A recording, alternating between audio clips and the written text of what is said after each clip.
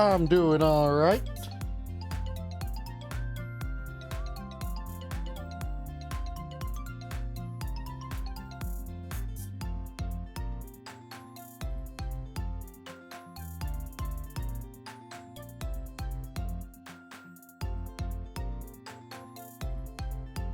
Yeah, ha, ha, ha, ha, ha. Yeah, ha, ha, ha, ha, ha. Yay.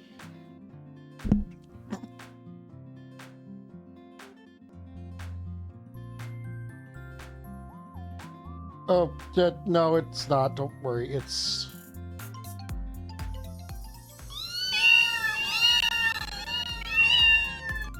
because OBS crashed as it was opening it, and it didn't switch to the...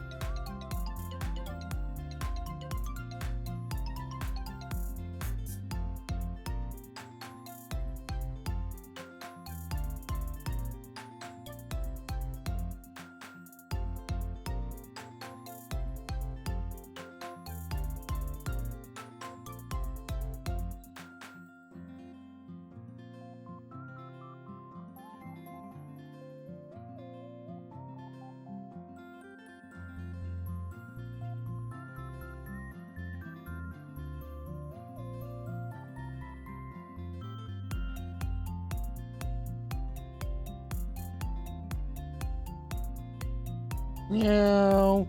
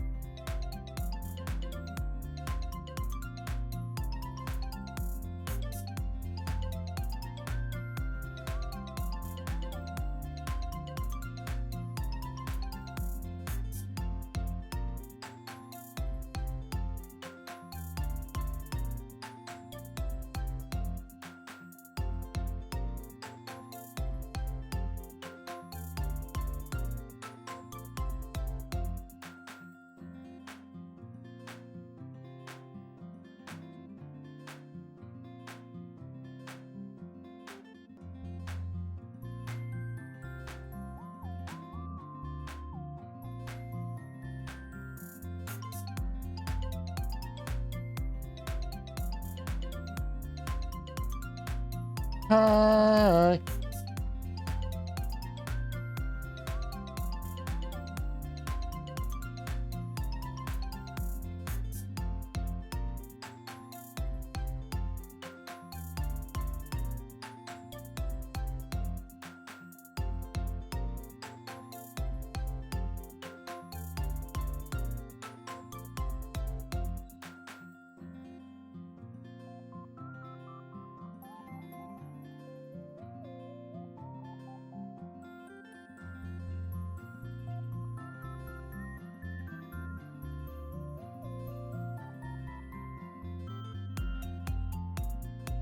Key.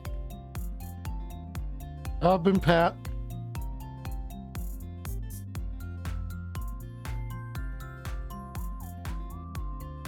And you've been cute, which is normal.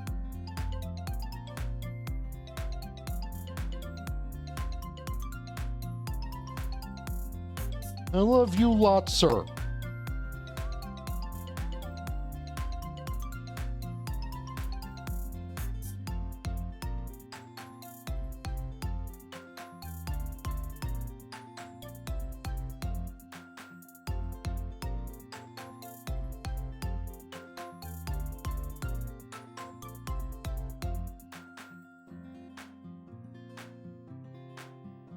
I don't know what that is.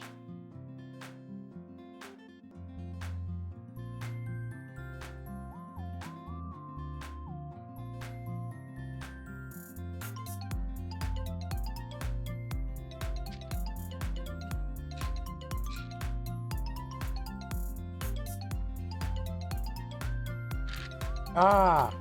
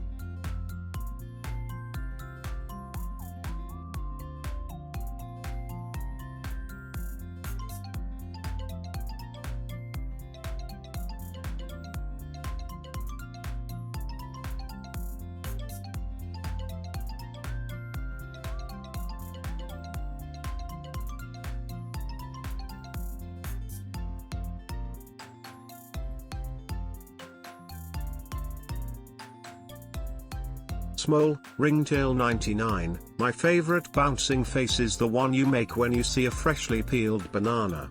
Bounce with excitement for the banana goodness.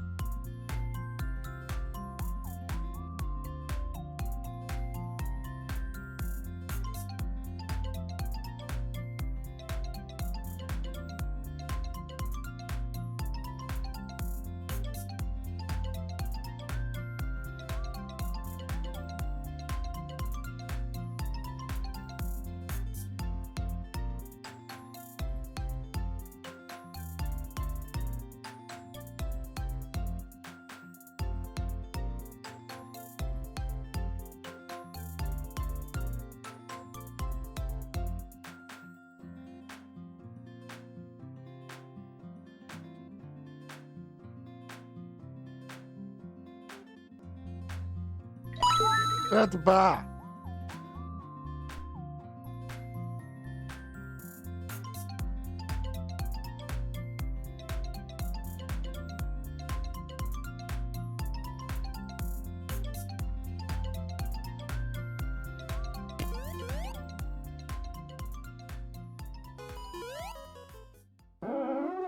Oh, Neko, hi-oh, Why do I look smaller than usual? I'm smaller than usual.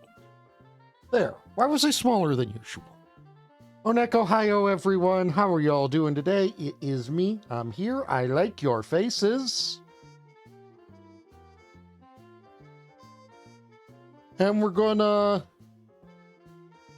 lose what semblance of sanity we have left after Everhood 2 and that previous trial.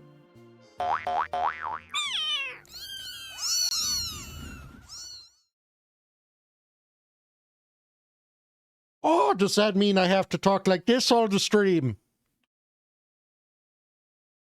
Because I won't. Because that'd be fucking cringe.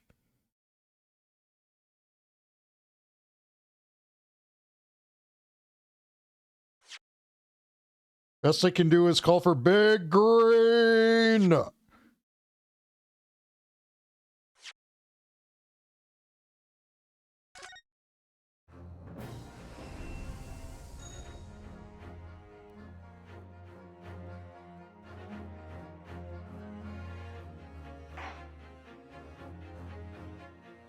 Oh, is that the band that did the Black Hole Sun song?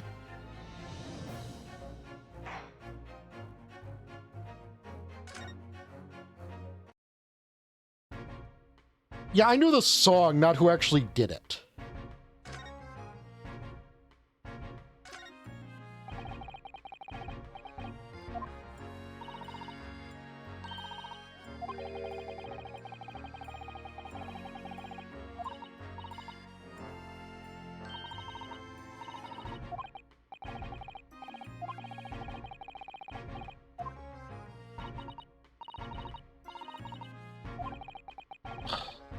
Yeah, she's a child when it suits her.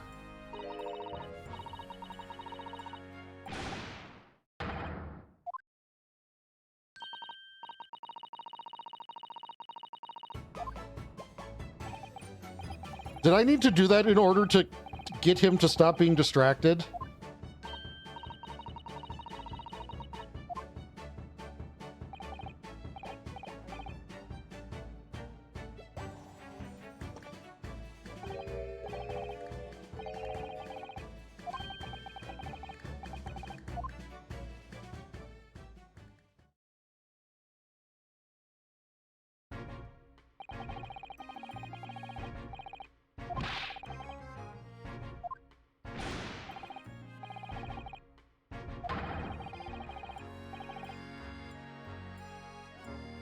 The Spudsy. You should know all about the Spudsy.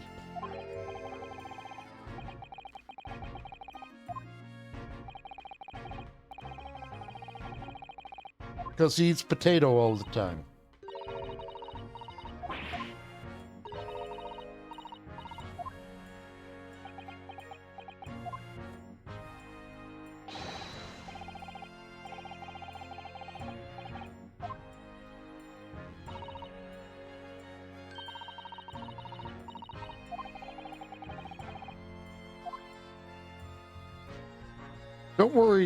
Don't worry, Greg. We won't touch anything while you're looking.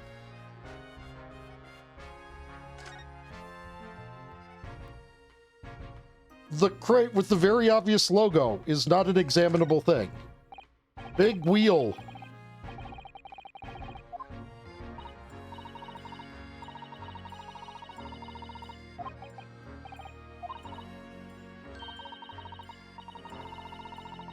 Small, Tiago is the cutest little cat boy / incubus hybrid around.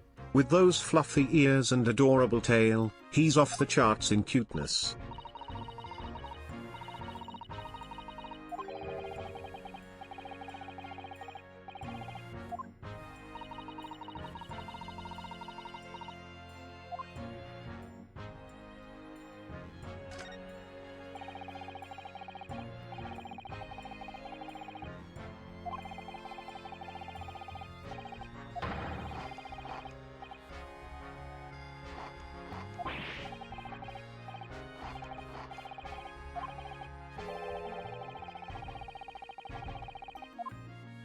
So, I had a thought. You know that crossbow we found in that bit of hot air balloon? What if he tried to shoot down a hot air balloon?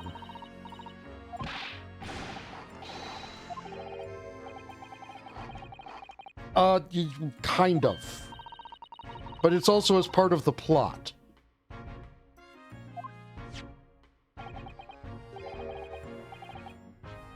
A screwdriver shaped like an A?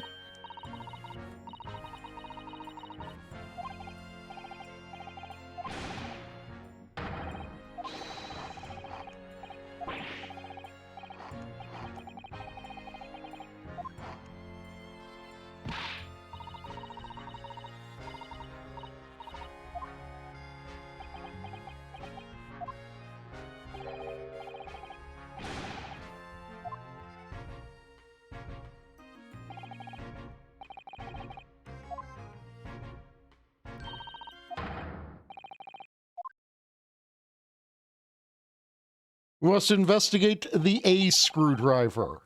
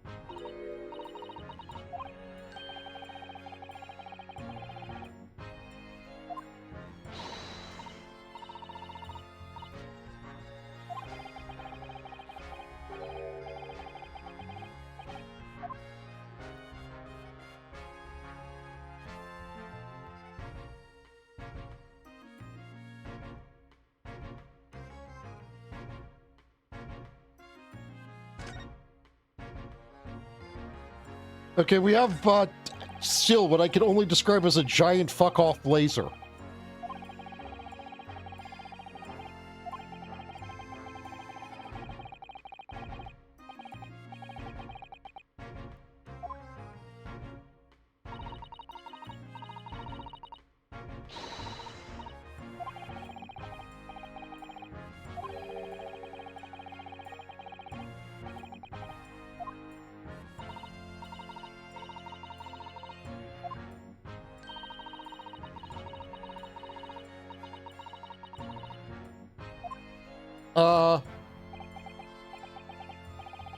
The fact that it looks like a megaphone, but it's got a this.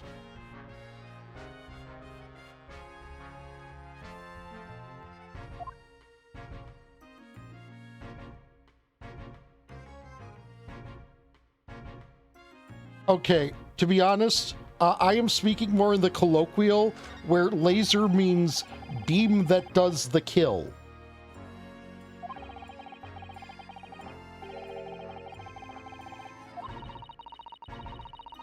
Not necessarily light amplification through stimulated emission of radiation.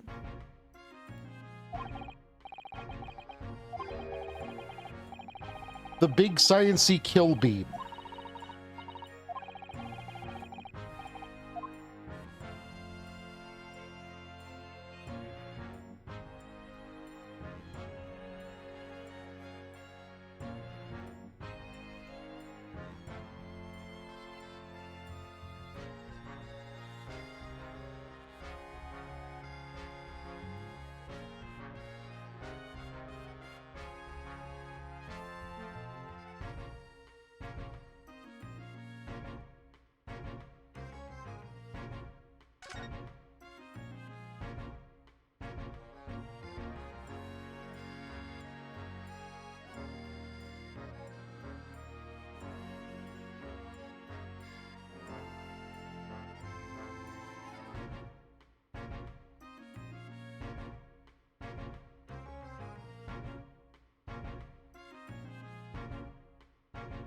Okay, activate it.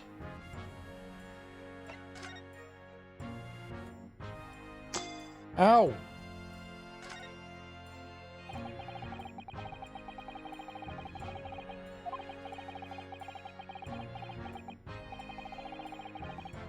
You see, there's an important issue with teleportation that a lot of people seem to ignore. You know, they're always like, oh, you gotta be careful that you don't, like, teleport into a wall or something, right? Because obviously you wouldn't, you know, there would be problems if you tried to teleport into somewhere that there was, like, physical stuff, right? Small, Thank you for the sub. Thank you, Janito, for the amazing 44 months of support. You're a true friend. Like,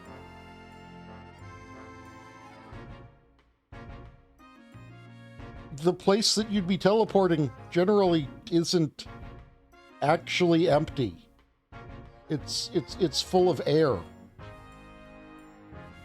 and particulates in the air. There still is stuff there. It's just not solid stuff.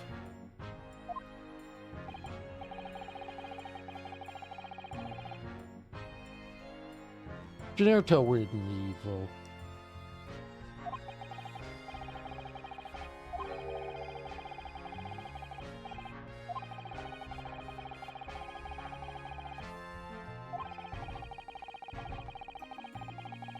Also, I just have to ask, at any point during this scientific experimentation, was there any...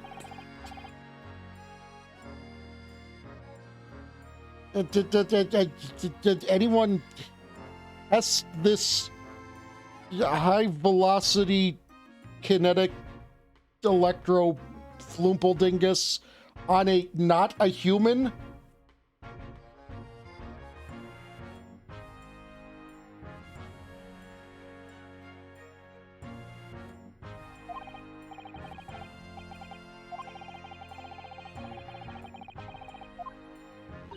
Which Shoji Doom movie was that? The bad one, the other bad one, or like the other bad one?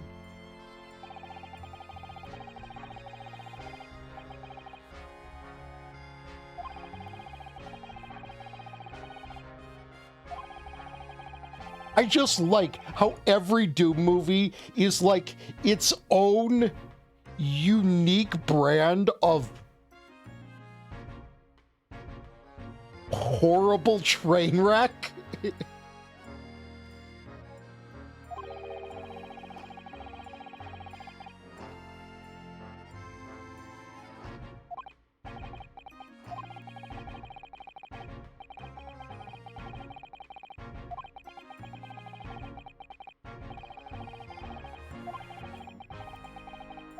Yeah, can I meet with this forensic investigation team, please?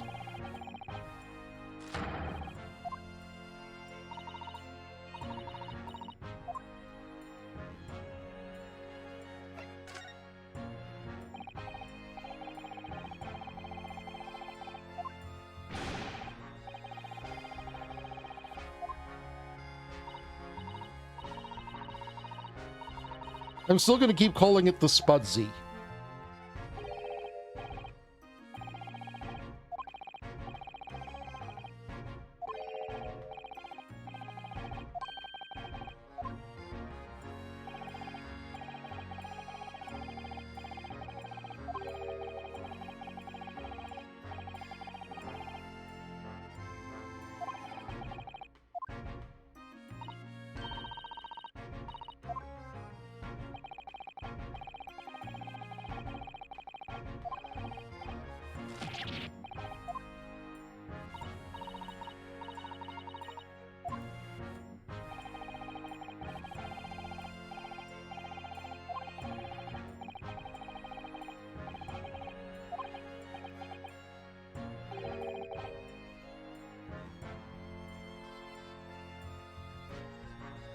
Yeah, that is the eternal problem with a Doom movie. And honestly, what I would say with the Bethesda Doom games,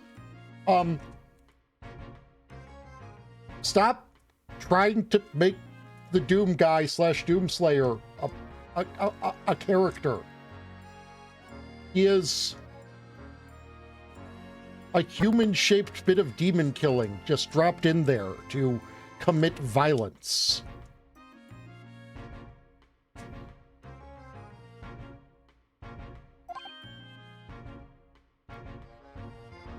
He isn't like Master Chief or something, where he's an actual character under that. He is just the instrument by which the violence is committed.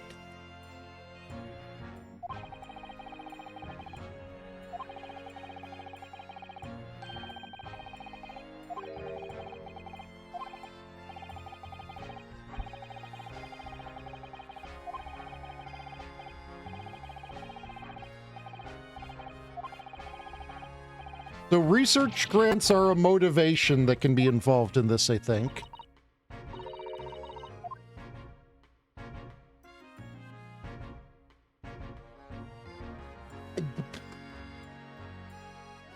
Yes, basically.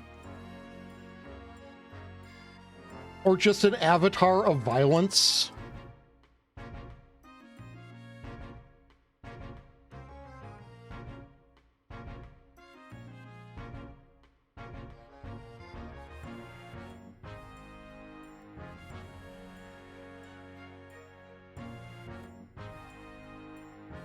You see, that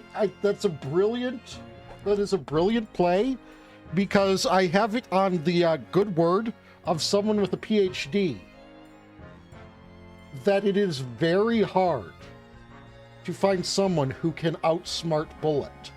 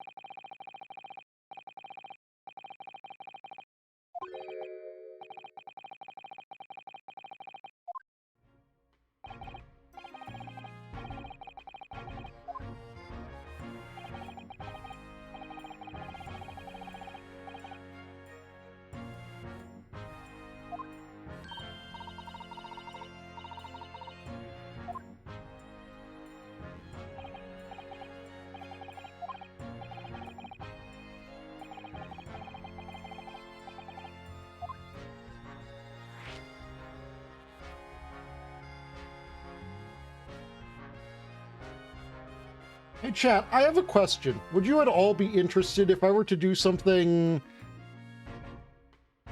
during May that was like a Mega Man May?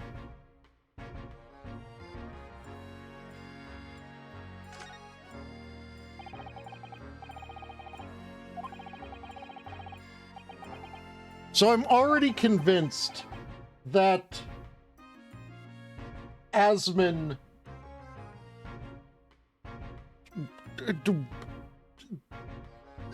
there were very schemy schemes that schemed schemily.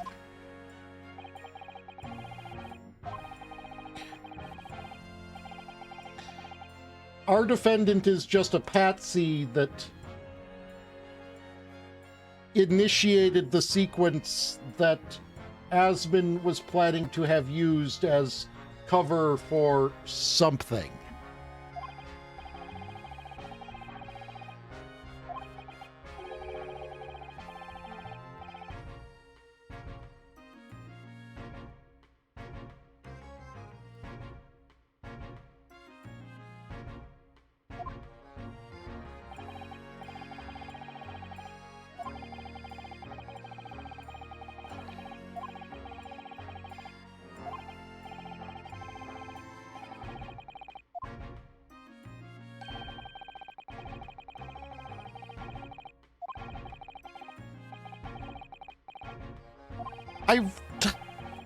I know I need to stop getting so annoyed at things in this game. That, or I need to get more annoyed at things in this game, because that actually makes me do reactions. And reactions are like clippable, and then you can like post those to social media, and then people will discover me. But at the same time, I also need to be, like, less stressed out about this game, where it's just like, the people that he goes after are the worst of the worst criminals, and even if they get off, they still have a lot of extrajudicial enemies.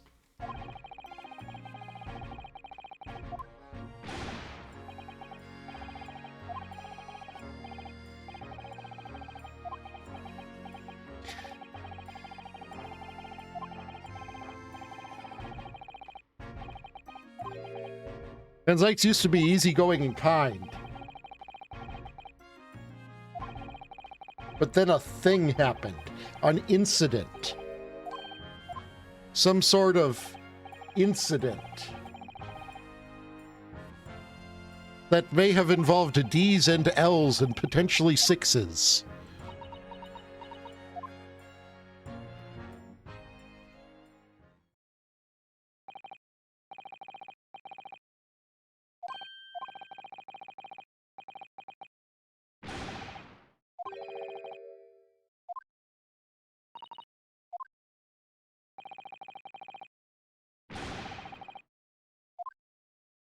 I would like to speak to the forensic investigation team. Please, let me speak to them. They will have much knowledge that I could benefit from greatly.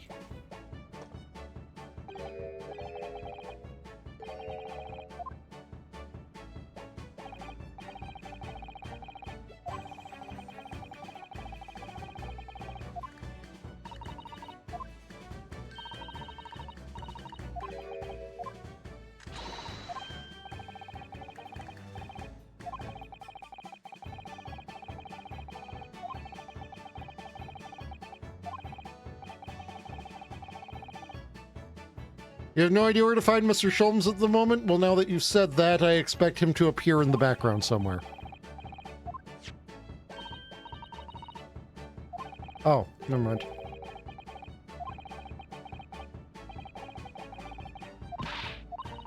I've been scritchied.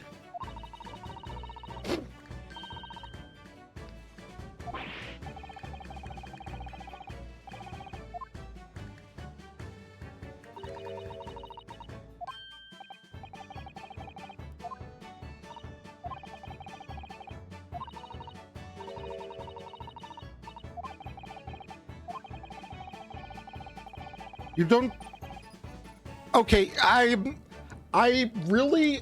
If Ryunosuke is going off on the logic that I think he is, then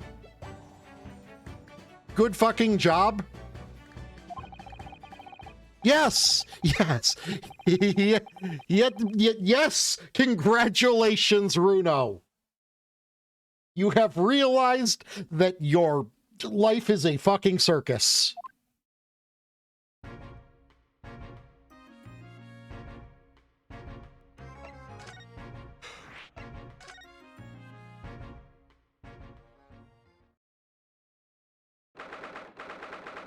But yeah, there's a reason why, for the longest time, we have had the phrase, live by the sword, die by the sword.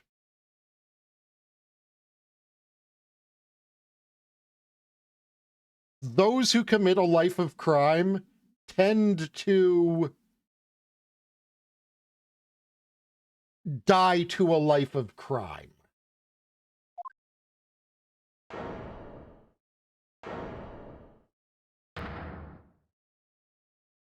Ah, it's a wax museum.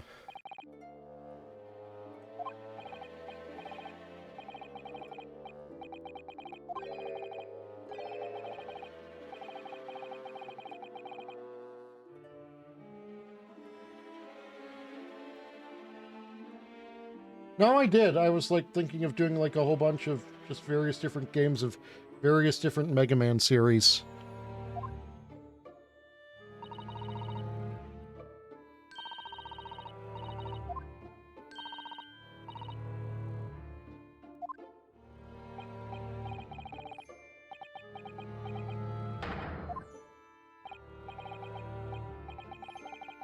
Okay, hold on, I've already...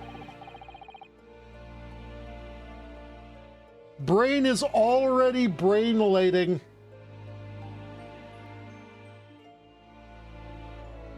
How could someone just disappear from the big old thing?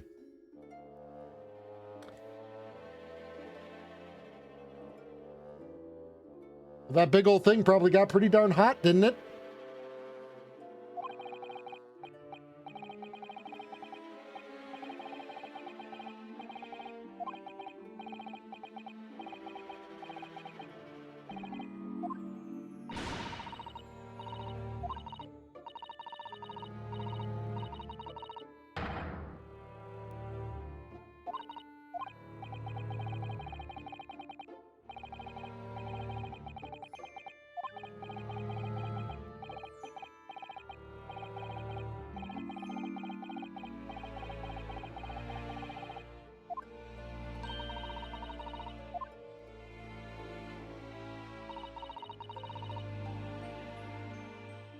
Iris, I hate to inform you of this, but there have been times where bodies have been found in things like this, where that people thought they were just a replica, but they weren't.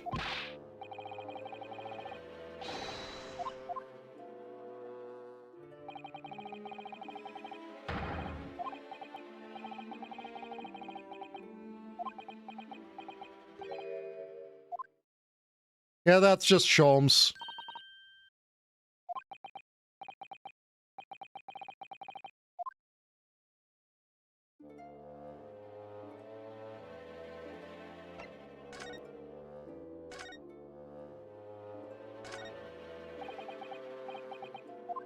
That's not a replica, that's just him. No, it's just him.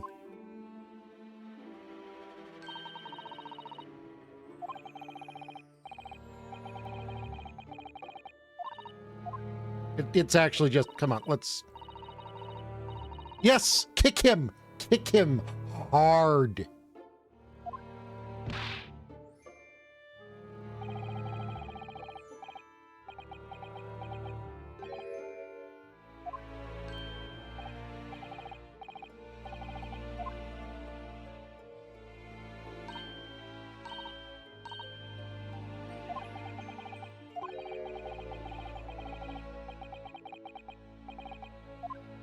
There are beads of sweat on it. Also, it blinks. Also, it breathes.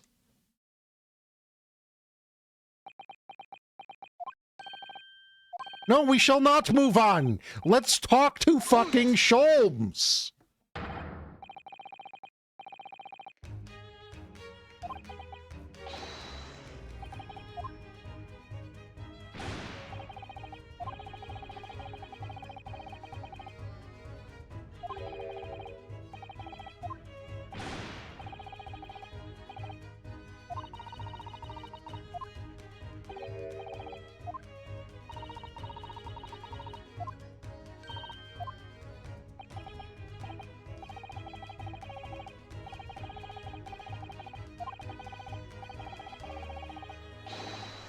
Wait, you were actually like...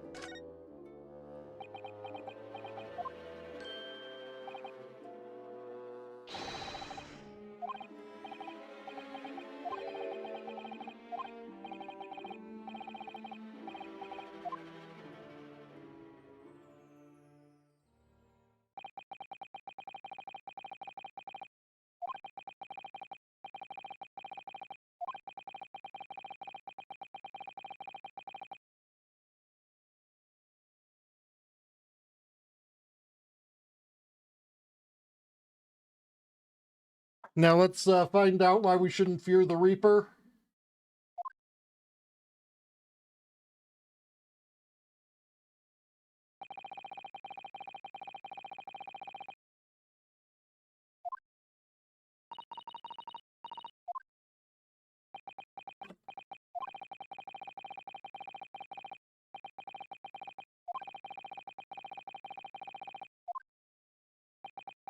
Wax statues have been going missing.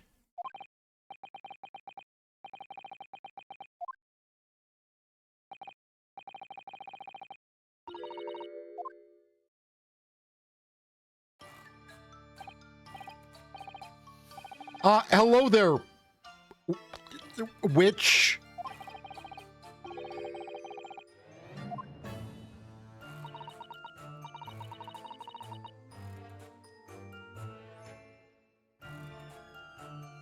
Unless I find out she's the murderer, Wood?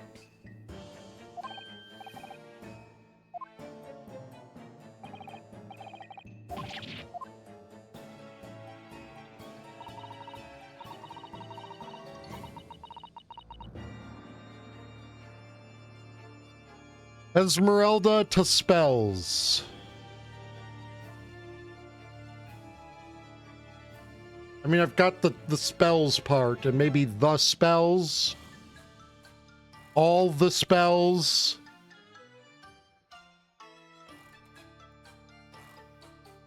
Esmer.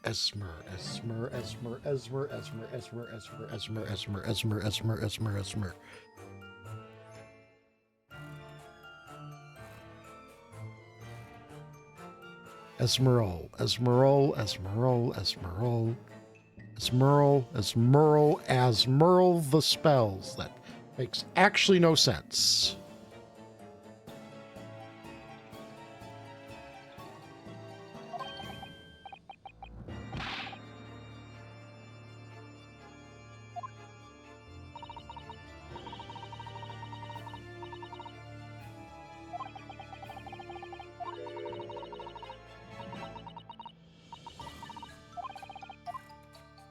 Please do not confuse the Japanese person with French or corrupt them with French.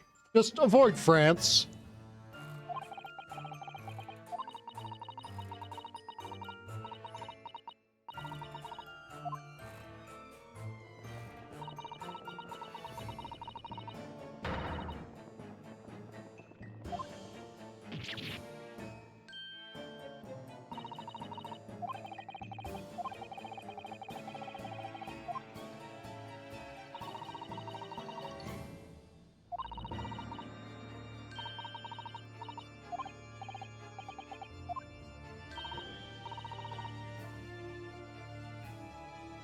This is going very meta. I'm aware that what I'm about to say is going very meta in just the mystery genre. But this is one of the defining tropes of the mystery genre where the detective gets two cases. But actually, they only got one case.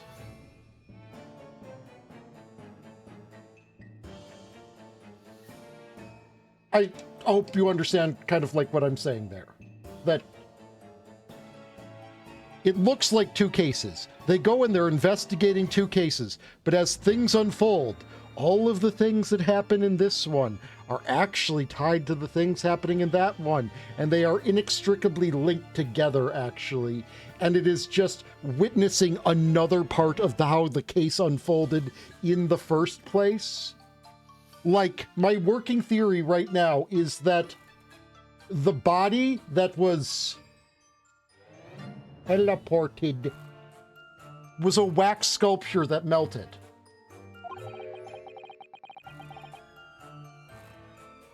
That was probably stolen from this museum.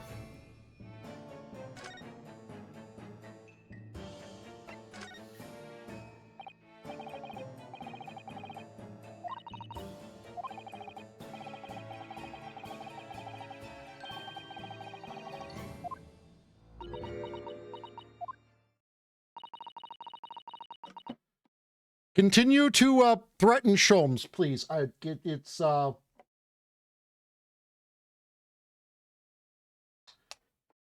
threatening of Sholmes counts as foreplay.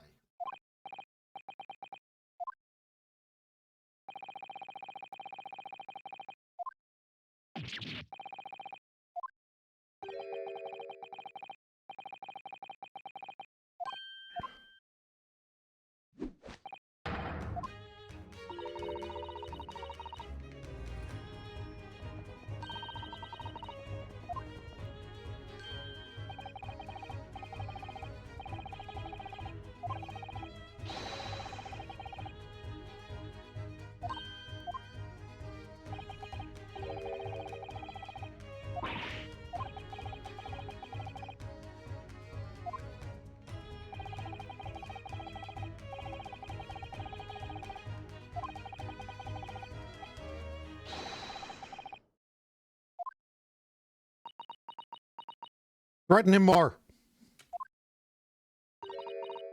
No, threaten him more.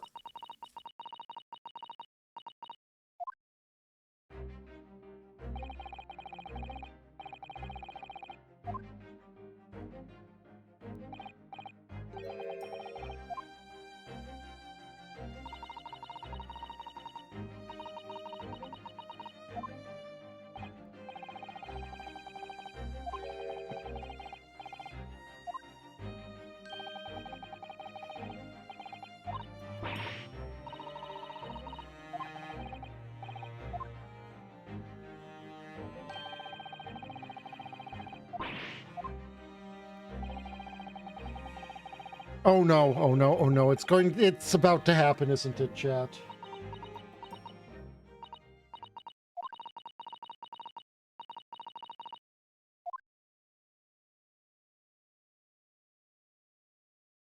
We're about to have a deduction and reasoning spectacular, aren't we?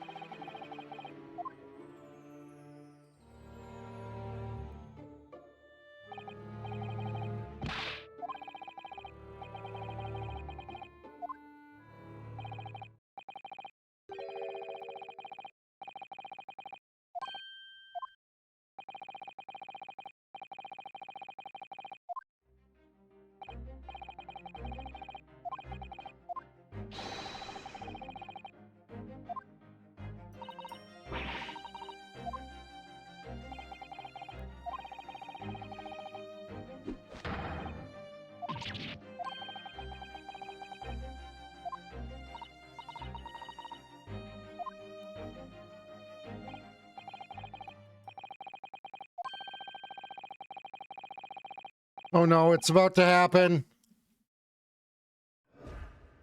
God damn it!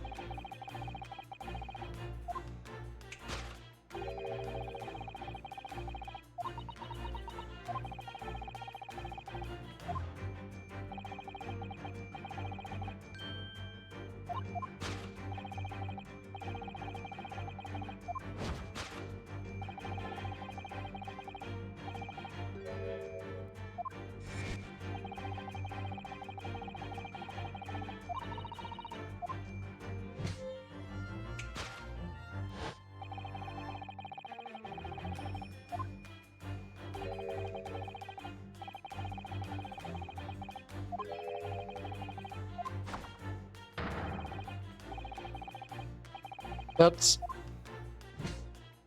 So he agreed to pay the money, and then when he was paying the money, he realized exactly how...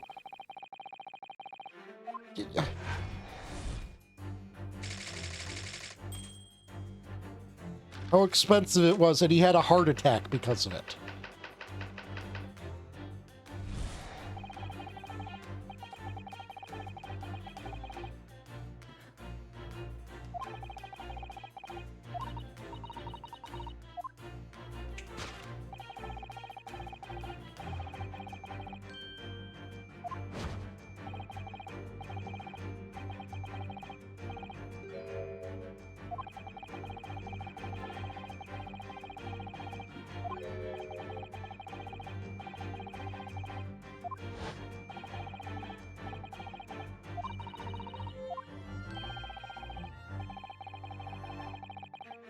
I did not a whole lot, but then we went to a wax museum, and there's a very attractive witch.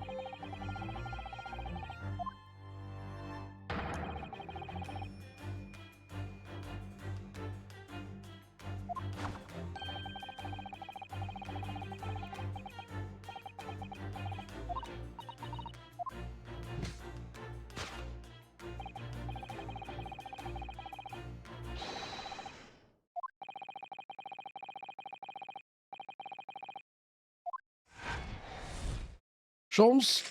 What?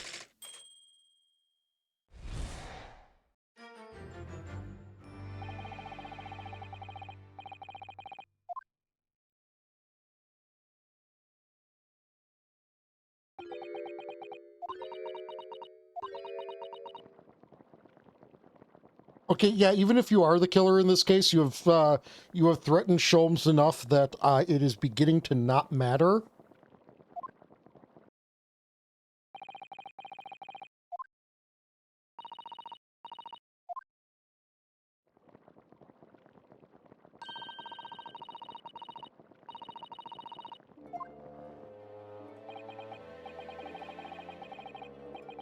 If I could bring up one point, Mr. Sholmes, literally every time you've done this, you have been dumb and wrong.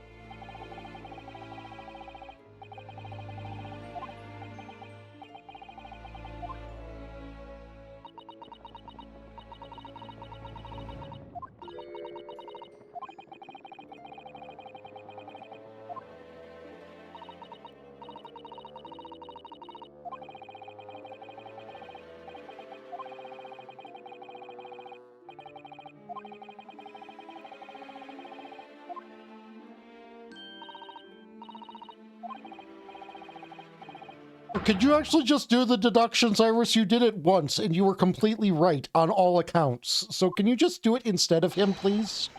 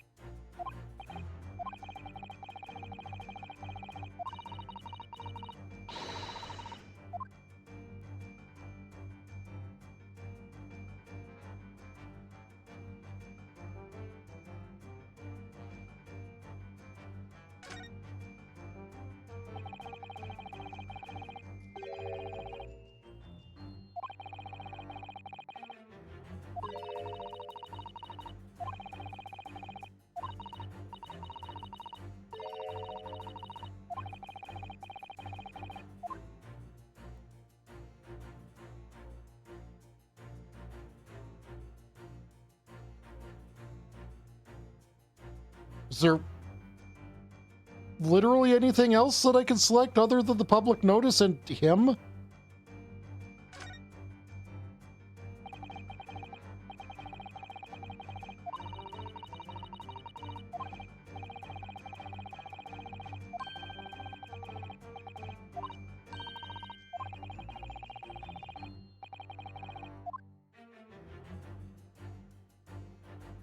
I can not actually select anything else, can I? Oh wait, I can rotate things. Never mind, there we go. And it says 200 pounds, so you know.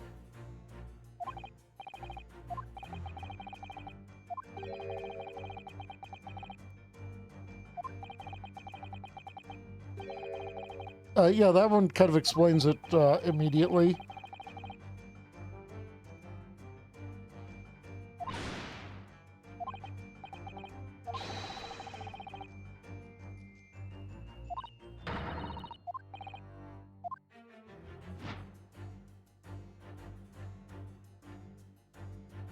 Take that!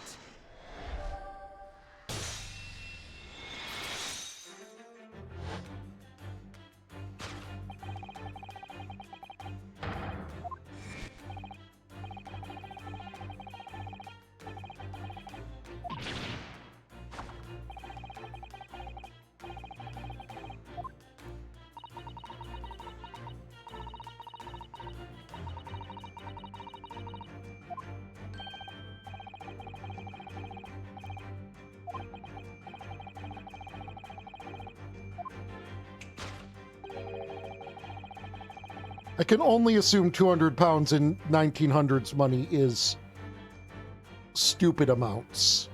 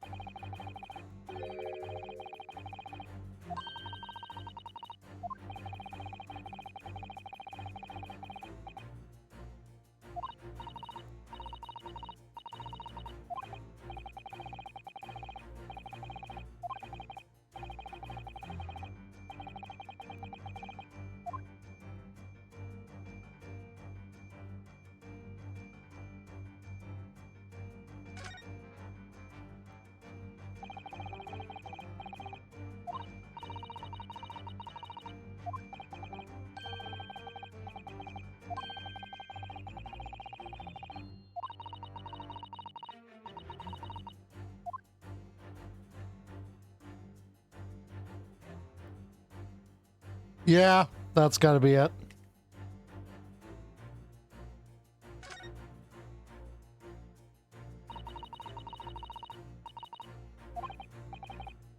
Except the skin tone is completely wrong. Oh yeah, it's also a left hand.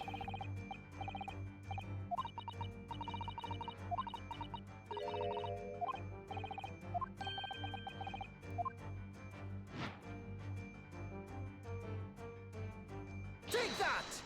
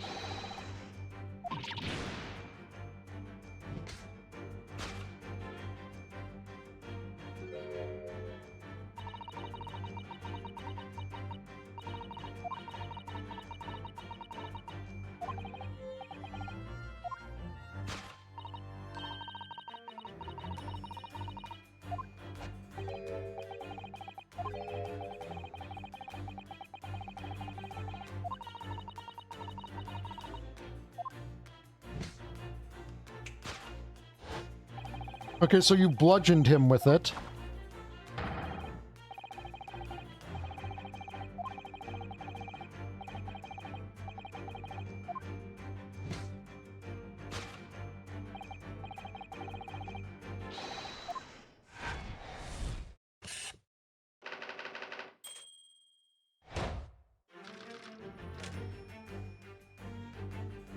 I would think the more appropriate word would be stolen rather than kidnapped.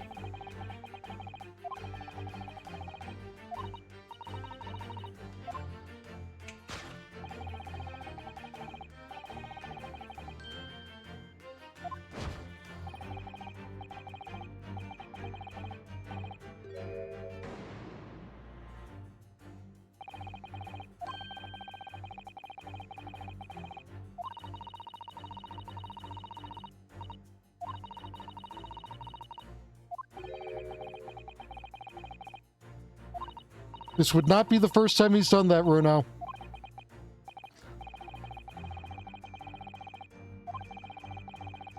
Also, I'm going with Iris's nickname because it's like 3 syllables shorter or something.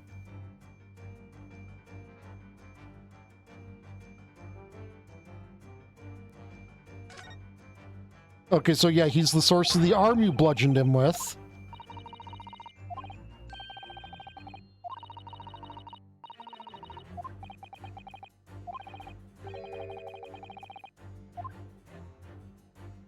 Take that!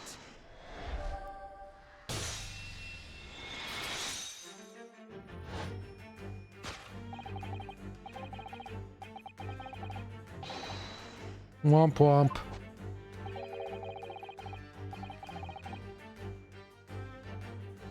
Yeah, can I get this human, boneless?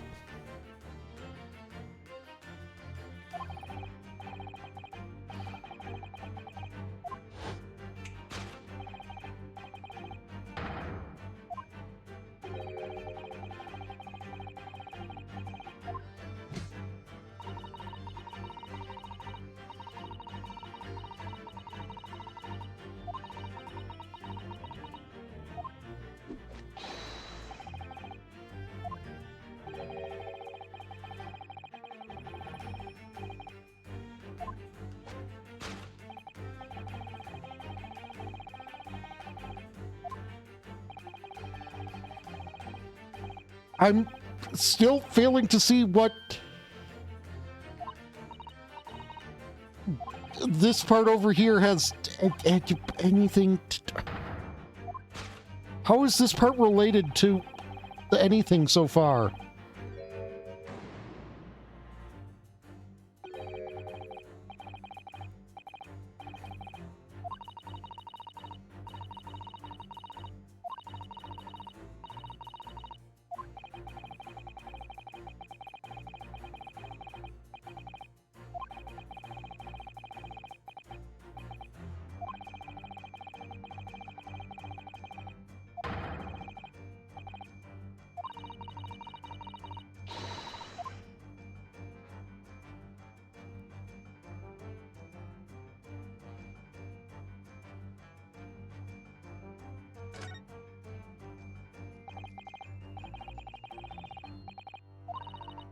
It feels like that would be more of a price of the scarf.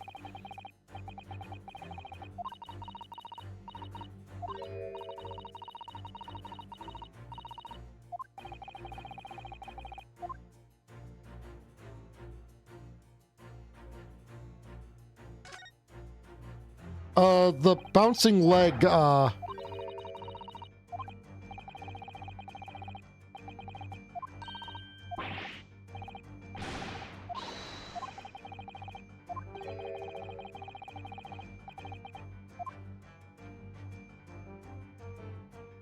Take that!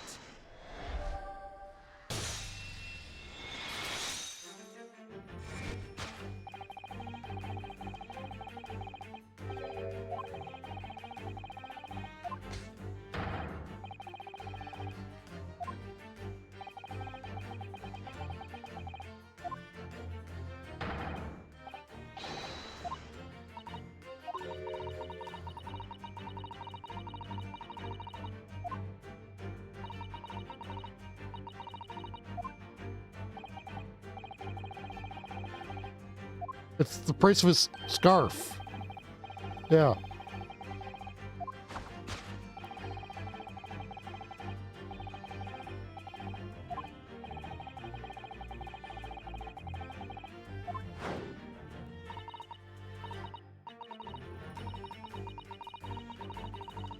Yeah, there's been a theft and a ransom.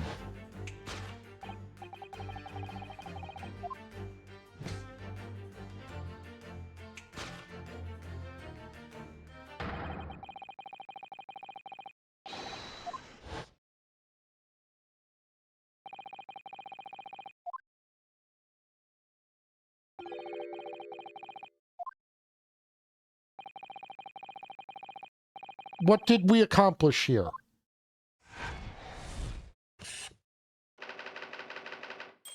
She had just actually said that she had, like, hired you. So, like, she would have just gone and said, yeah, my waxwork was stolen and it's being ransomed. And what did we accomplish?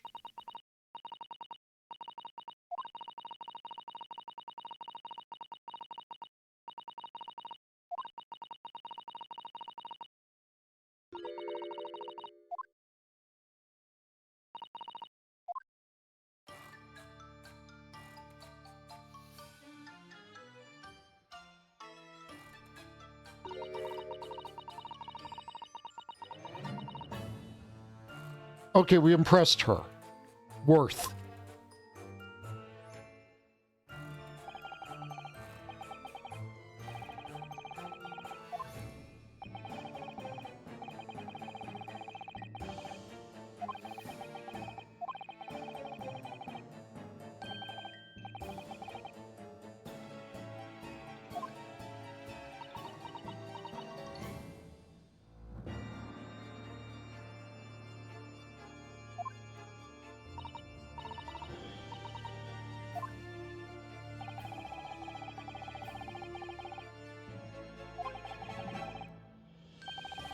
I mean, my theory already still stands that, you know, the waxwork was stolen and was used to be the guy who's the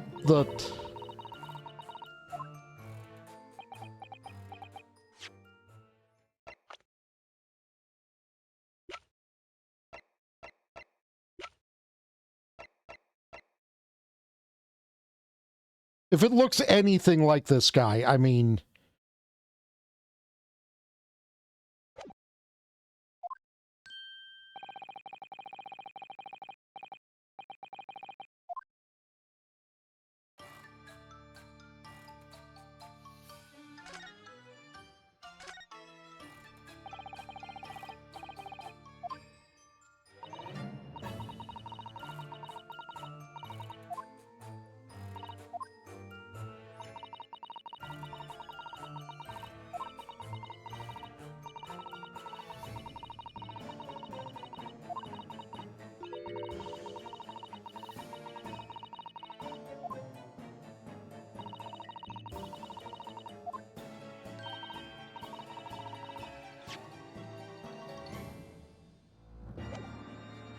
okay, I thought for a second it said that they look like they're alive.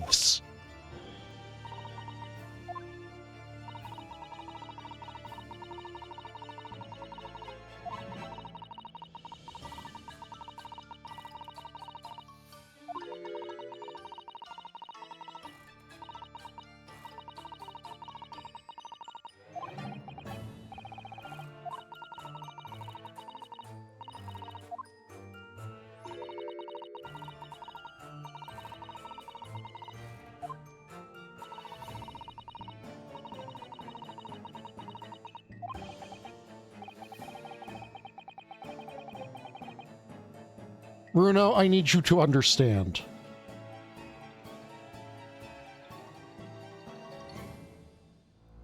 White women love true crime.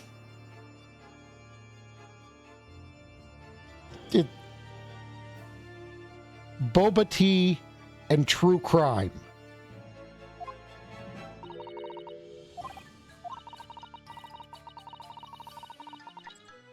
But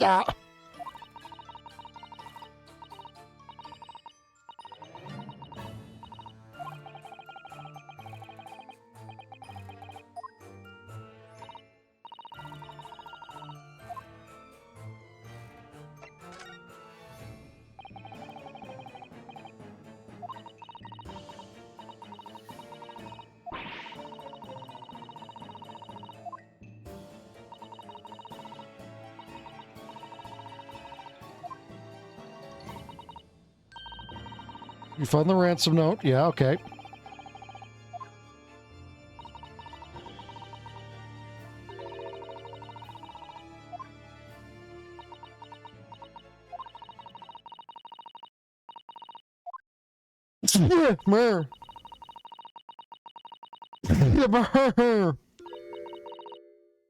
The professor.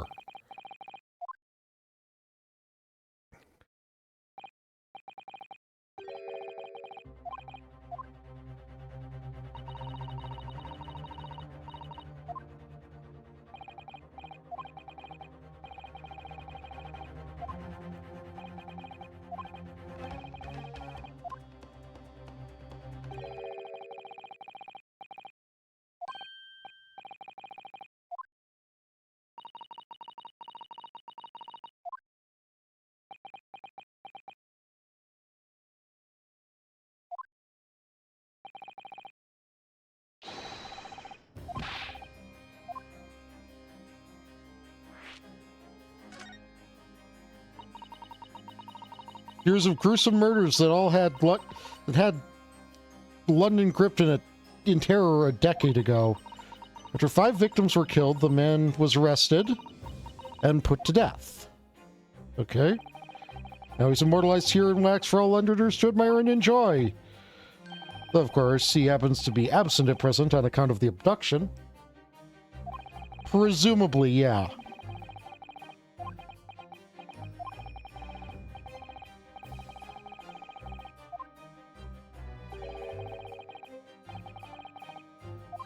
Oh, no, never mind. I guess not.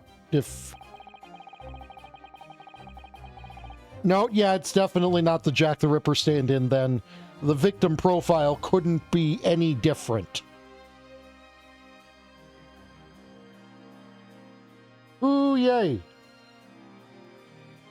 Which card?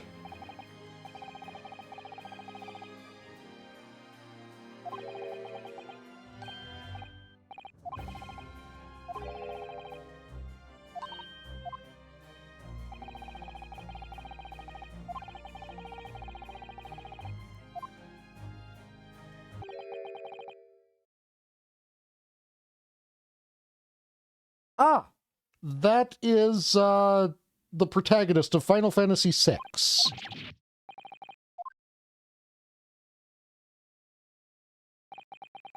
Also, if I remember correctly, it has corner aces, and that is really good.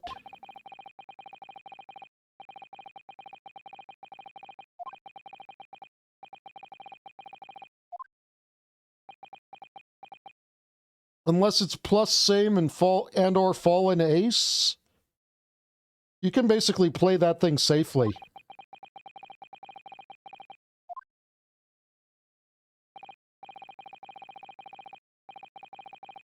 I would definitely say for the time being that should probably be your 5-star.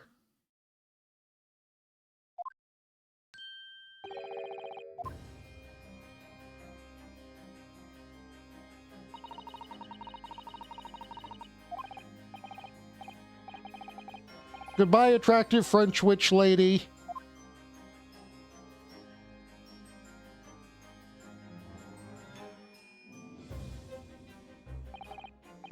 And because, like, it sounds like you're, like, a third-generation immigrant, that just, like, makes you French by ethnicity rather than, like, French by culture, which...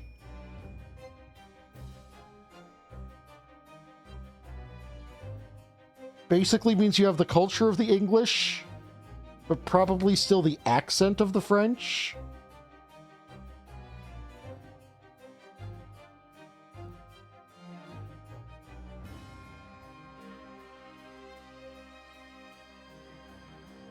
Remain wise, Taiga. You are a say-so incubus.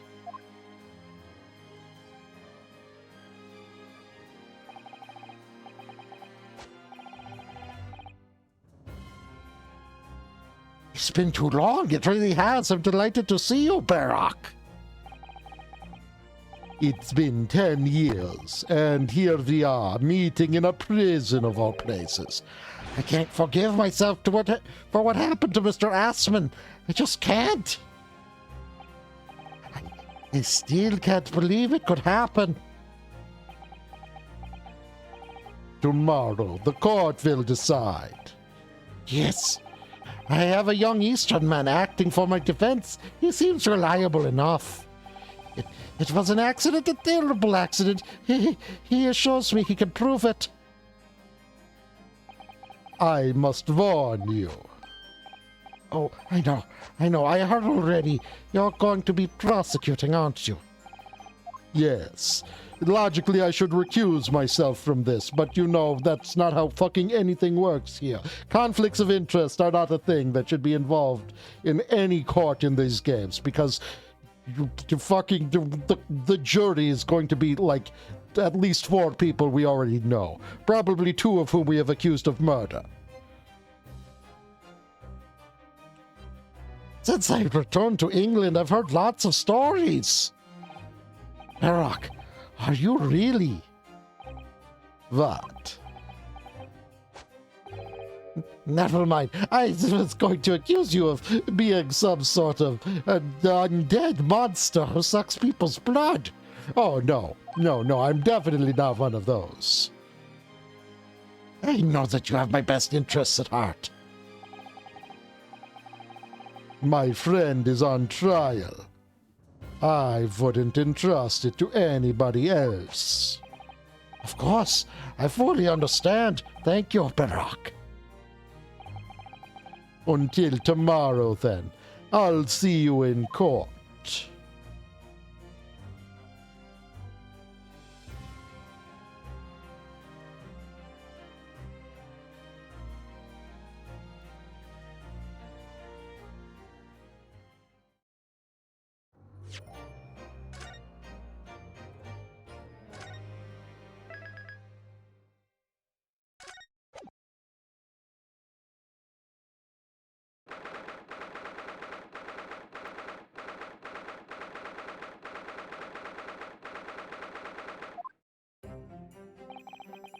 I can't believe it's been 6 months since I was last allowed to work in court.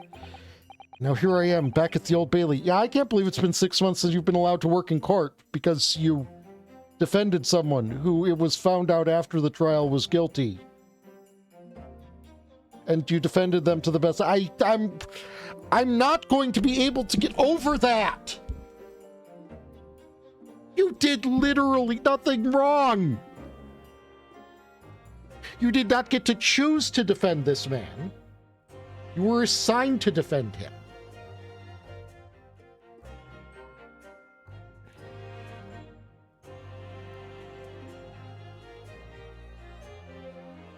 The only reason other attorneys refused was not because they thought he was guilty, but because it was Van Zykes who was prosecuting. And they didn't want to have to deal with the Reaper. You raised your concerns in the trial that you were not sure that you had gotten the full truth of the case yet, and that there were still way too many suspicious things, and you wanted the trial to continue.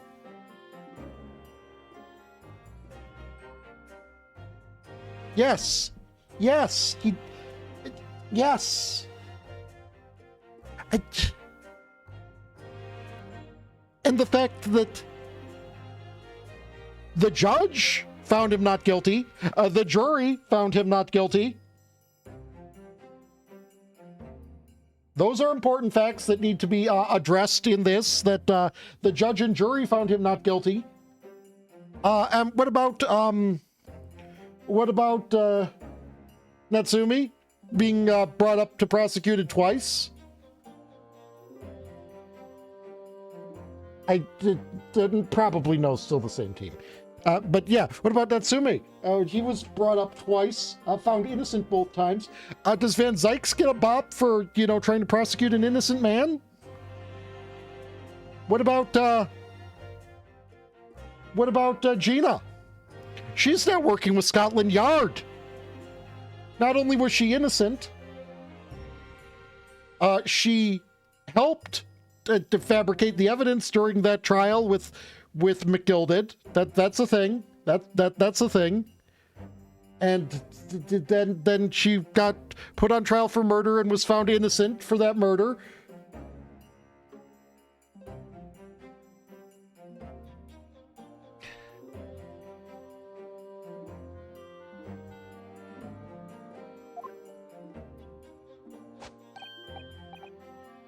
Mr. Naruhodo. Good morning, Professor Hairbrain. I don't understand. It doesn't make any sense. The atmospheric pressure in here is off the charts. I've never felt anything like it. It's crushing me. You know, here's the kind of funny thing. The fact that I'm doing the Dr. Volt voice for this guy. Back on his, you know, in his home plane dimension sphere, Earth sphere, that Dr. Volt is from, you know how his name is Gerhard Volt, right?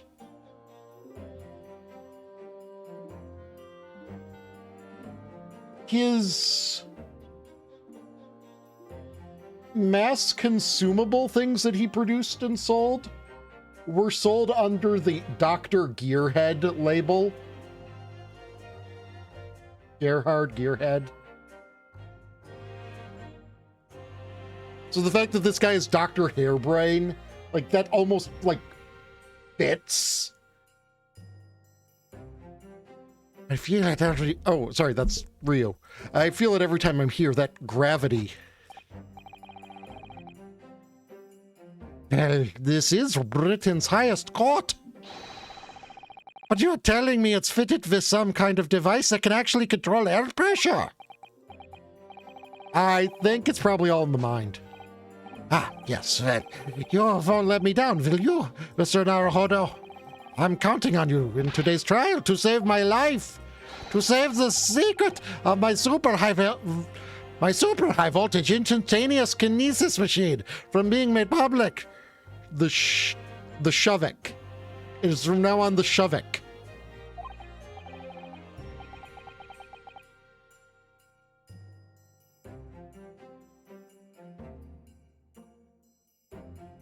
Yes, I understand. I know what I have to do. I have to establish that the explosion 2 days ago was nothing more than an unfortunate accident. So, chat, what are the chances that we establish that the explosion was an accident?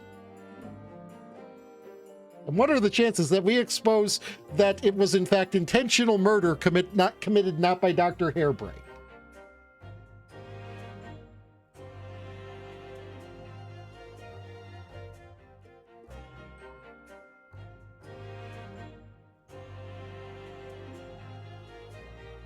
I'm sure there's nothing to worry about, really. Justice will prevail.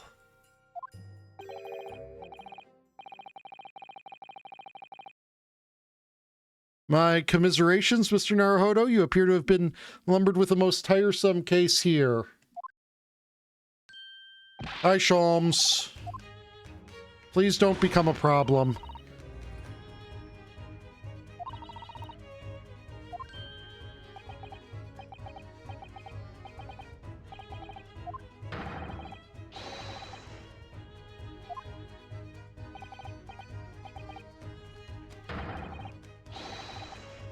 Gearlock Sholmes!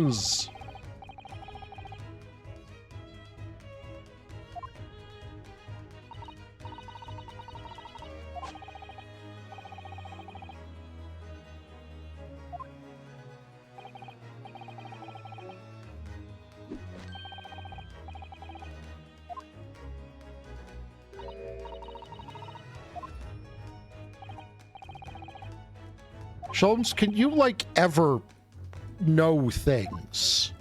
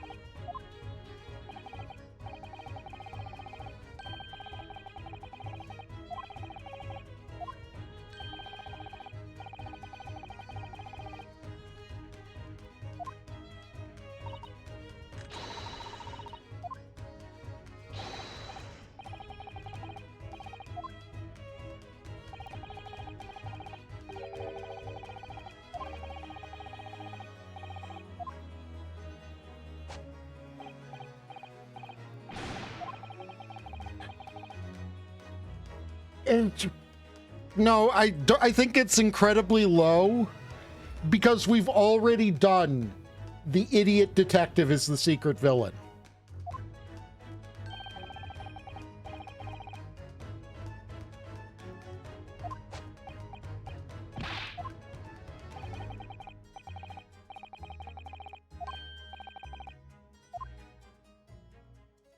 Yep.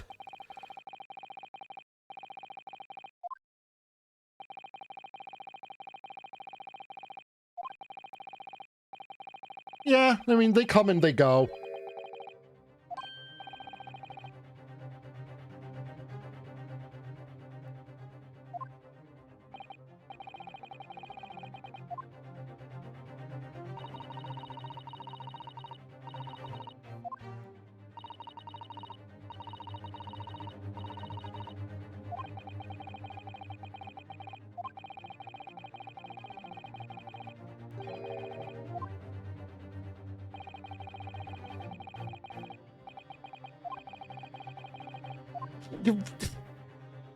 You're legitimately telling me that this was never tested on anything before you tried it on a human being.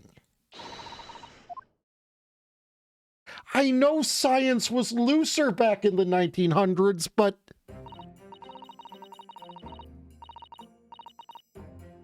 at the very least, when they do it in like a superhero comic, it's like, your funding's been cut. Your project is being canceled tomorrow. Pack your bags. I must prove that my super serum is defective. I have to do this. It is my life's work. I have no choice but to test it on myself. Like that, like, that's how it goes in like superhero ones. And they're like acknowledging the fact that this is nonsensically dangerous to jump to, and they've usually done animal tests already and see that it still has side effects.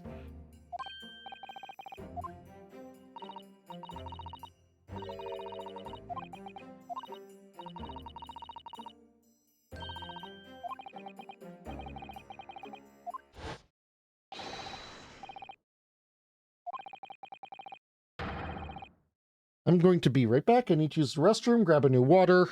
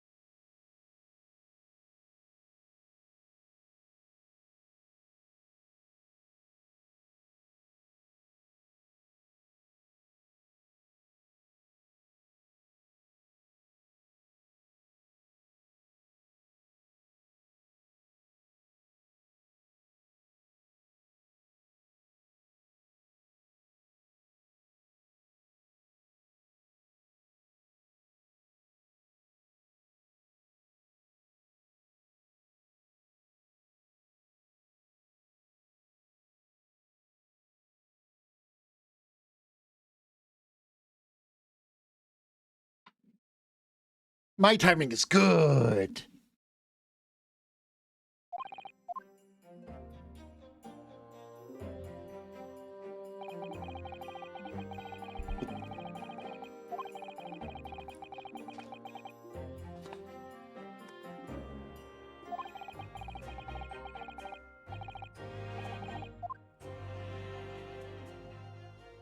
No, that isn't actually the riddle you have to unlock here, Ryu.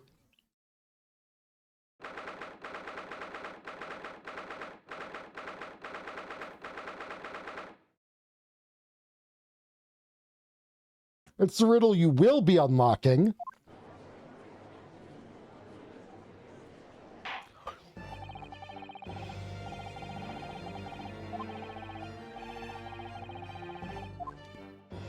Public trial of Professor Albert Harebrain. Defense, prosecution, blah, blah, blah, blah.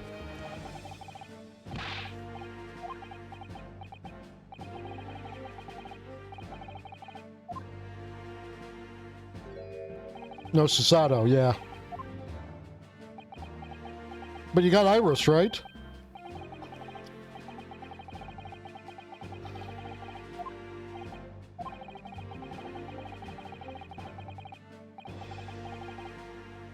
Yeah, he was, like, found not guilty, and then he died.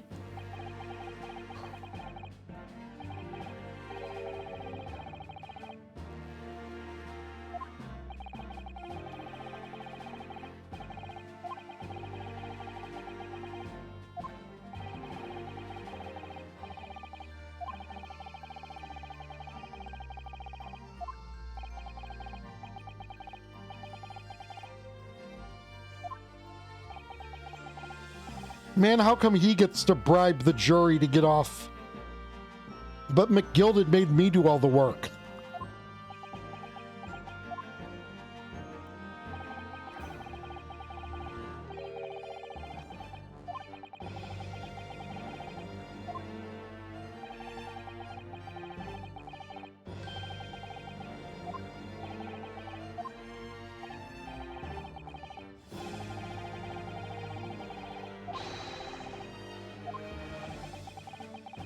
New person? Okay.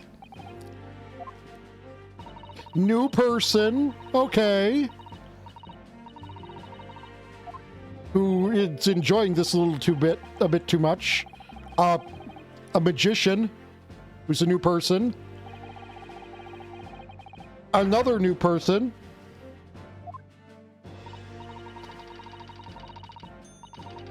Of course. It makes typewriter noises as she eats corn. Also, why does she eat corn? Also, new person. Also, okay, and the sleeping.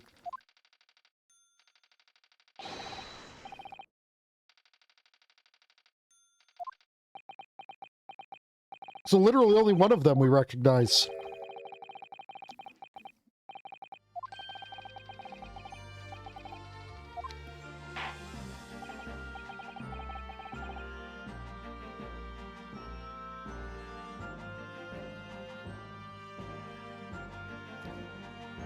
Yeah, but he's a police officer.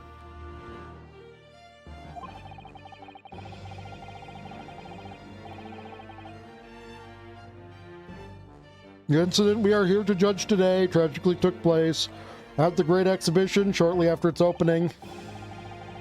Though the death toll could have been far worse, with the exception of the victim, no one was killed.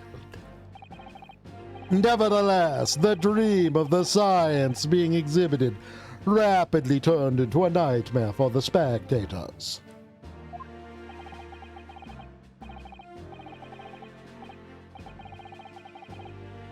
A tragic turn of events, and as such, the eyes of all London, no, the whole world, will be on this trial. It is our duty to reach a swift and just conclusion, I feel. So, your opening statement, please, Lord Van Zykes. At the heart of the incident is technology never before demonstrated anywhere in the world. One of science's latest developments, I take it? The government is keen on capitalizing on the Great Exhibition to improve Britain's technological advantage. The technology being demonstrated by the accused was described as the Shivik.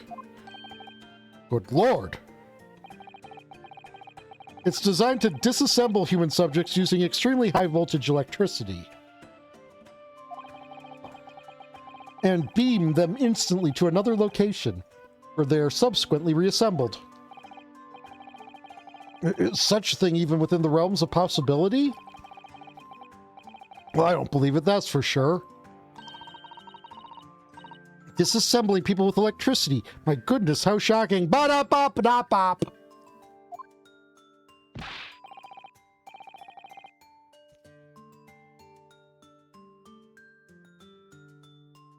The whole idea is absurd.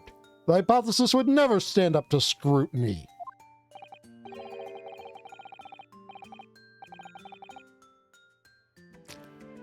Sir, I believe you are a fellow of the Royal Society, are you not? An expert in your field? I am. And my word on the matter can be considered final. Instantaneous kinesis is poppycock.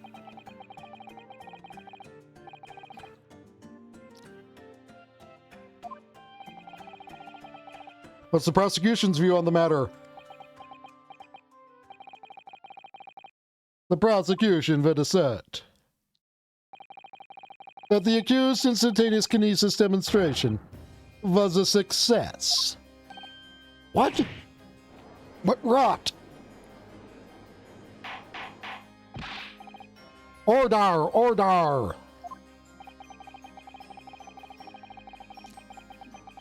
The professor's hypothesis is currently under investigation by the British government.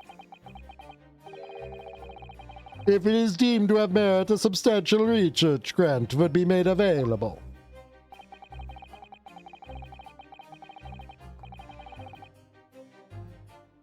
I mean, I suppose that's an option too, that it was that Odiousman was trying to defraud the government by faking the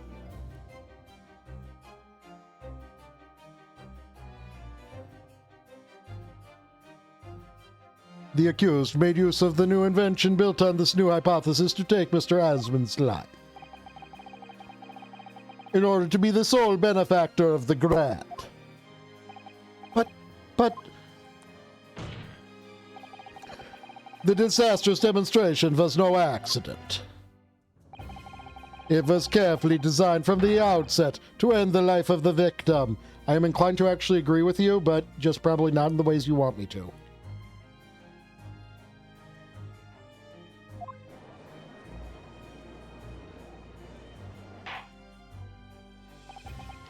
Thank you, Lord Van Zykes. The prosecution's stance is clear. You'll now bring forth witnesses to substantiate your claims.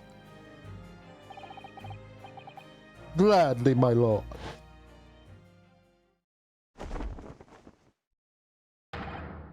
Bailiff, show the first witness to the stand.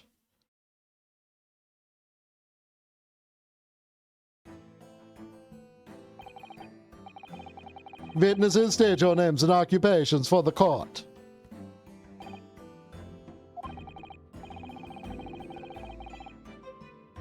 Tobias Gregson, Detective Inspector at Scotland Yard's Homicide Division. He was on duty the day in question.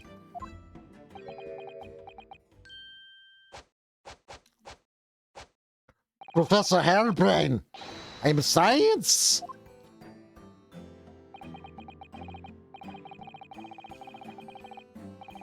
You were born in England, but have been carrying out research in Germany in recent years, correct? Yes, that's right. After graduating from university here in Britain, I went to work in Germany. Made an amazing discovery. Which is what brought me back. I had to demonstrate my incredible hypothesis at the Great Exhibition. And you demonstrated it was incredible, all right, an incredible explosion. But the science was a success. The instantaneous kinesis worked.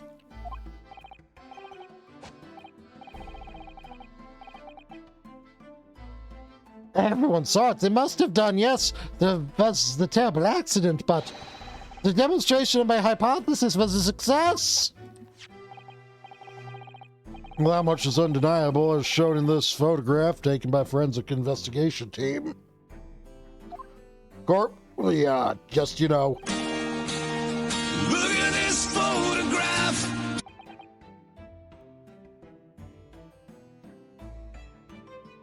This was taken inside the Crystal Tower, I take it. The centerpiece of the exhibition, no less. Right, my lord. Seems the victim rammed straight into it.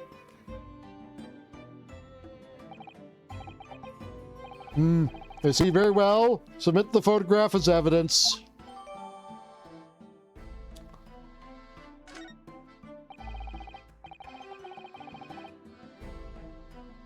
As the courts heard, the victim of the incident was Mr. Odie Asman. There are a number of allegations made against the man, but putting them aside for the time being. He was the man who financed the research for the experiment and demonstration itself.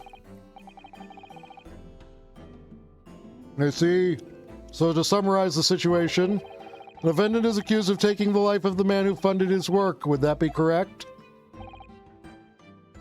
Exactly. But couldn't it be that the explosion was caused by some malfunction in the apparatus used for the demonstration?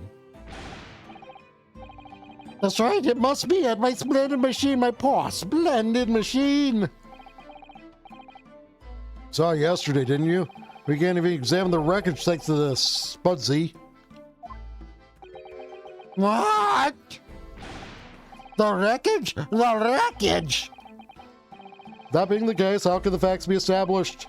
How can it possibly be determined whether this was an accident or a deliberate and malicious act? Extremely simply, my lord.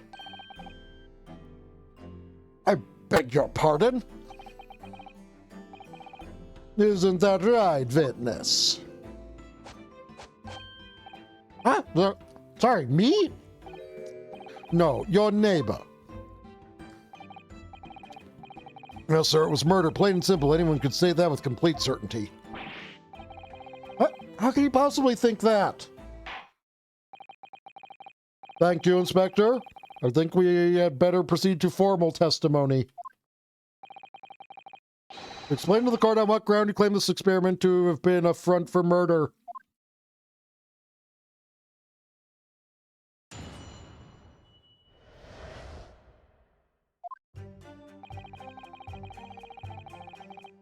Corpse went crashing through the Crystal Tower at a broken neck. I made a minor miscalculation in the angle of the beam projection, that's all. That was my mistake.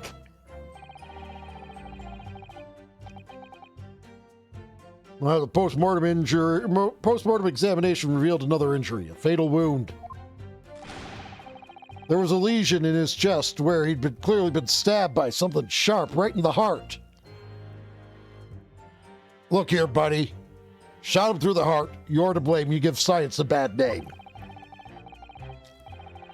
So the victim was killed before he went anywhere. And this fellow's the only one who could have done it.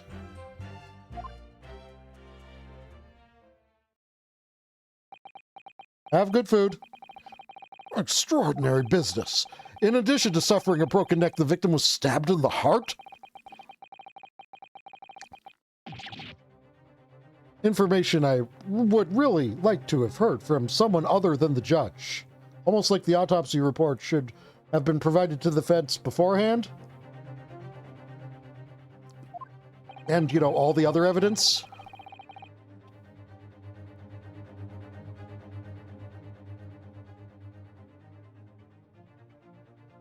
Hopefully. Coroner says death would have been all but instant from a wound like that. Who could say, in fact, that the victim was killed twice by the accused. No, and no! That couldn't be further from the truth. I have the experiment plan document was submitted to the security team.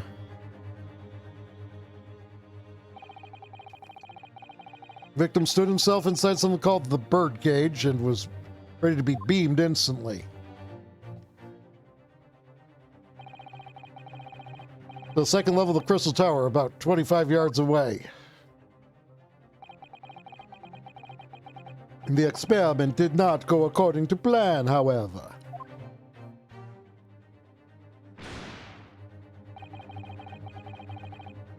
As the machine was put into operation, there was a large explosion.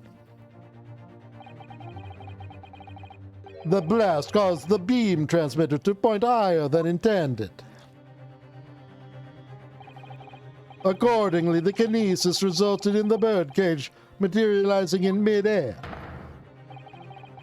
from where it subsequently fell, crashing through the glass of the Crystal Tower's large rounded window. My word! One assumes the victim neck was broken upon impact with the tower, then. I'm so sorry. I didn't mean for this to happen. The machine was just too powerful. But honestly, really, I swear, it was just an accident, a terrible accident. Unfortunately, that excuse can't save you. No, not considering the sharp murder weapon that pierced the victim's heart. Murder weapon? What are you saying?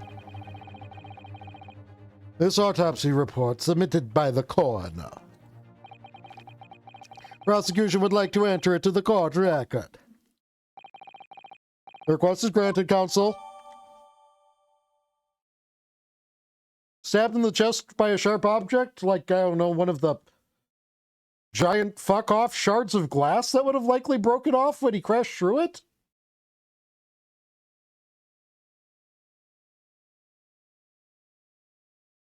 And in all of the tumbling, could have easily also gotten dislodged in the process afterwards?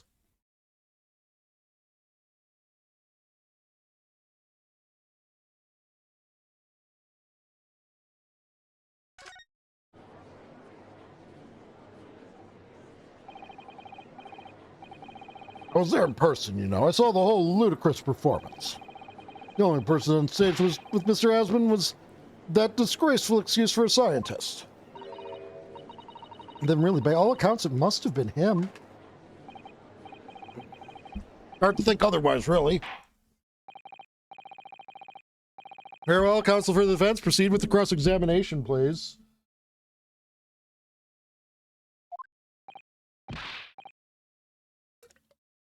Oh, yes, my lord. Need to focus here. It's been a while.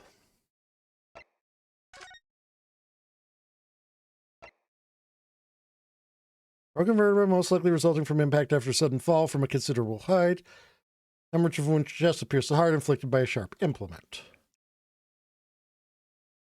Like a crossbow bolt.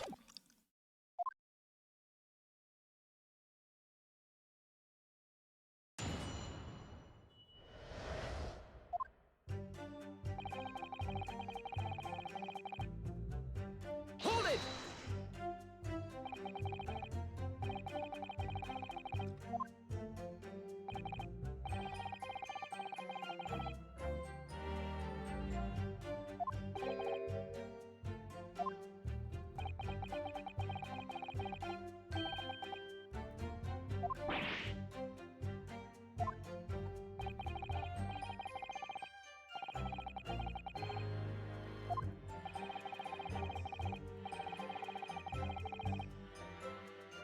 Okay, like, I would like someone to say that they saw the cage appear, not just...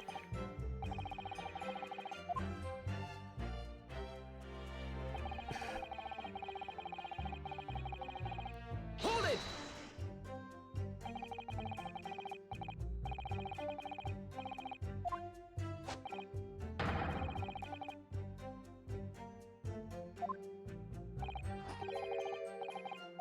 You got it right, but the explosion set it off.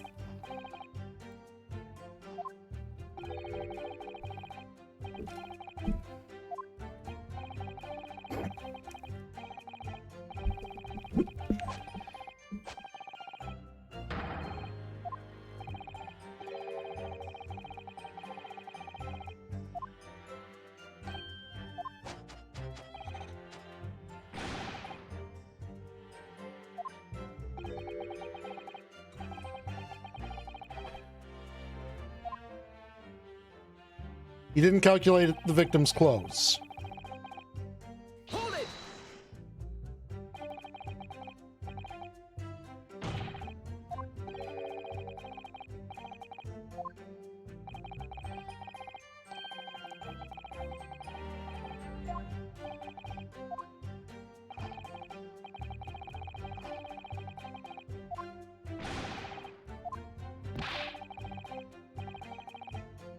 You don't have any fish. You just got chips.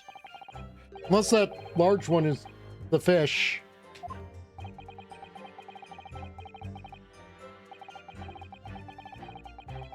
One battered as hell fish.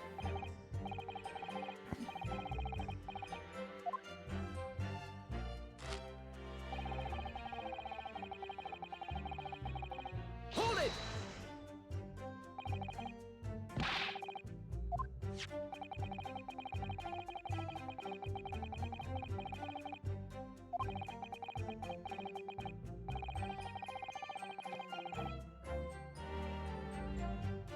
Provided you're not being sarcastic right now, thank you, Van Zykes, for actually acknowledging that the defense should have known about this. Oh, nope, he was sarcastic. Legitimately, though, we should have known about this.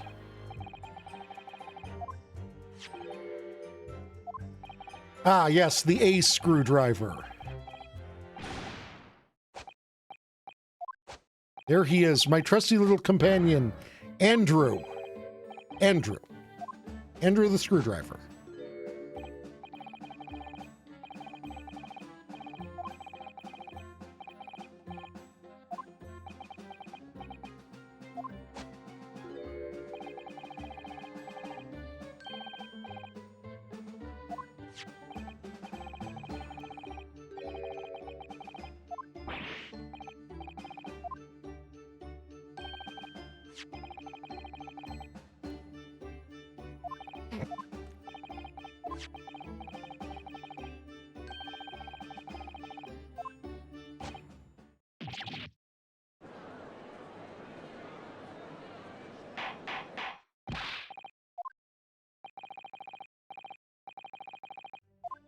Please so. Oh no, I was really hoping that it would be named Andrew in the evidence.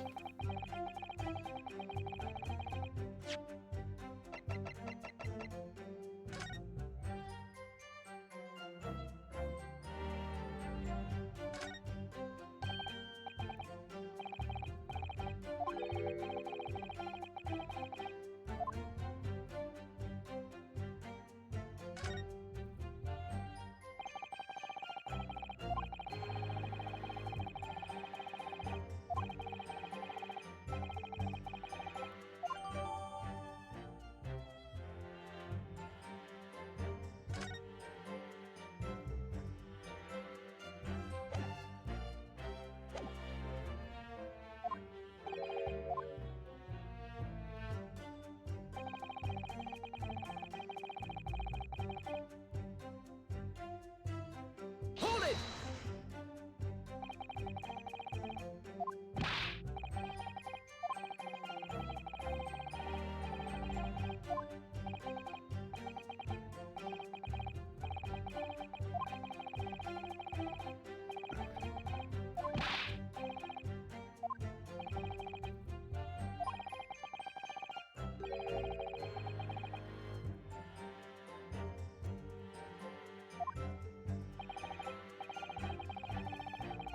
Great Scott!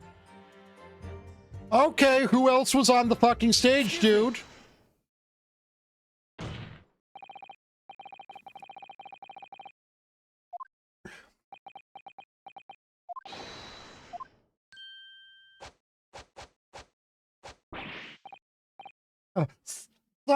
Sorry.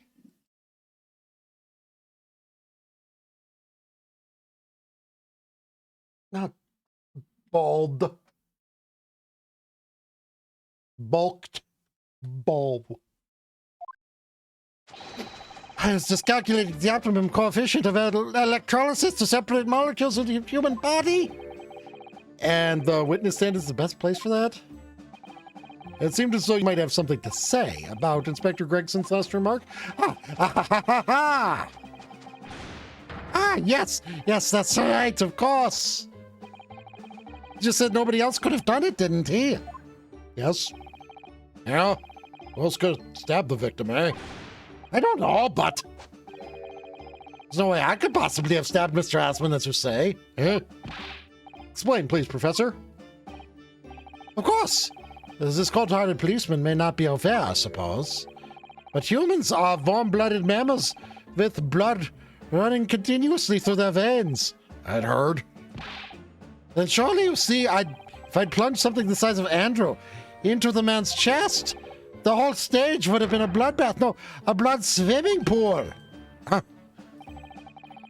Thousands of Londoners were watching me at the time. And yet not one of them claims to have seen a swimming pool of blood. Hell, no, I suppose not. You see, not one. True. I don't see anything like that at all. Well done, Professor. That was a great counter-argument. And now Van Zykes. Nope. Ordar.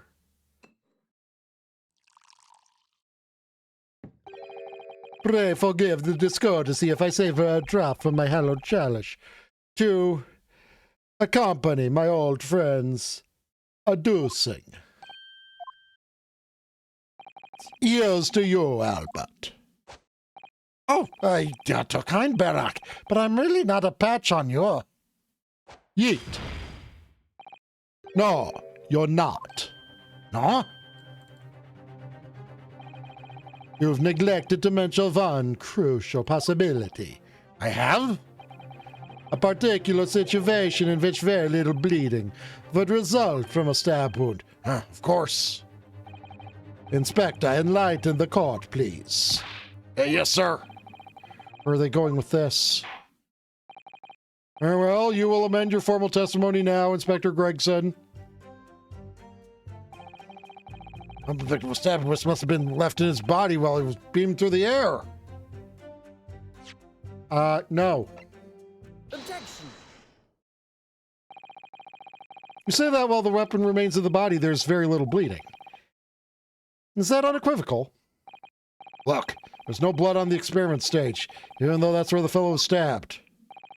The only explanation for that is if the screwdriver was still in his body, stopping any heavy bleeding. It's common medical knowledge, my learned friend, even on your side of the word. Which is actually established earlier in this game. Yes, but about this screwdriver. The thing is, we actually saw it at the scene ourselves, on the experimentation stage. But it was on the floor by the wreckage of the machine, poking through the metal grill. I went to pick it up, but the detective here stopped me. Isn't that right, Inspector Gregson? Now you come to mention it, yes. Inspector, are we to understand you permitted the defense counsel to investigate? That you contravened the Spudsy? No, not at all. I wouldn't do that. I just let him look, nothing more. I was very clear he wasn't to touch a thing. Yes, that's true. Screwdriver was in plain sight on the stage. But it shouldn't have been, should it? What are you getting at? If this tool had still been in the victim's body when the victim was beamed away by the machine, then it shouldn't have still been on the stage. That's right. It should have been beamed across to the Crystal Tower along with Mr. Asman. And been found still lodged in the victim's chest. Ah!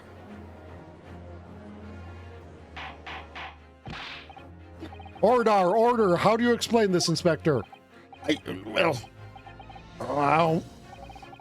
Looks as though everything that the victim had on his person moved with him when he was beamed. If the screwdriver was still in his chest when the instantaneous kinesis occurred, obviously that should have been beamed to the destination as well. Ew! This is a strange situation. Even though people are saying that this instantaneous kinesis is a scientific impossibility, we're still basing arguments on the assumption that it did actually take place. All right, time to tighten the screws here. My lord, if the prosecution is unable to explain this inconsistency in its argument, we can only conclude that the testimony given in support cannot be relied upon. Say this more often, Ryu. Seriously, like...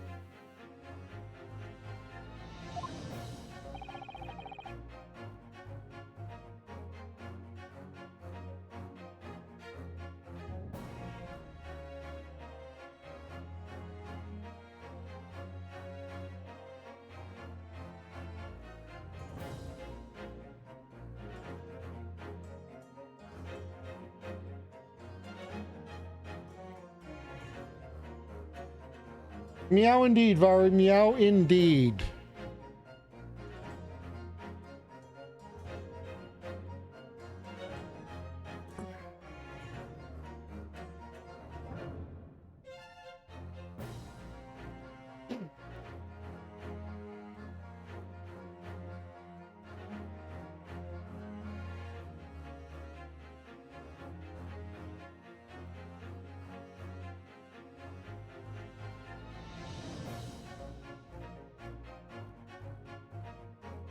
I'm being head pat.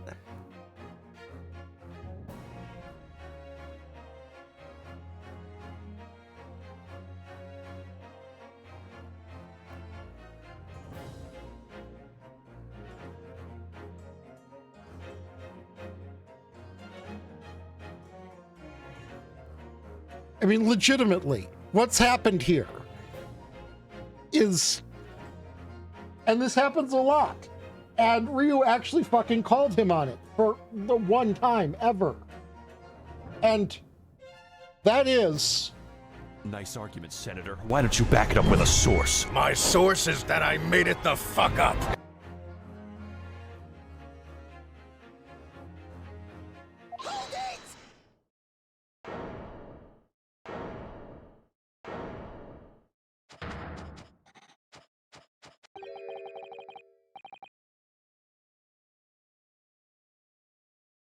Do you have something to say, witness? Yes, I know it. Pass out the equations, hold. Mr. Naruto, don't buy. About what? Without delving into the details, there's no inconsistency. What? Even if Andrew had been lodged in Mr. Osmond's chest, my trusty tool wouldn't have moved. Andrew remaining on the stage is consistent with my calculations.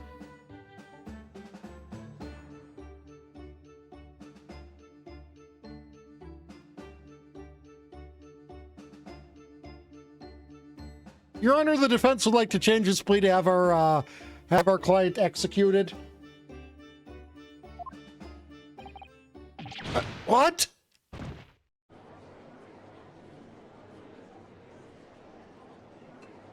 Yeet. It would seem your illusions have been shattered. Clearly, we should hear the accused's explanation. Or should I say, the brilliant scientist's explanation. Just when I found an inconsistency in the prosecution's argument. Scientists. Very well, the defendant will testify again, provide us with scientific explanation as to why the inconsistency asserted by the defense fails to hold. In the name of Apollo, I will, my lord. No, he's not going to be around for a while.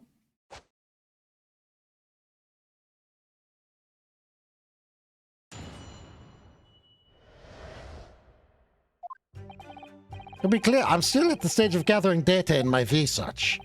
My hypothesis states that the kinesis cannot transport metal, though, hence the metal weapon would have stayed put.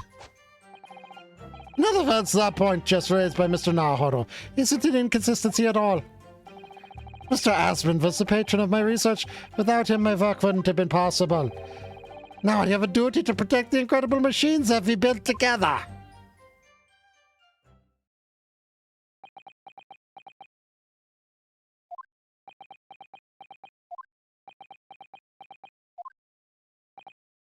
So the thrust of your testimony, Professor, is that based upon his hypothesis, metal objects cannot be moved by this method of instantaneous kinesis. Yeah, I mean, magnet-powered mutants can totally, like, pull the metal out of your blood and use it as a bullet to shoot you with. In other words, since the screwdriver is made of metal, even if it remained lodged in the victim's chest, its subsequent discovery on the stage, despite the victim being found elsewhere, is not an inconsistency. And therefore, Professor Albert Hairbrain could still have been the killer. The great hypothesis holds, you see.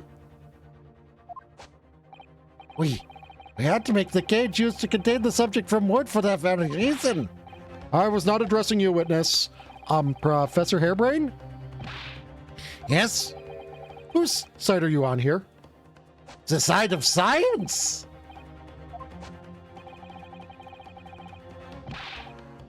Legitimately, that's basically what he just said.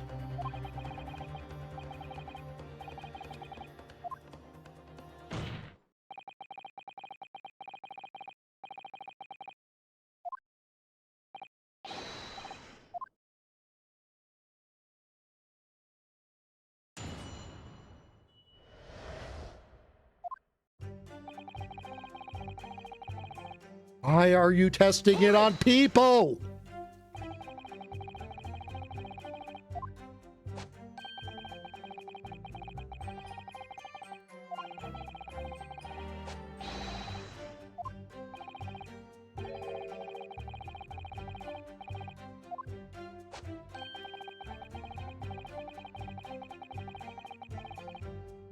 Okay, true, actually, kind of.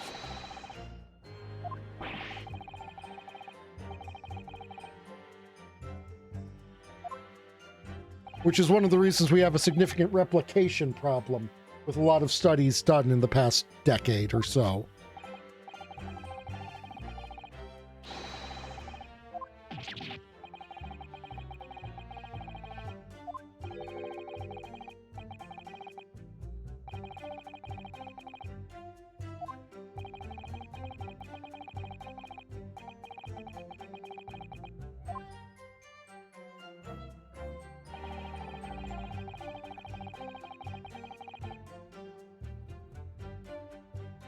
Okay, hold on. Let me check something real quick.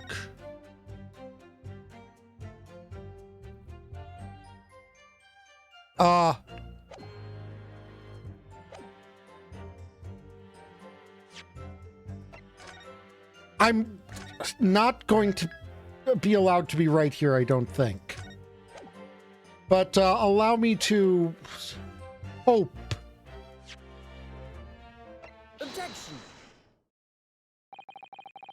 Or, no, you say according to your hypothesis, nothing made of metal can be beamed by instantaneous kinesis using the machine you made? Is that right? Yes, that's right. Spot on. Exactly correct. In that case, I have to ask you to... Look at this photograph! That was taken at the scene. Metal. Probably metal.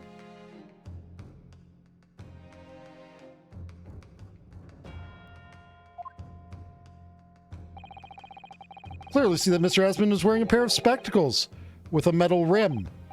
What? Metal? No! Metal can't... That's not... Metal? No! They've already established that the proposed murder weapon, the screwdriver, was found on the stage.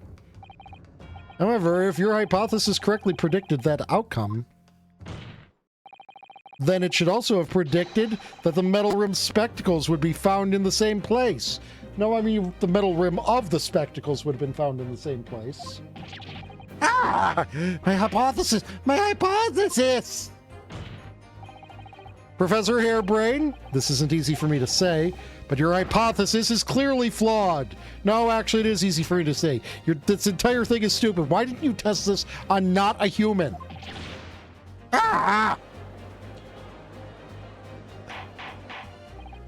Ordar, ordar, ordar! Council, what is the implication of this?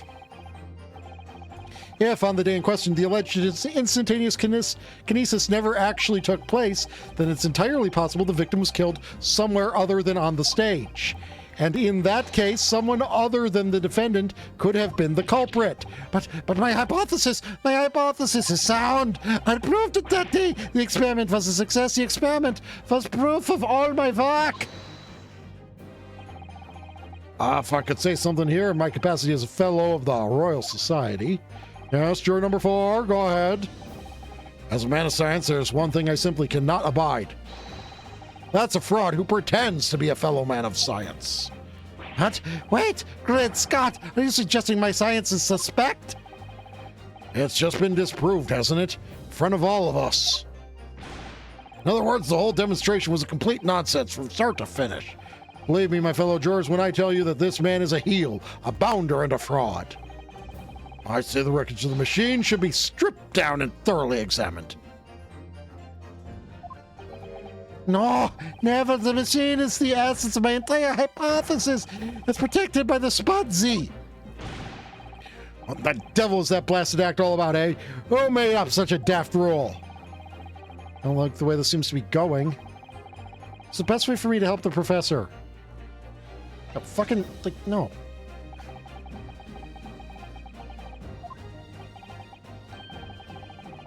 Yes, it does.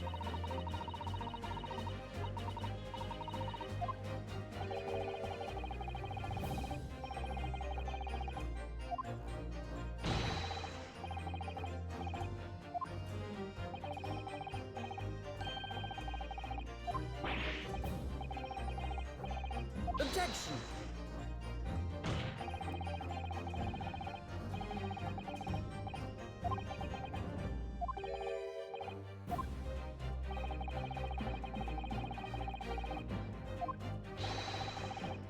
Objection! He had an obvious reason to do exactly that. For the research grant money. If the government was foolish enough to have deemed the man's ridiculous notion plausible, he and his conspirators would have received a handsome sum indeed. Conspirators! What would be the value for such a grant? 10 pounds? Our order of magnitude out, madam. 500 pounds a year. Oh, you could have advanced them on that much for years. So yes, you noticed an increase in bogus public demonstrations in the field of science recently. Plenty of scientists arguing with each other to get the largest slice of the funding cake. People's greed is plenty motive enough for murder, I assure you. No, I haven't deceived anyone, least of all the government. My hypothesis is sound, the science is sound. Please, you must believe me. No matter how unbelievable this hypothesis may seem to you, ladies and gentlemen, the fact remains the victim was transported instantly to the Crystal Tower. Which means that the experiment was a success. Baroque! And therefore, the only person who could possibly have committed this murder is the accused. Baroque! Where is this heading? I have no idea, neither do I. I mean, I do. Like, I know the end destination, probably. Or at least the zip code of the end destination. My lord, if I may. Yes, Lord Van Sykes. The prosecution would like to summon new witnesses to the stand. New witnesses, you would be... What would be the nature of their involvement? They were spectators of the demonstration at the exhibit, who were occupying special seats. Eyewitnesses? Very well, the court grants the prosecution's request. I should very much like to hear from the eyewitnesses to the incident. The prosecution's stance is clear. This experiment was no pastiche. The accused killed to finance their victim there on the public stage before the very eyes of the spectators. Now, my learned friend. Oh, yes? It's time for you to make your own stance clear. There's clearly a flaw in the professor's hypothesis. I can definitely see that. But where does that leave me? We shall take a short recess now, during which time the prosecution will prepare some witnesses to take the stand. No! As you wish, my lord. Good, in that case, court is adjourned for 20 minutes.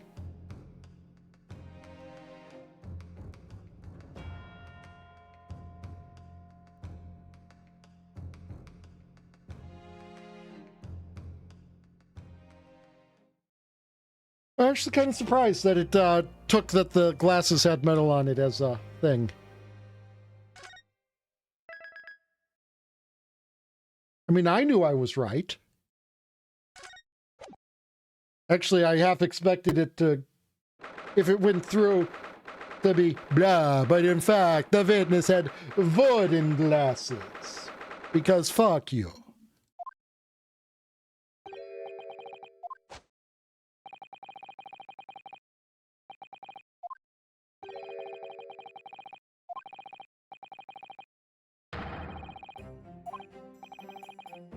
I've been picking holes in your hypothesis. Yes, that's what should have been done by your peers.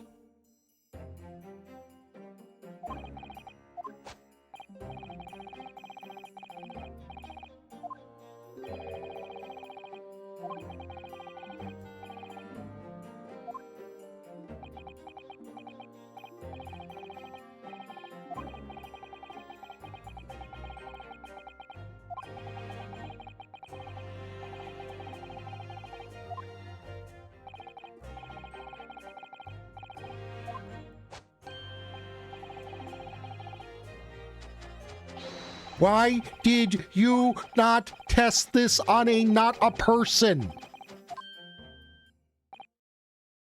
You know what would be a really great way for us to believe that your thing works? Having any example in which it works.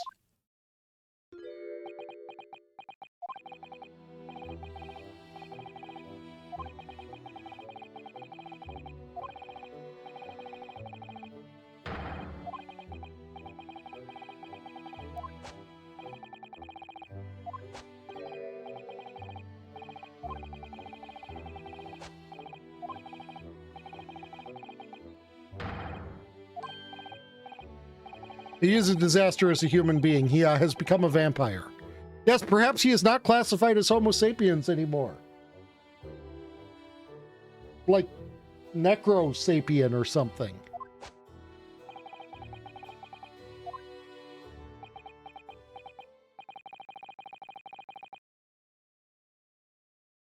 Necro Sapien Sanguinis.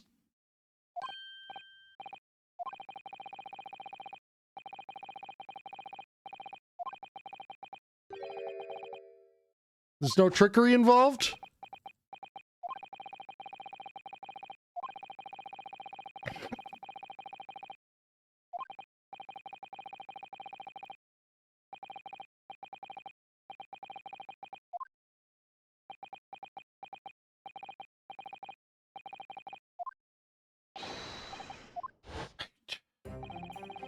No, I don't believe in your fucking teleportation ray.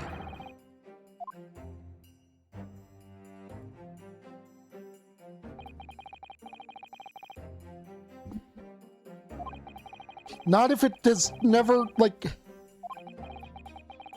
on any scale been anything.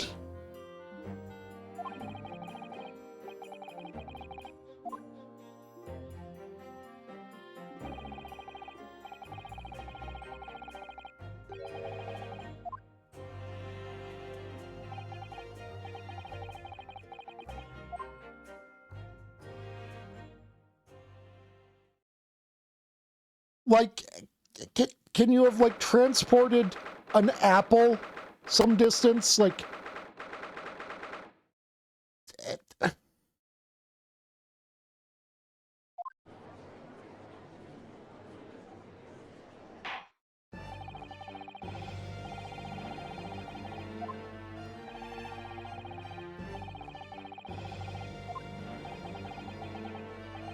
new witnesses. Okay, let's go.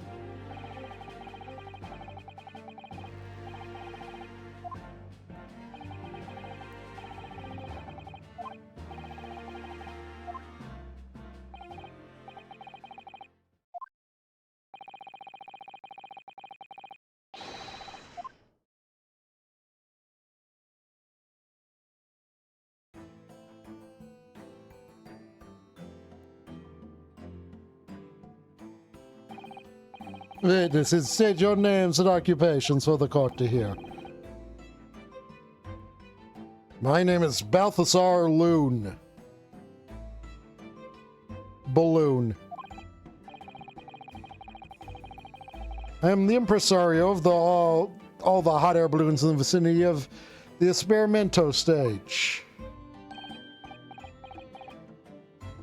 My name is Wilhelm Gottschalk Sigmund Ormstein.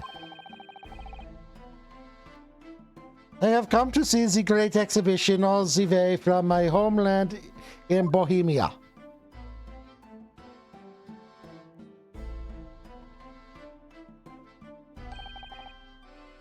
I am very rich. Inspector Gina Lestrade, Scotland Yard. I'm a great detective, even Sherlock Sholmes agrees. I was on security duty at the exhibition and I got to go up in one of them balloons. It was amazing. Gina again. She did mention that she'd seen the disaster from up in the balloon, actually, didn't she? And she clearly loved every minute of it. There were 3 balloons flying near the public experimentation stage. When the incident occurred, 2 of these witnesses were in one such balloon at the time and saw the events unfold from the skies above.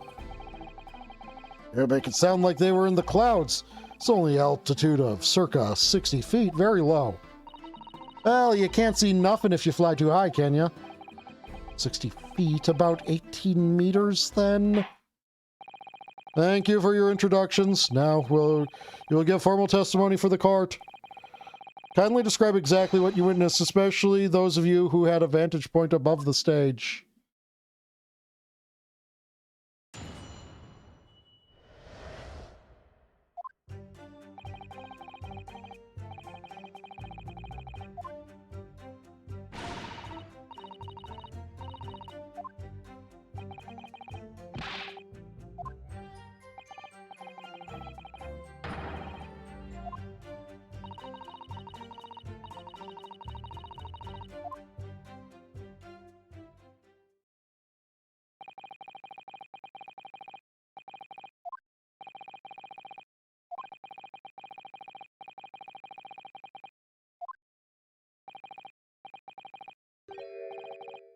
There were 2 explosions? Oh, I didn't even see that one. 2 explosions in 2 separate places. That's very important.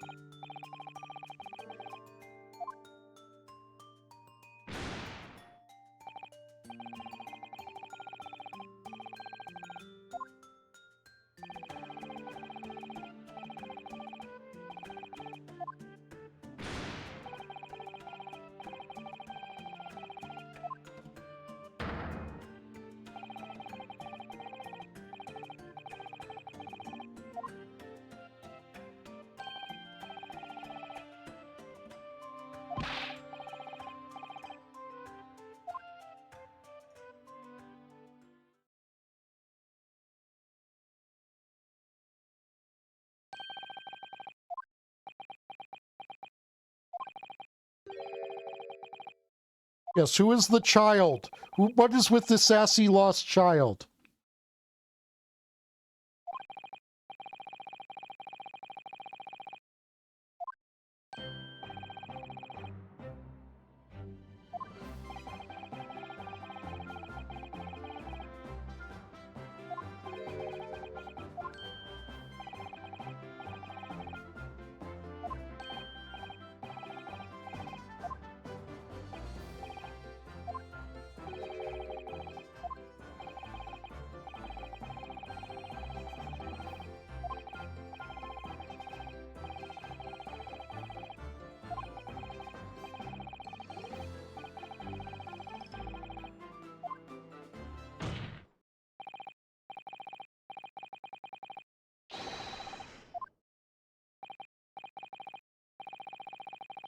Okay, yeah, but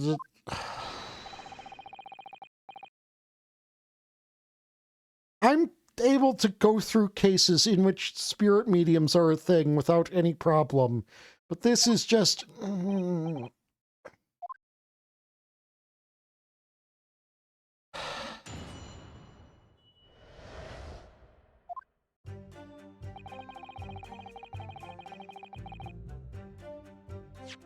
I know I'm getting ahead of myself here. I am 100% getting ahead of myself here.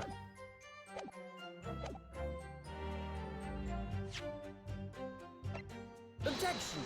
Yep.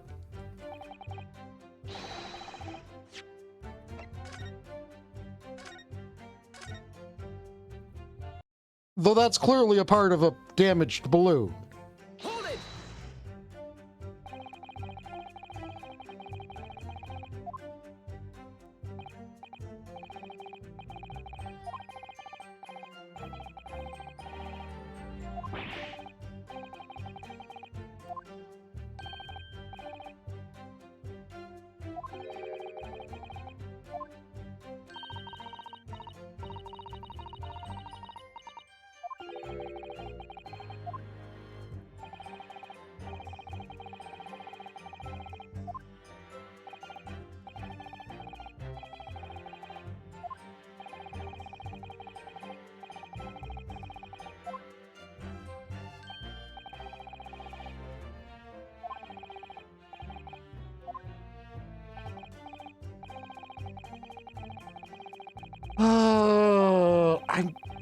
I'm sorry I'm like so checked out, chat.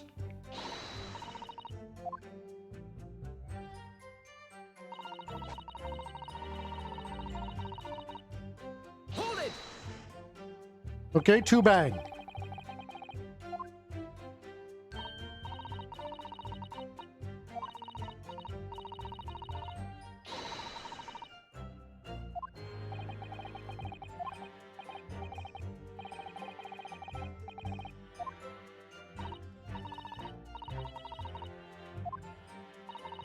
Yeah.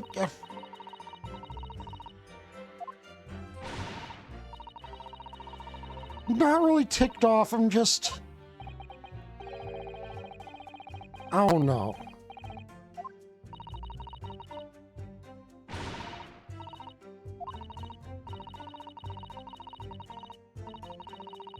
That's Peter.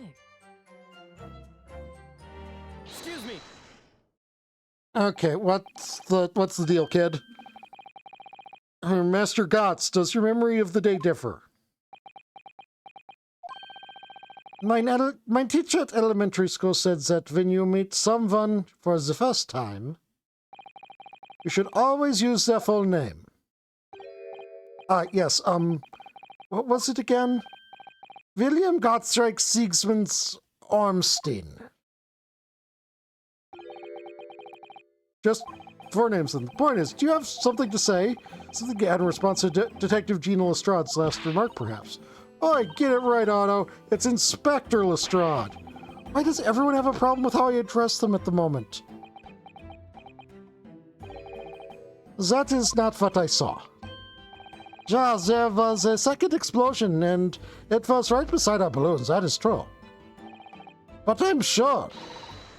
Which is what I said, Nana. 1 minute there was nothing, then the next mass explosion. My teacher at elementary school said when someone else is speaking, if you are rude enough to interrupt, you will have the most awful life imaginable. Are all Bohemians brought up to be so full of joy?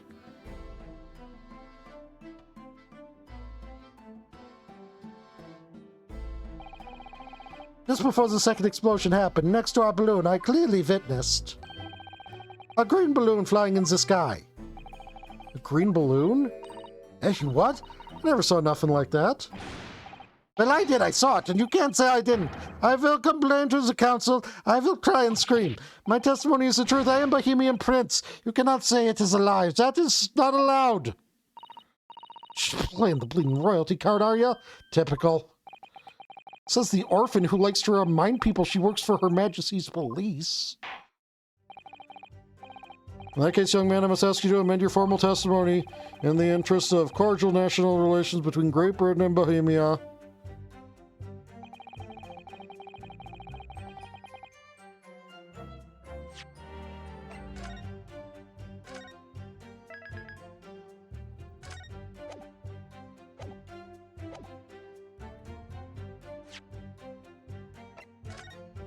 Look at this cloth. Objection!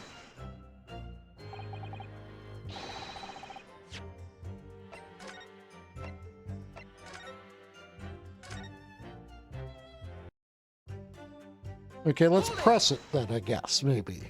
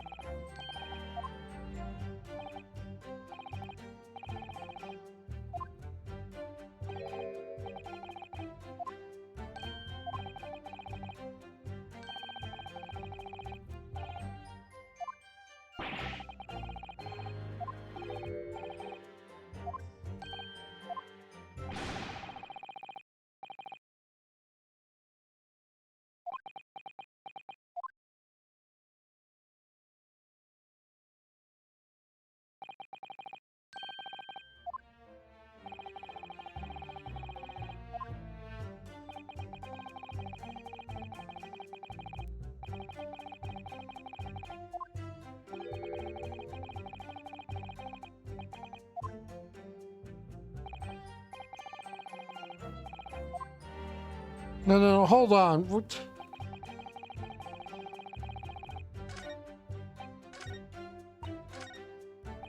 Can I pit testimony against itself here? Hold it!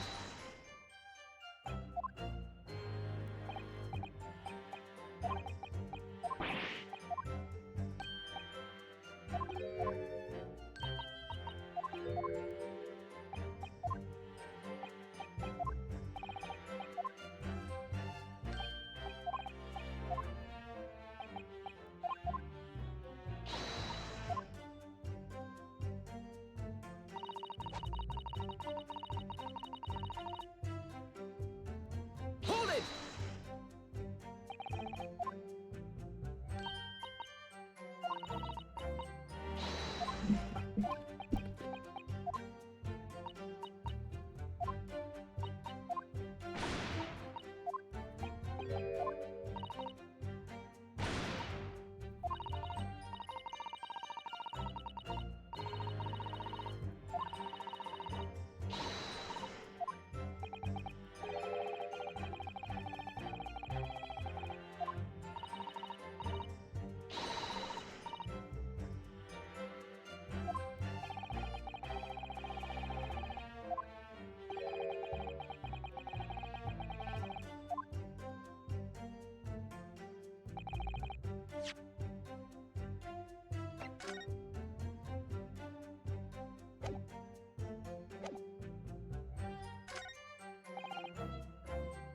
I'm gonna be right back again, chat. I'm sorry. I need something to settle my stomach, I think.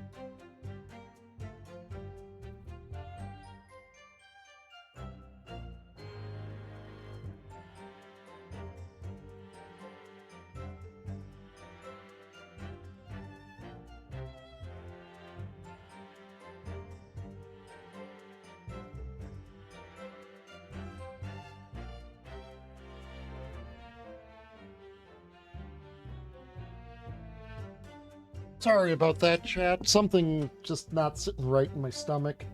I've got some ginger beer, though, so that should... Hold it!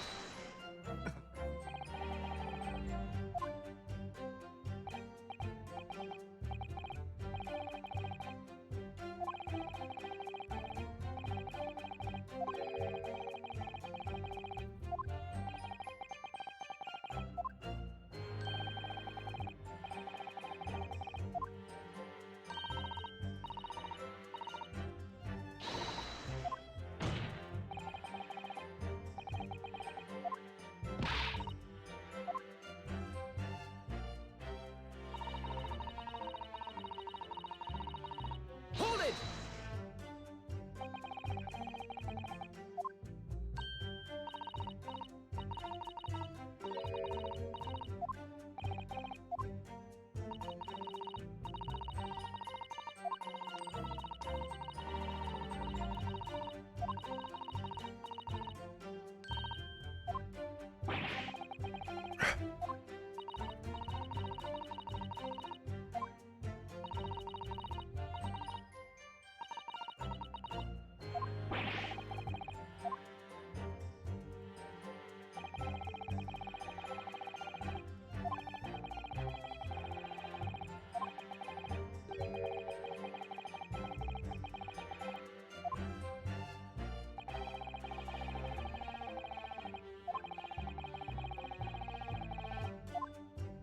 Okay, yeah, but I did press, and...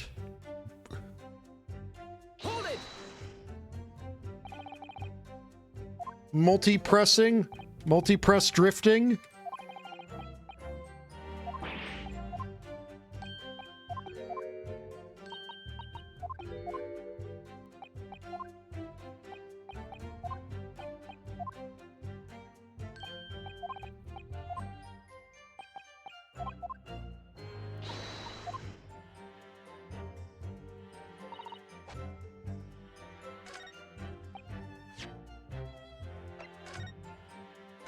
Lamau. Actually, hold on. Maybe now that he's added that to his testimony, can I...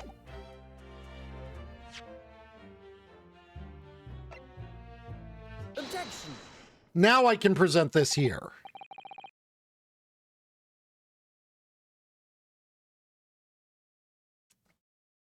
Mr. Loon, in your testimony, you said that all three of the balloons you had operating at the time were undamaged.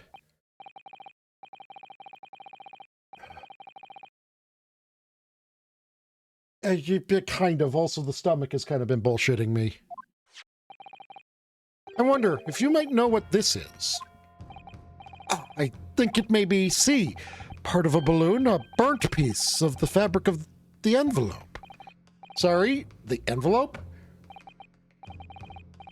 Pardon, that is the large round part of the balloon which becomes filled with hot air. It is made from very thick fabric lined with rubber. You do not want it to rip when you are in the sky. This is a thought. This piece of cloth was found near the experimentation stage. In other words, as Master Gotts testified, a green balloon did indeed explode that day. If all the balloons in the sky above the experimentation stage belong to you, Mr. Loon, then your statement that they were all undamaged clearly contradicts the evidence. No! The balloon exploded that day. Why didn't the man say so? Maybe everyone on board was killed. Oh no, having just spent 10 whole pounds for the experience. How awful. Seems like those things crash 50% of the time anyway. The instantaneous kinesis did occur, but after the explosion on the stage, the point of materialization shifted to a location occupied by a balloon, causing the balloon to explode. Yes, eminently plausible. An unfortunate traffic accident, as it were, but it changes nothing about the pertinent facts. This I cannot accept. Why not, Mr. Loon? He's suggesting that I'm a liar. A person's died in a balloon incidente. There's no need to get all fired up, Mr. Loon. The victim was the sole fatality that day. That's right, and I And I prove it. Balthazar Loon is not a liar. There was no such balloon in the sky. It is not possible. You're saying it's impossible. Why? This court has more important matters to discuss than the number of balloons that were operating that day. Hey! Objection. But we can't ignore the fact that nobody appears to have known anything about this other balloon until now. My lord, the defense calls for further testimony from Mr. Loon.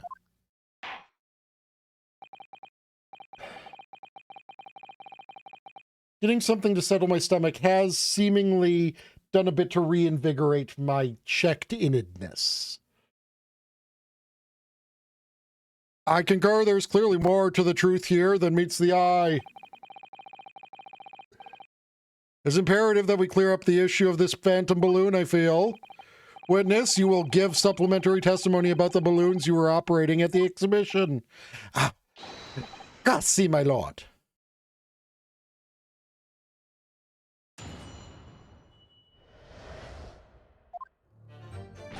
As I said, Balthazar Loon is no liar. Every balloon I had in the sky landed safely. All 3 of my balloons were carrying passengers. If they fell to the ground in an esplosione, what a catastrophe! You can't get away from the fact that a burnt-up bit of cloth was found at the scene, can you? Coppers at the yard reckon it was probably some debris thrown from the explosion on the stage. This stupid old ragazzo is mistaken. My balloons have the red and blue zigzag stripes anyways.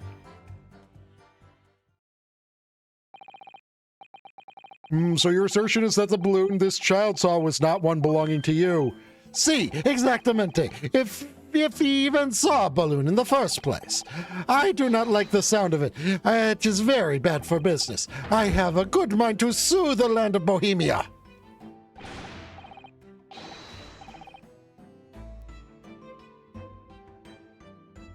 If you attack us, we will fight back. It will be war, all-out war. It shall be war, all-out war, yes. What happened to all-out war? Mr. Loon certainly doesn't appear to be lying, but that doesn't change the fact that the testimony and evidence are contradictory here.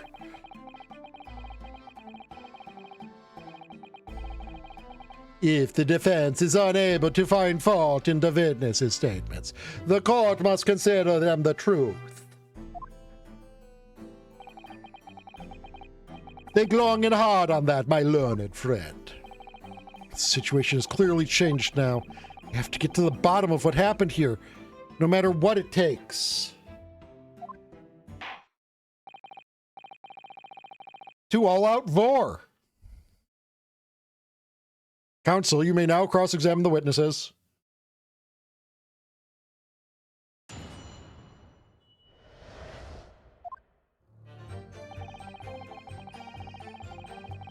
Hold it! He couldn't have forgotten a giant fuck-off balloon, dude.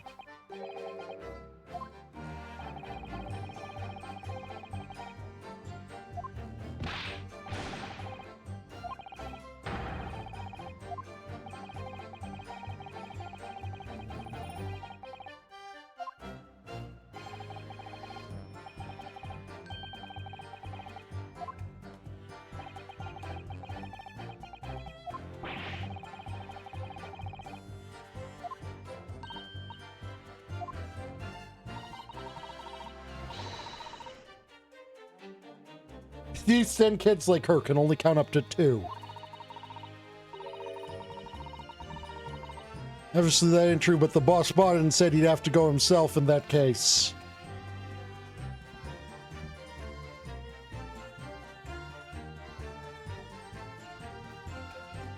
Nice argument. No, not that.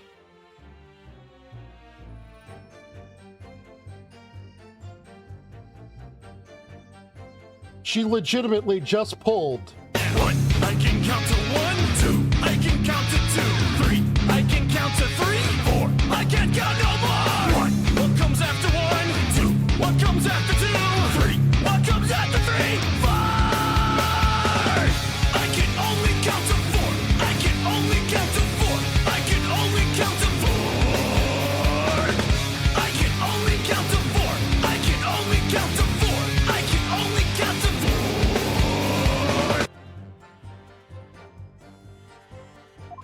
I'm memeing.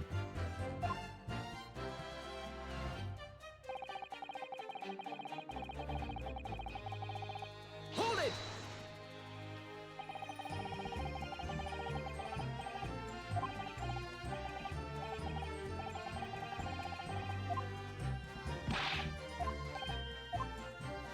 Yes, please. It like how we would from the basics of court proceedings. Once hot air balloons become a thing, we would need to like be given a primer on hot air balloons.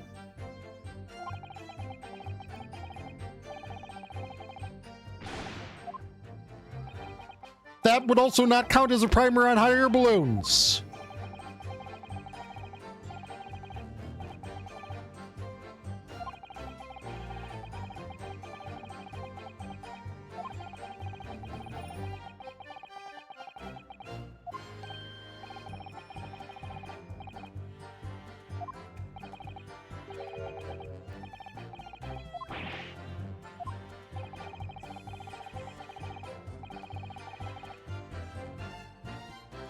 The magic gas does not like fire.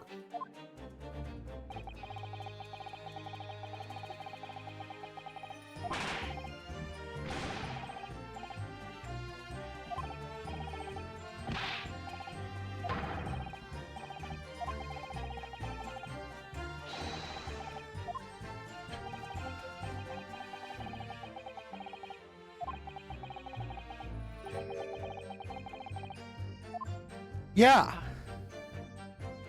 So someone else had a balloon that, yes, correct. Gina, correct.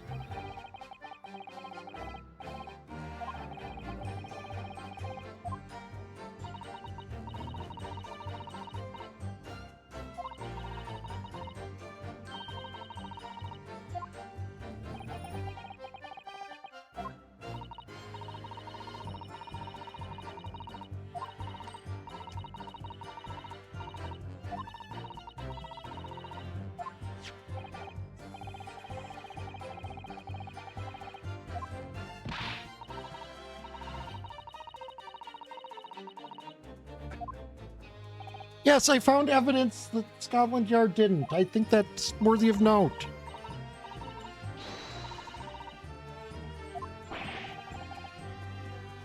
Gina, can you, like, stop being a fucking lunatic?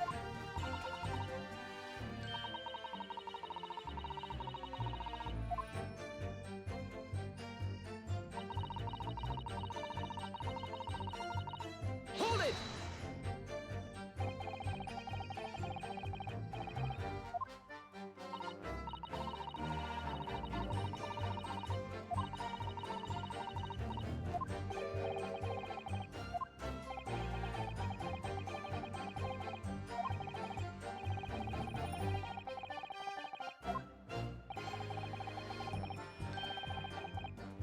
Your Inspector Gregson can expect repercussions? Oh, great. We've just said we're cutting Gumshoe's salary again.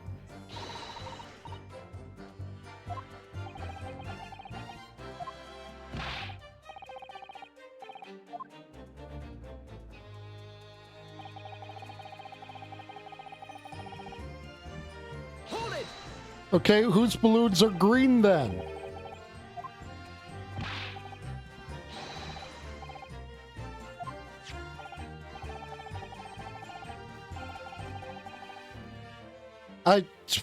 Not a lot. Just the expected stuff. Other than so far, indications are that the experiment worked, except for how it didn't. Also, it doesn't transport metal.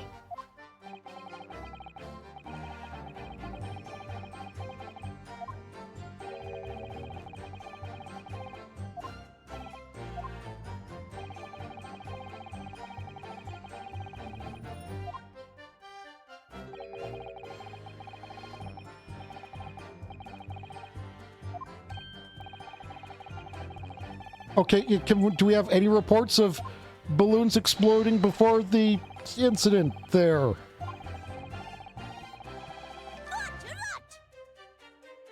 Excuse me. Hello, yes, overexcitable child.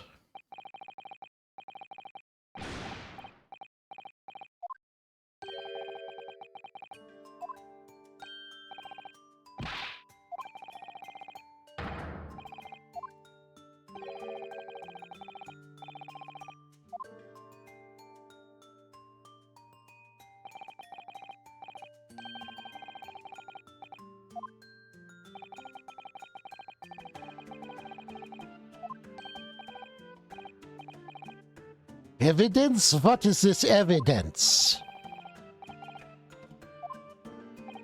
To give us an example, you can look at this photograph. He's got the photograph right there. Good, yes. I would really like to have had that up until now.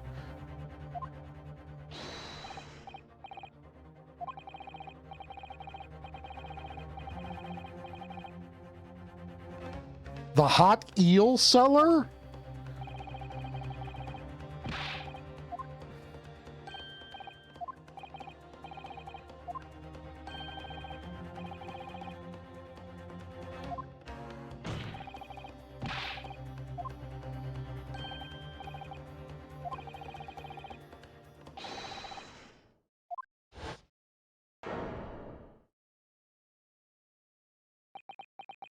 I mean, we can't necessarily see that it's green, but...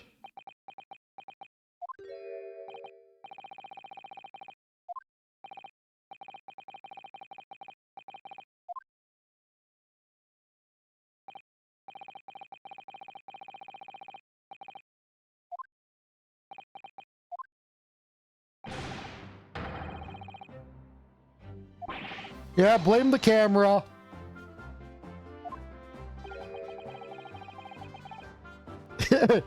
Yes, cries in German.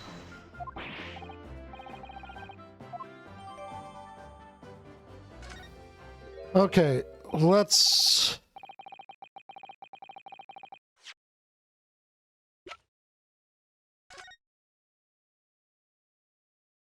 So why is there an unmanned balloon? Also, that is happening.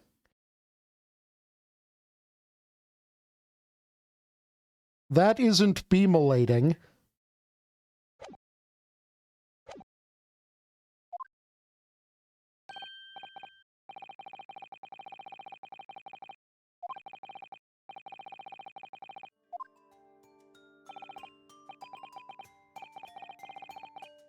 On the day of the big explosion. No shit.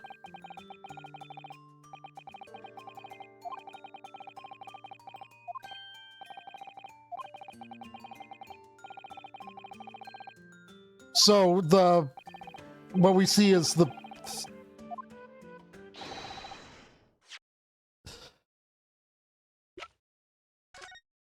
that is coming to blow up the balloon.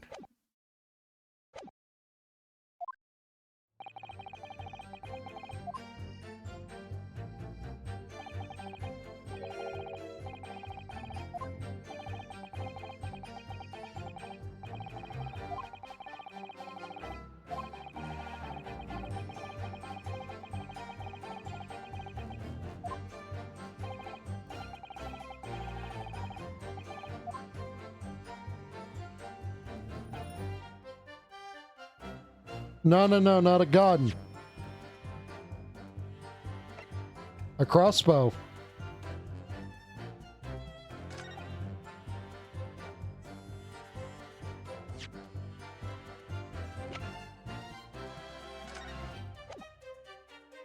Objection!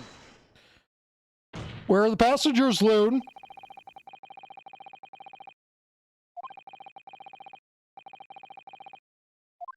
Where are the passengers, Loon?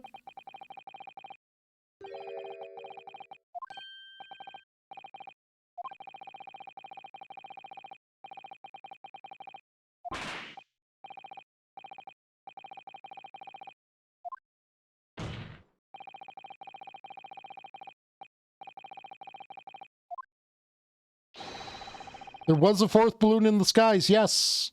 Which really shouldn't have been much of a question, or like I guess it should have been whether the balloon was there then or like earlier, but also should have, you know, been like, is there any way someone else's balloon could have gotten there? That's a thing we should have brought up.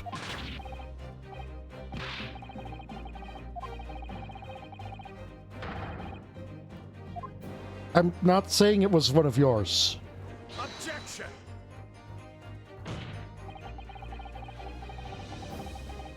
Yes, there are someone else's balloon.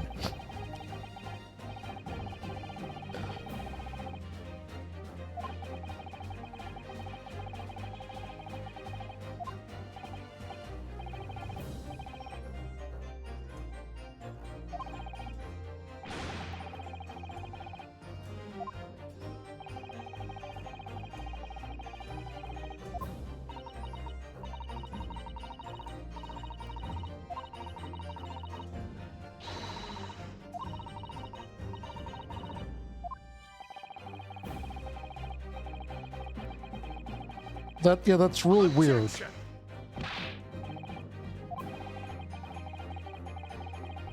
Why would there have been... Clearly it has nothing to do with the case. This unmanned balloon that was just there. At the exact spot where...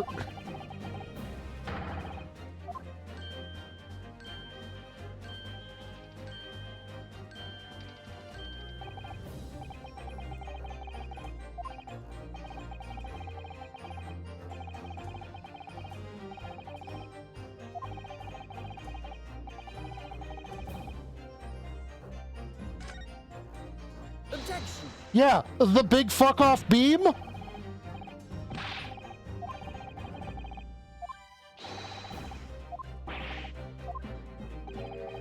Objection.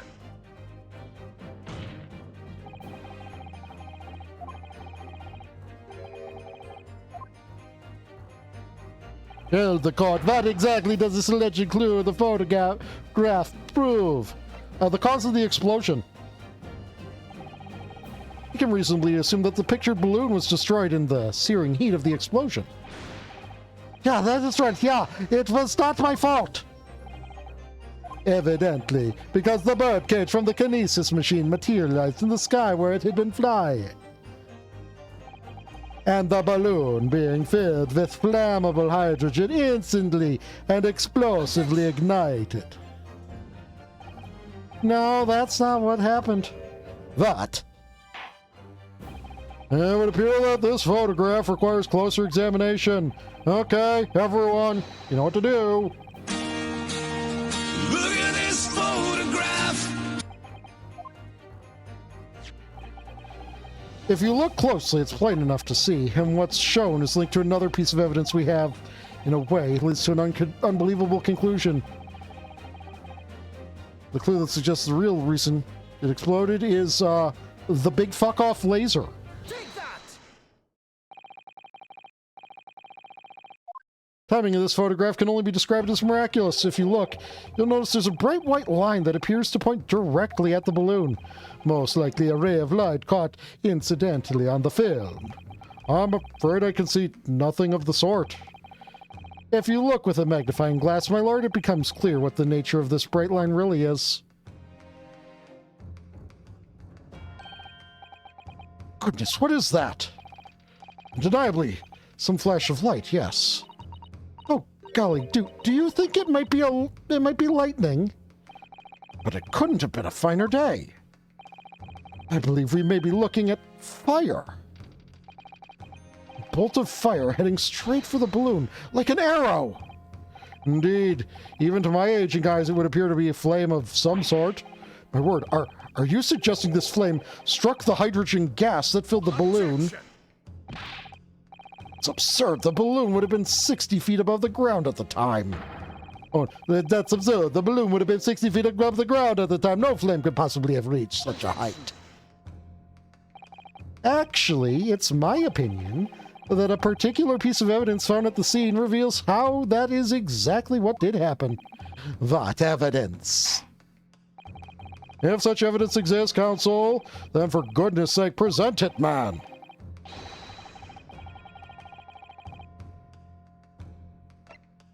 Look at this crossbow. This was found hidden at the foot of a small ornamental tree near the scene. Lord, is that a crossbow? An arrow dipped in oil and set alight could have been shot from this weapon, sending a flaming arrow straight into the hydrogen-filled balloon. Are you suggesting the crossbow was used to deliberately? Blimey, you're right! That streak of light in the photo looks just like an arrow, doesn't it? Then, the esplosione of the balloon, it was very likely the result of a flaming arrow from this crossbow, igniting the hydrogen gas inside it. Oh! Order! Counsel, this is an extraordinary supposition, which I legitimately should not be even slightly surprised by from you at this point. If the aim was to cause the balloon to explode, the shooter could have used a gun, of course. However, there's an obvious reason that would have been out of the question. The noise of the discharge, of course. That's right. By using a crossbow, the projectile could be fired at the balloon silently. Well, yeah, if someone had shot a gun off in the exhibition grounds, it would have caused a real panic. But with the big explosion, there was a very big panic anyway, no? Don't like this. I should be pleased to have found a plausible new explanation for all this, but something feels wrong. Do you understand the implications of what you're saying, my Nipponese friend? If a flaming arrow did indeed hit the balloon, then obviously it would have exploded. And if the birdcage appeared from the cloud of smoke that ensued... What? Wait a minute. What are you really saying here? I don't get. Was the birdcage beamed up into the sky after all, or what? My goodness me. Now I understand. That's what that sinking feeling is about. I think there's a good chance that the birdcage was actually concealed inside the balloon all along. What? Did I just hear that correctly, Council? There's no going back now. The horse is bolted.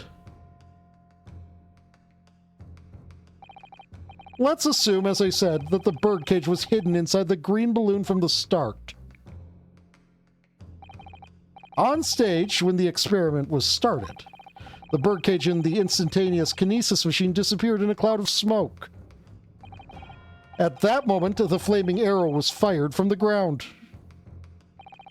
causing the green balloon to explode and drawing the attention of the spectators to the sky above their heads. From amid the smoke, the hidden birdcage appeared to fall down and crash into the crystal tower.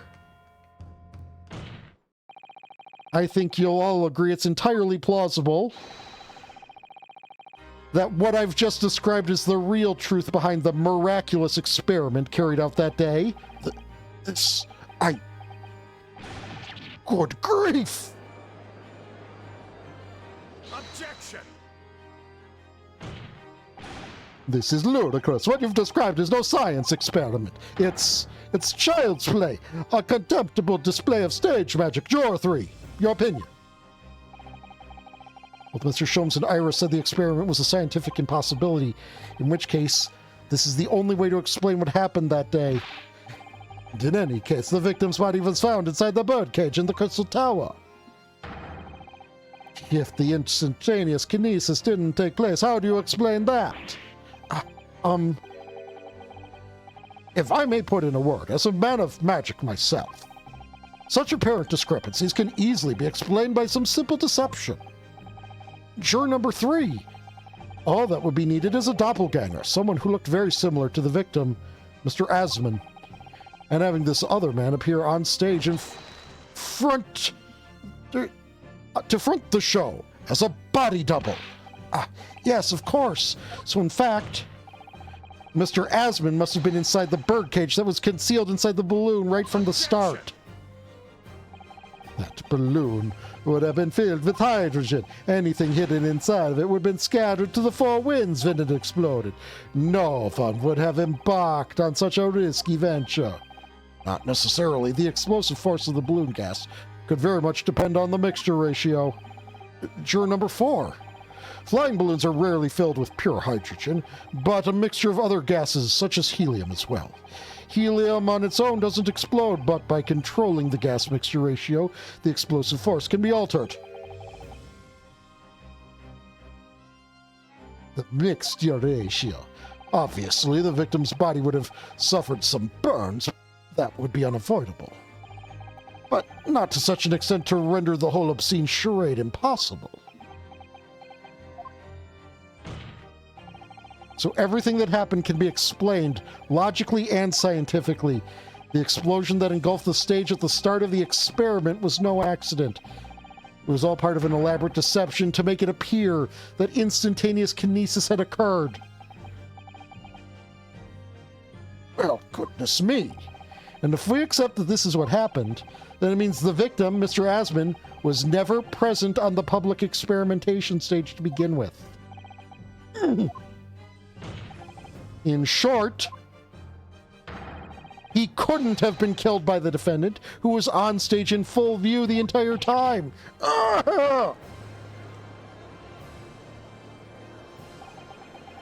This will be very hard for the prosecution to counter, which means something stupid is about to happen. Lord Van Zykes can't credibly maintain that Professor Harebrain is a suspect now. Harebrain, I swear to fucking God, kill him now, Judge. Personally execute him. Or I have a sword. I can do it. Please, let me do it. I have a sword. Mr. Naruhodo, I appreciate your efforts. Thank you. Professor? But you can stop now. Just keep your mouth shut, please.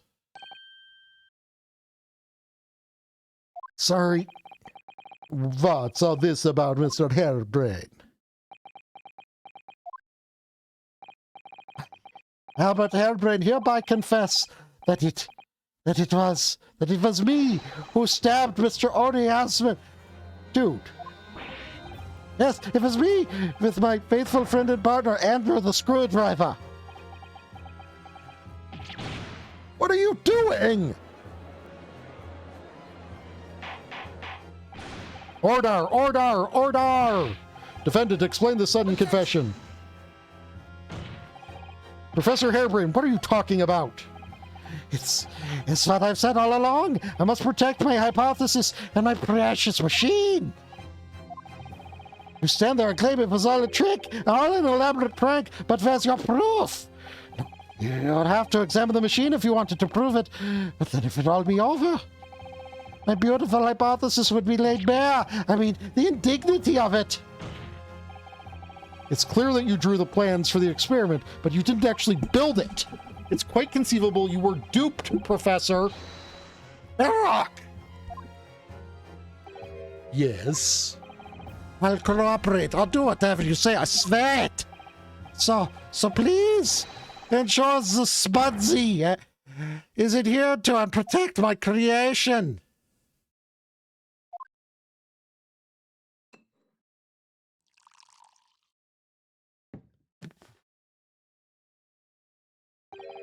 Pray forgive the discourtesy of filling my hallowed chalice at this critical juncture. Here's to my learned Nipponese friend. What?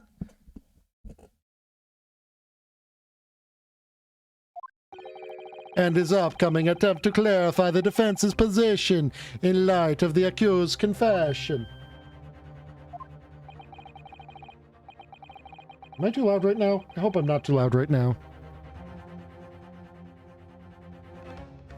Do you intend to formally assert that the experiment was nothing more than a conjuring trick? Because the moment you do, the special Spudsy that protects the professor's invention will cease to apply. Prosecution will then demand a rigorous examination of the machinery involved in order to establish the truth. The truth.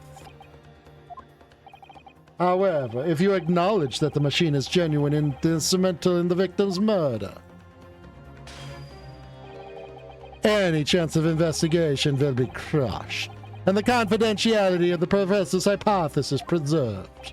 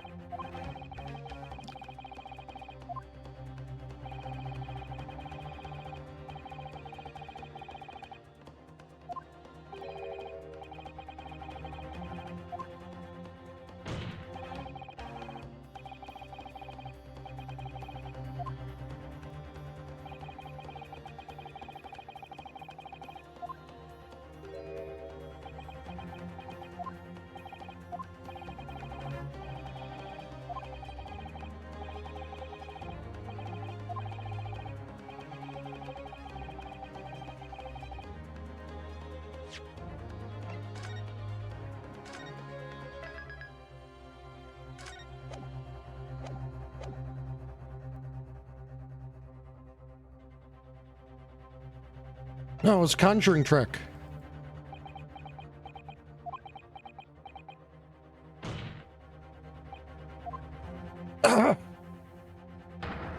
No, I can't say it. My client places faith in me, and I can't just let him down.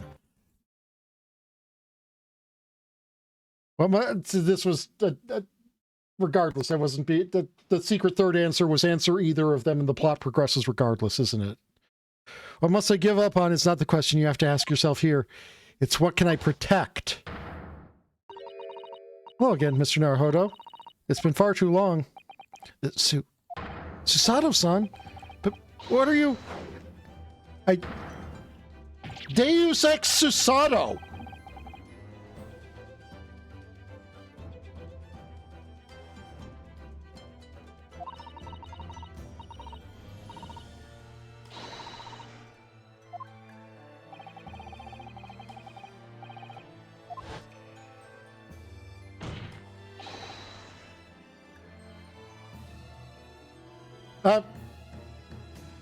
The defense would like just a clarification here. She is here, right? I haven't, like, snapped. I haven't, like, snapped and fucking lost my McFucking marbles. I just want to be sure that she is actually here right now. And that you all just saw me get flipped. Professor Harebrain. Yes? Yesterday you told me science is a pursuit of truth. Well, my job is to pursue the truth too. Yes, of course. And personally, I believe that you didn't stab Mr. Asman. I think you've come to realize something yourself too, haven't you? That your experiment and the machine you built with the victim are questionable. The truth behind that is what we must both pursue now. Ah! Yeet. So, you finally opened your eyes. What? And as for you, Albert, you can't ignore this any longer. Having heard my learned friend's assertion, don't you have something to say? Barak! Lord Van Sykes!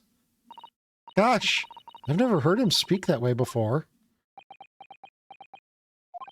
In truth, there is one thing. Something I've remembered that's of relevance. What? On the day it happened, just before I began the experiment, I saw a man near the stage. A man holding that crossbow. I beg your McFucking pardon.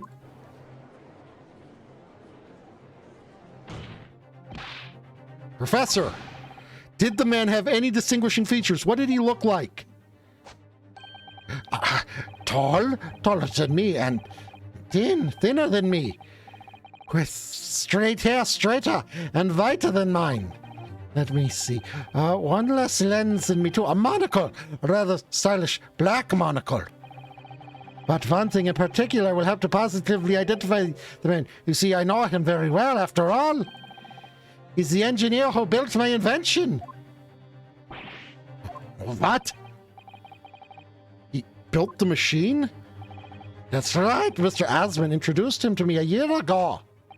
He's a man by the name of Enoch Drebber. Enoch Drebber. Enoch Drebber. Enoch Drebber. Enoch Drebber.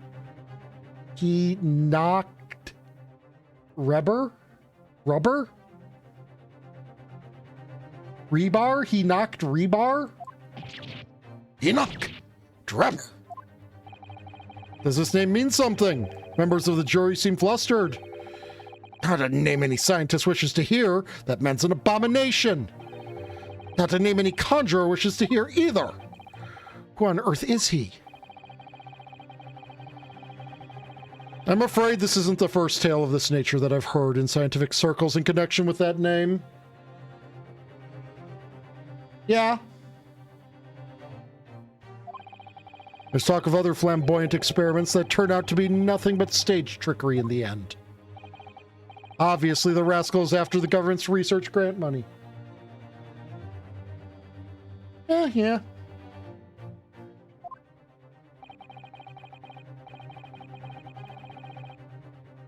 It could be robber.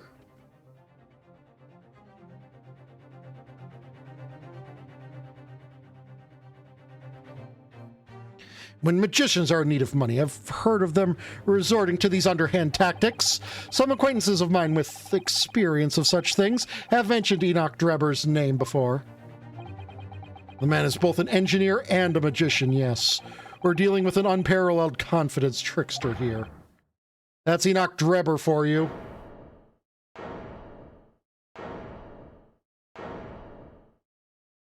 I still kind of like, though, he knocked rebar. Because, you know, you could, like, launch rebar out of a crossbow.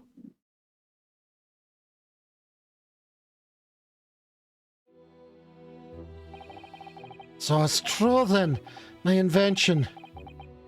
My great machine. It was just a grand illusion. Considering what we've just heard about Mr. Drebber's character, I'm sorry to say that sounds increasingly likely. Even though no one else believed it, I wanted to. I wanted to believe that machine would function exactly as my hypothesis predicted. Which is why you're so opposed to it being investigated, I presume. I knew that if the machine was examined in detail, its construction would give away my hypothesis. Obviously, I didn't want that to happen, but at the same time, I knew that if it was found to be nothing more than a trick, then a work of deception, then everything I'd worked towards, all my research, all my dreams, my whole life would be over. I was terrified at the prospect. So you really had no idea then, did you? About the true nature of the machine that was built, and the true nature of Mr. Drebber. I never questioned anything. I didn't want to question it. It's entirely possible that Mr. Asman and Mr. Drebber were working together to use you as a means of fraudulently acquiring the research grant money.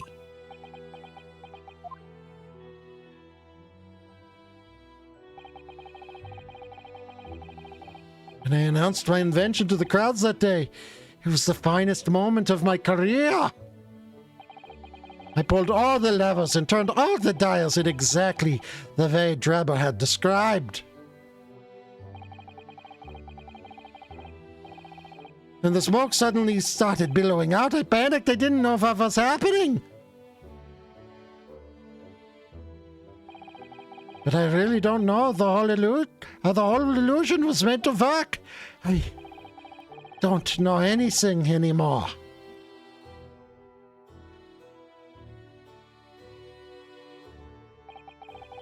Let me confirm one final point with you. One point. Professor.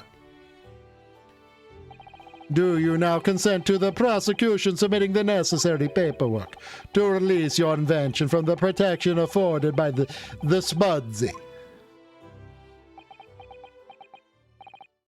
Yes, please go ahead.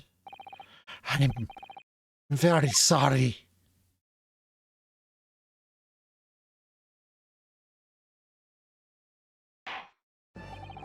It would appear that we shall have to suspend proceedings for the remainder of the day now.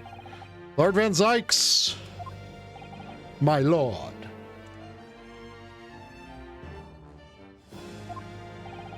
The court has newly been made aware of another party whose involvement in this matter is critical. Yes, Mr. Drebber. Gather information about the man, if possible.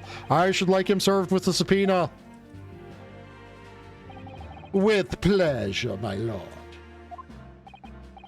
Now, counsel for the defense. Yes, my lord? When we reconvene, I shall be looking for one thing, and one thing alone from you. Evidence that the defendant is innocent of the crime for which he is presently stands accused.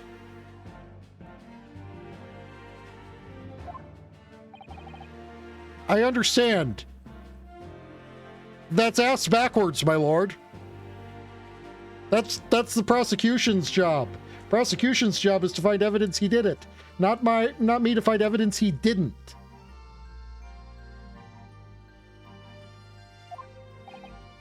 Good. In that case, this court is adjourned until tomorrow morning.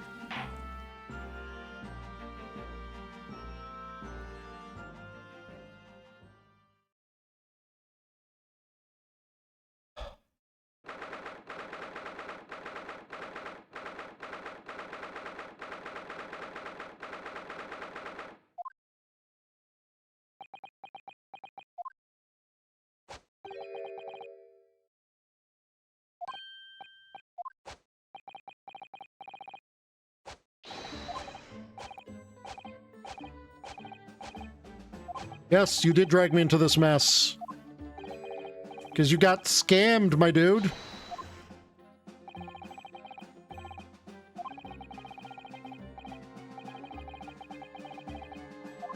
You are a victim in this.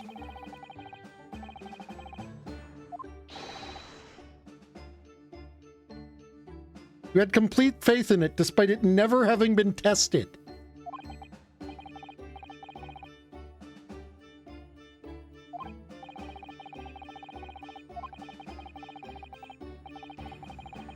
How does the murder investigation against him still stand if the body was in the balloon?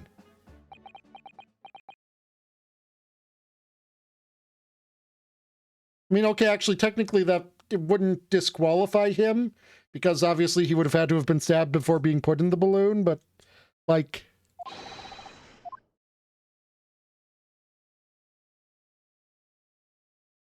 Susato, what are you doing here?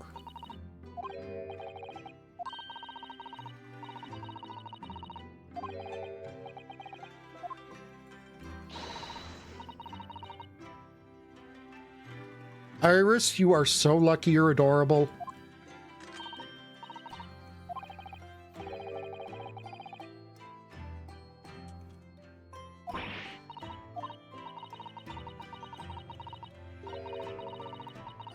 It sort of slipped out. Flipping him sort of slipped out.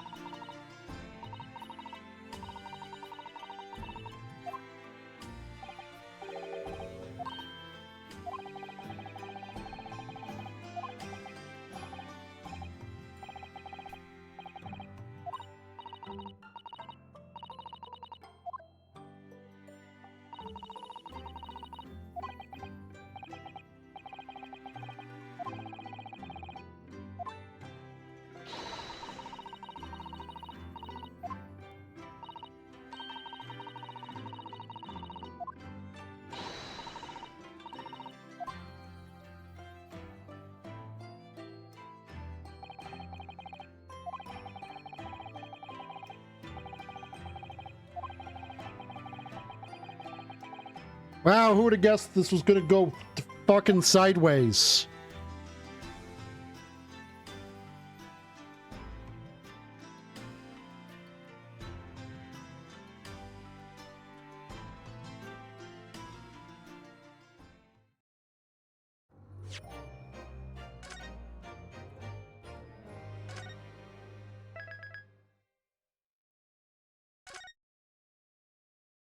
Okay, I'm gonna be back again, chat. I apologize.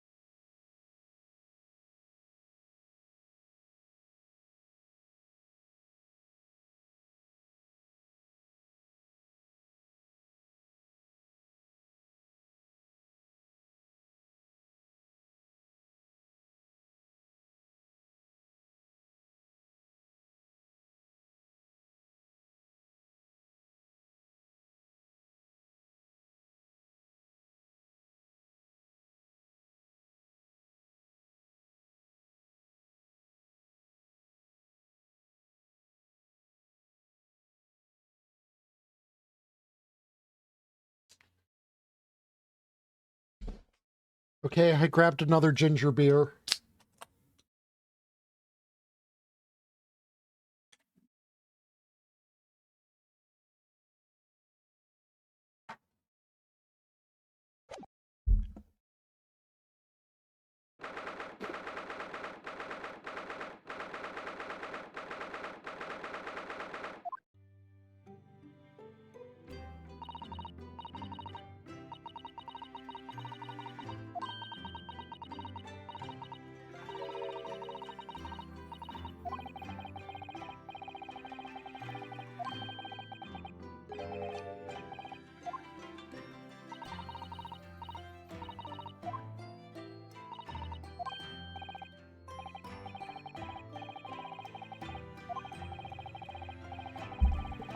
But you'd received the telegram saying that.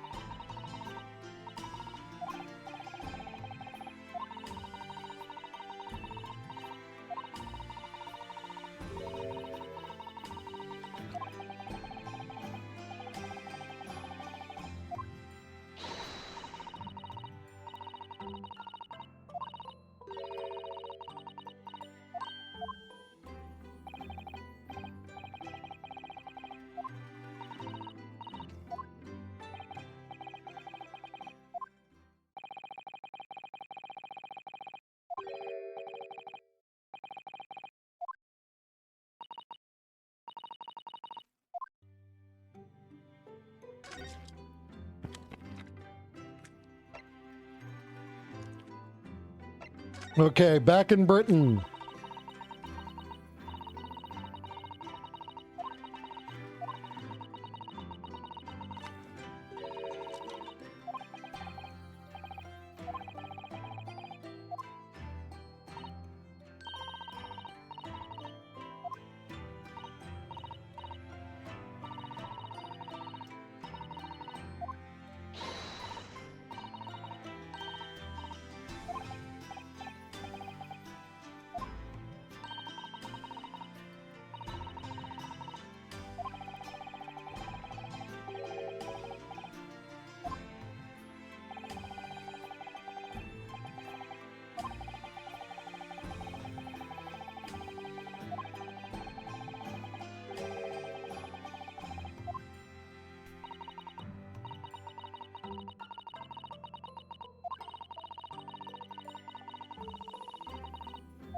Okay, yeah, so the collar was what was sus.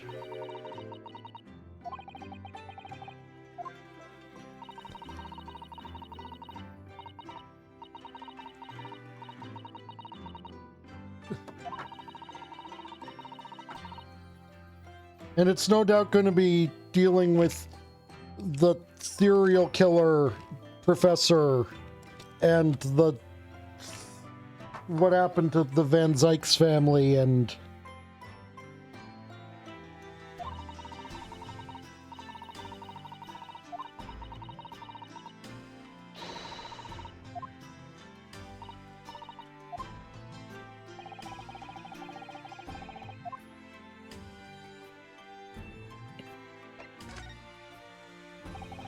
Forensic Science Symposium.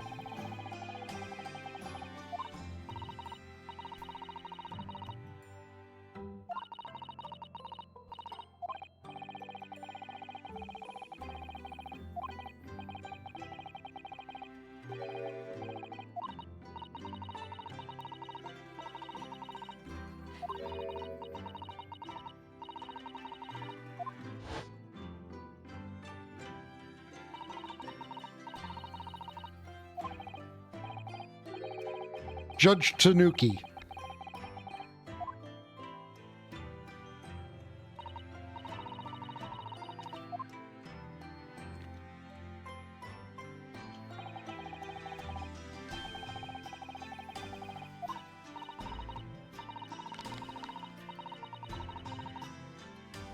Judge Tanuki's a pretty good guy. Don't worry, Rio.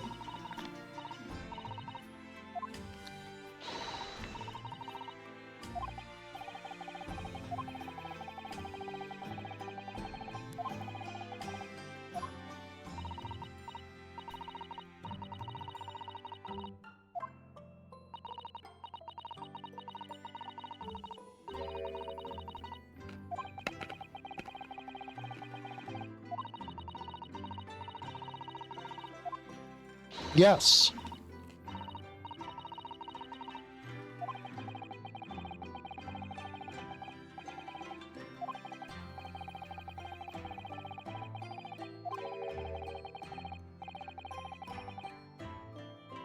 I sort of lost the will to live early on and didn't really listen to much of it. Me during the investigation sections.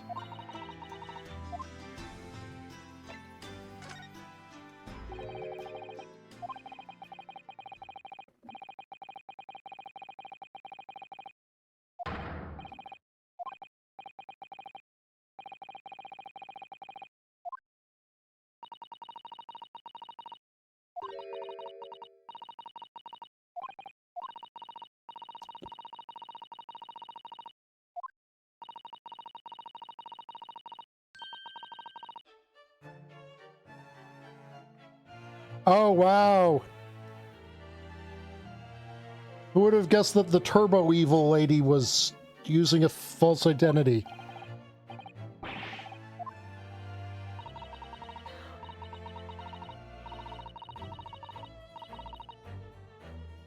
Her real name was Shin, and she wasn't a visiting student either. That was a front. A front? Who on earth was she then?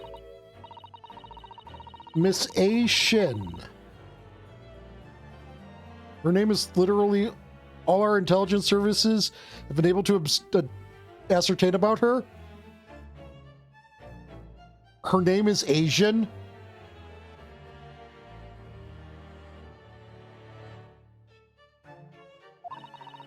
Nobody knows why or even how she came to be in Japan.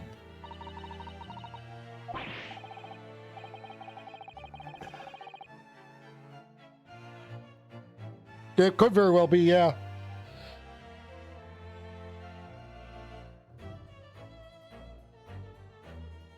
Her name is Aisha Shin.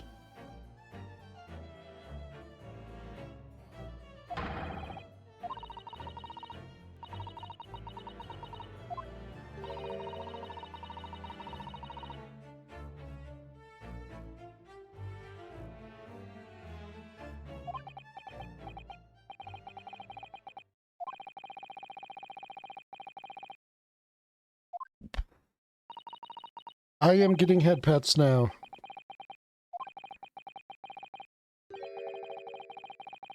But I still like at the moment, her name is Asian.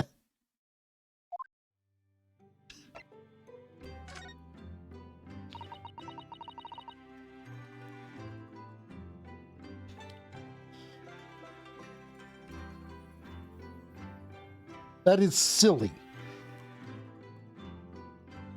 In the most stupidly Phoenix Wright way possible.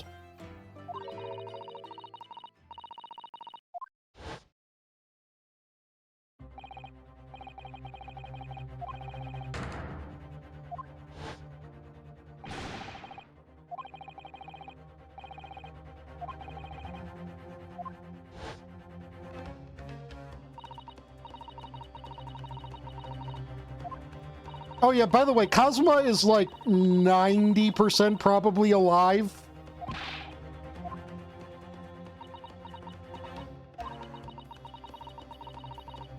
After he died, hold on.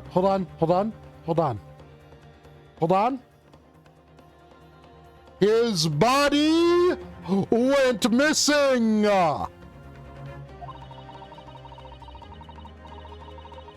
I can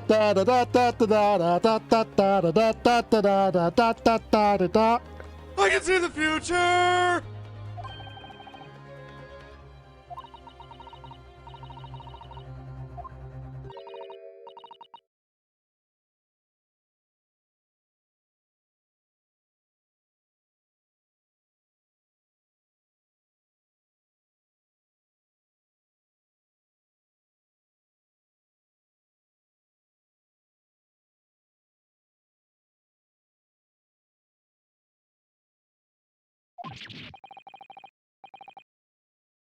Because he's never dead.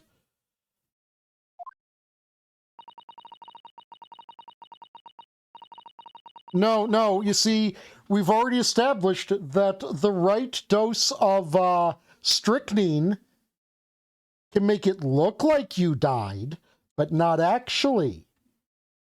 So his death was faked.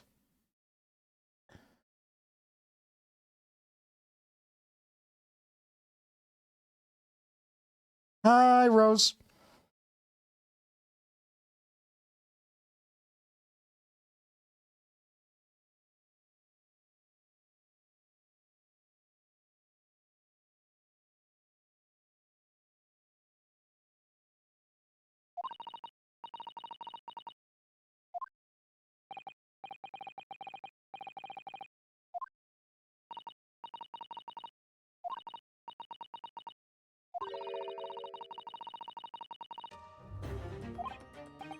I know exactly what happened to Kazuma-sama's body. He's Van Zykes' apprentice.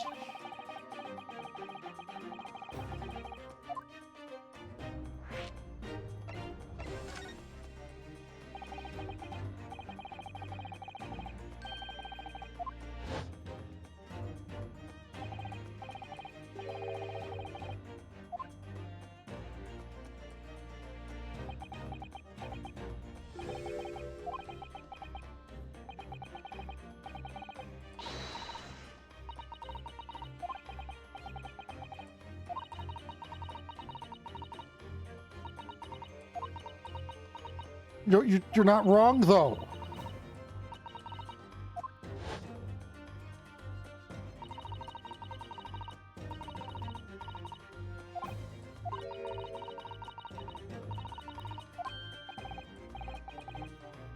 Which means Sholmes knows he's alive.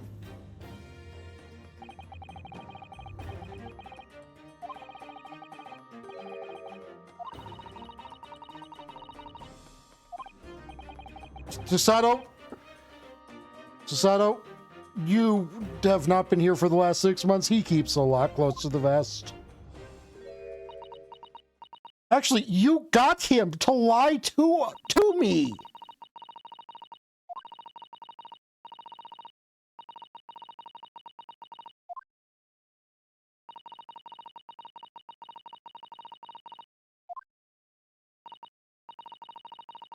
Hell, just even in general, I'm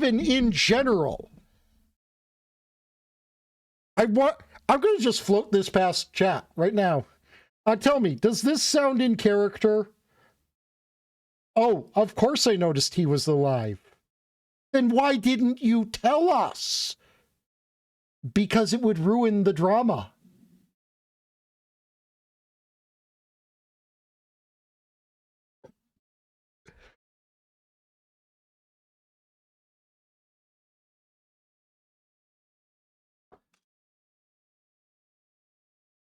Lying about it just because it would amuse him is in character.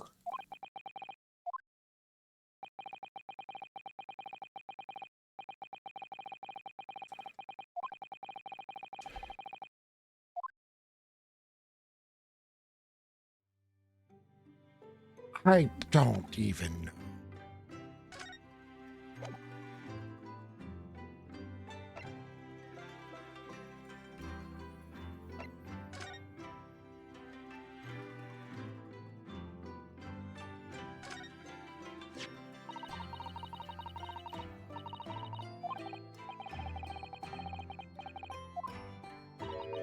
I don't know.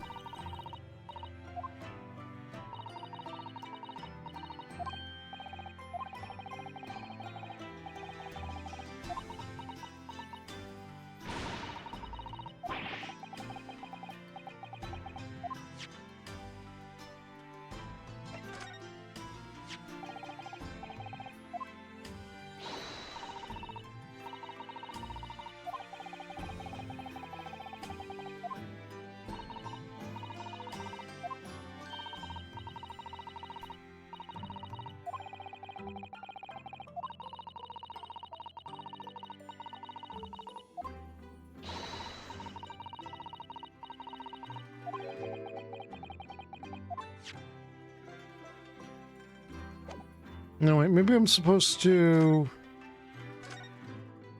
Yeah, probably this.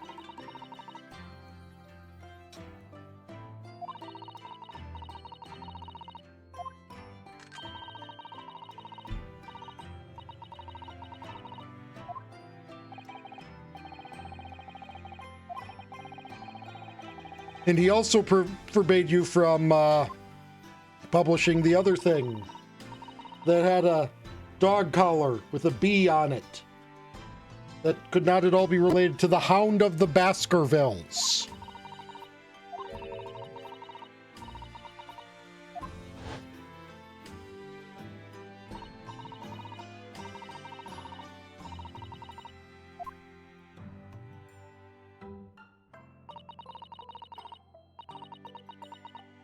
Yeah, so how did you know that, Susie?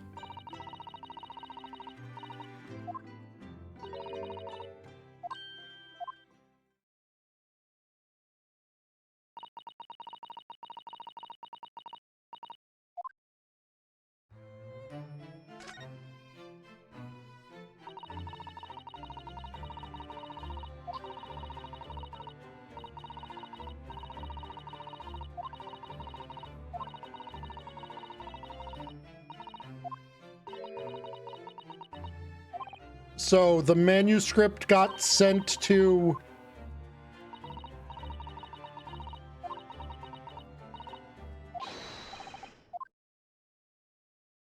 Susie's dad.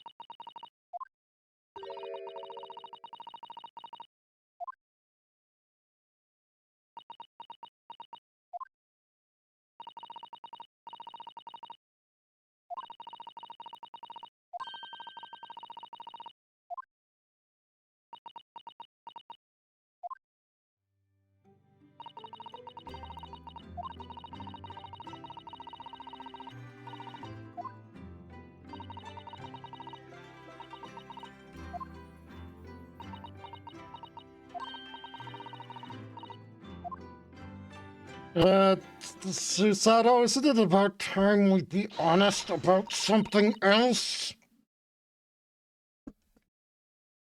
There's something else we need to be honest about with Iris.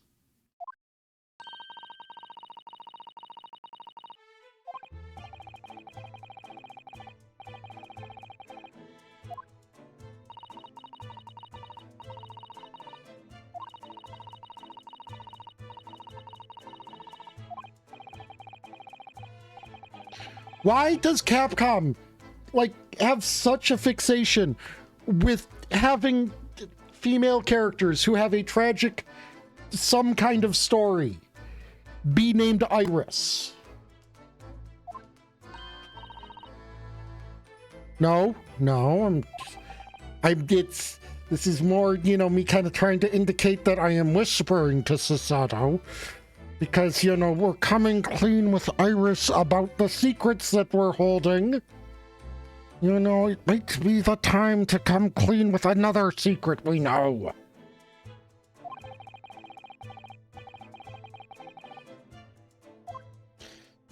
But you have two different Irises in the Ace Attorney games. And then you have the 1.5 Irises that are in the Mega Man games. I say 1.5 because Iris makes an appearance in both X and Battle Network. But they're kind of the same Iris. Well, the one in Battle Network is based on the Iris in X, so that's kind of like why I say 1.5.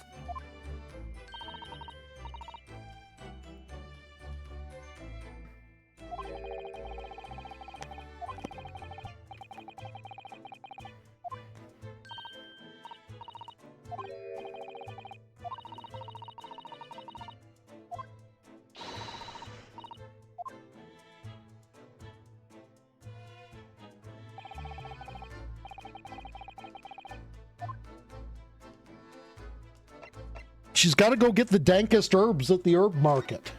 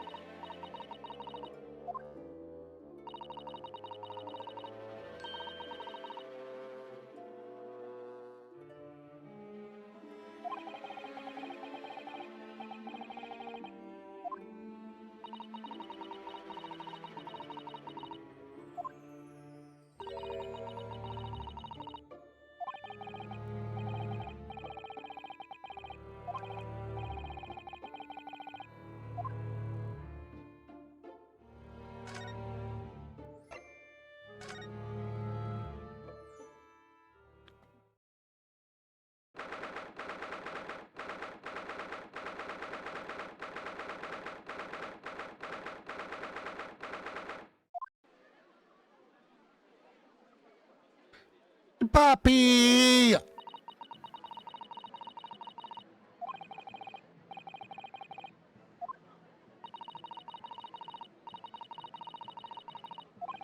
I don't care. I want to. I need to.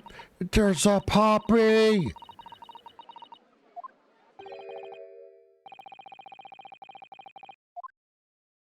Please, no, Greg, go away. Go. Shoo. Gina needs to introduce us to her little friend there.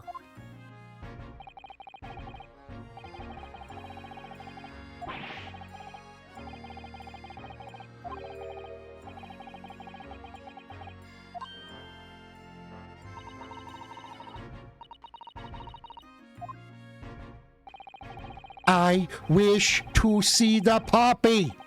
Shoo. You take your fish and chips and shoo. Puppy.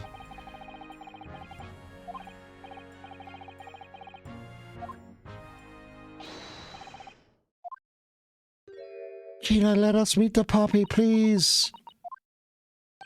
Look at Hims. Look at Hims. He's just... Look at Hims.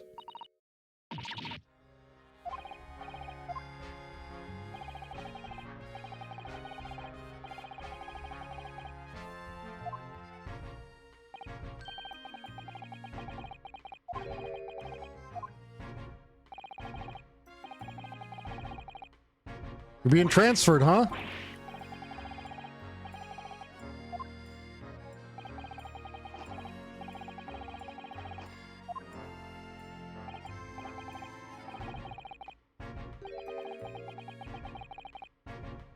Been transferred to France.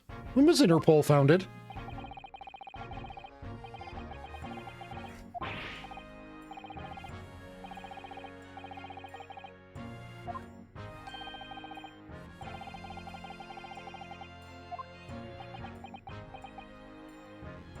That's got to be a post-World War II thing, right?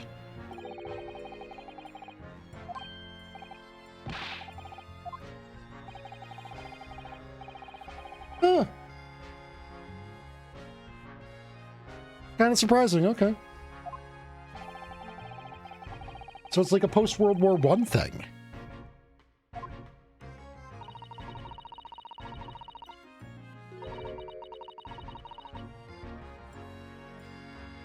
Oh. Are you fucking taking Gina to France so she'll be safe from the Reaper's curse?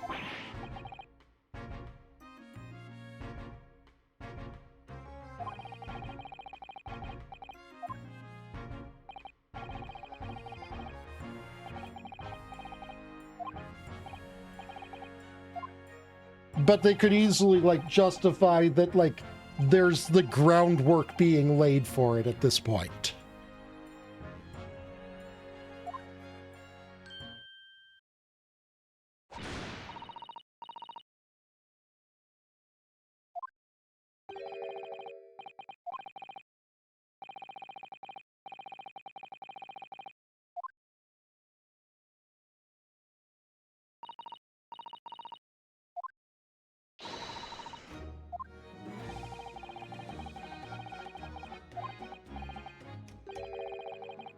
I love the puppy! Oh my gosh, look at him!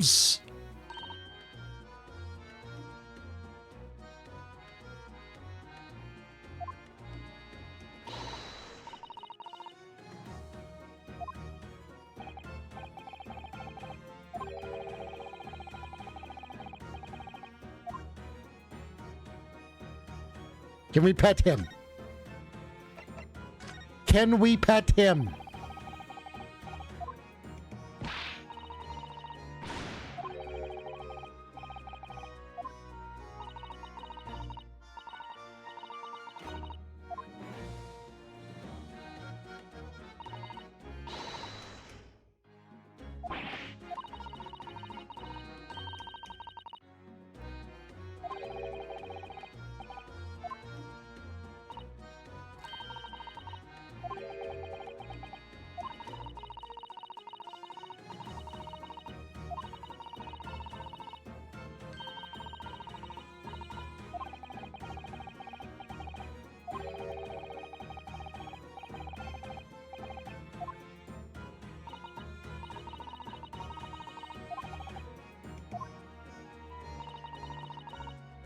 Look at him's tail going. It's going a mile a minute.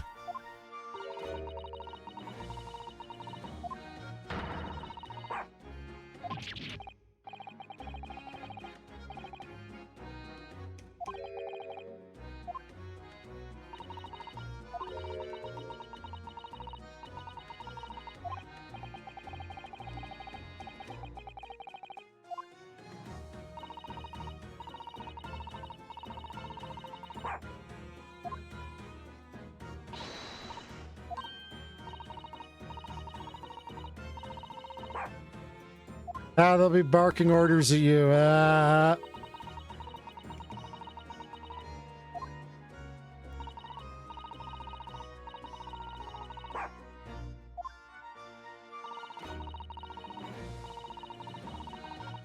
Hmm?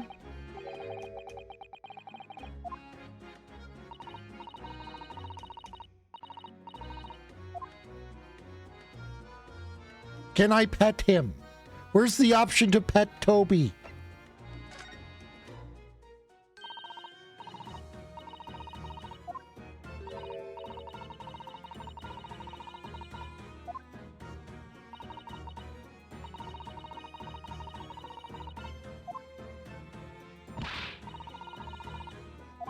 Yeah, blah, blah. Gotta recap just things.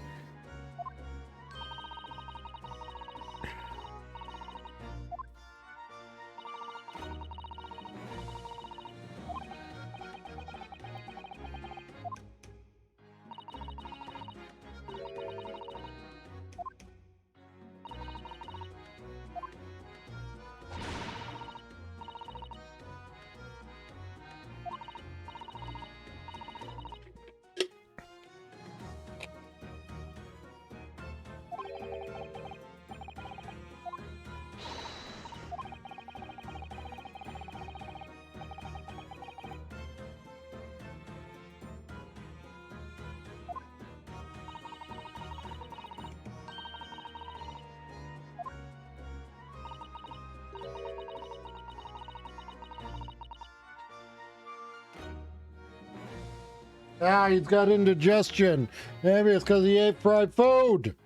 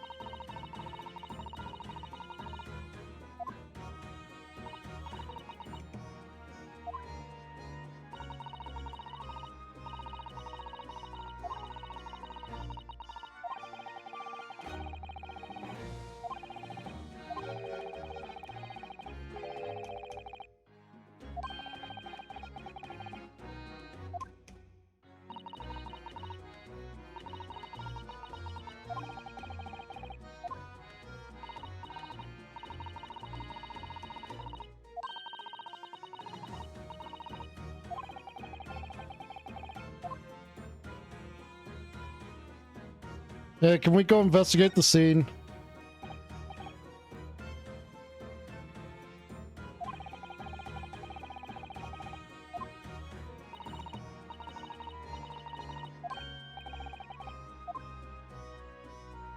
I like the Toby. Yeah, you can play with Toby.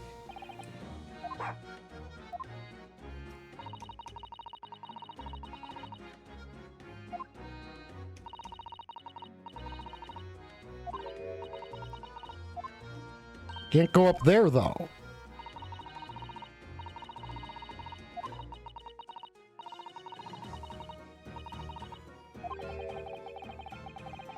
The Sudsy. The Spudsy.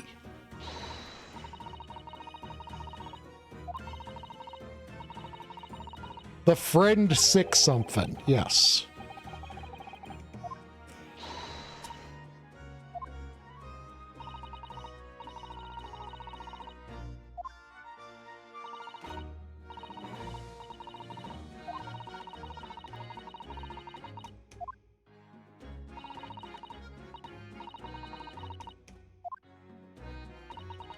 I think it's Lord Strongheart.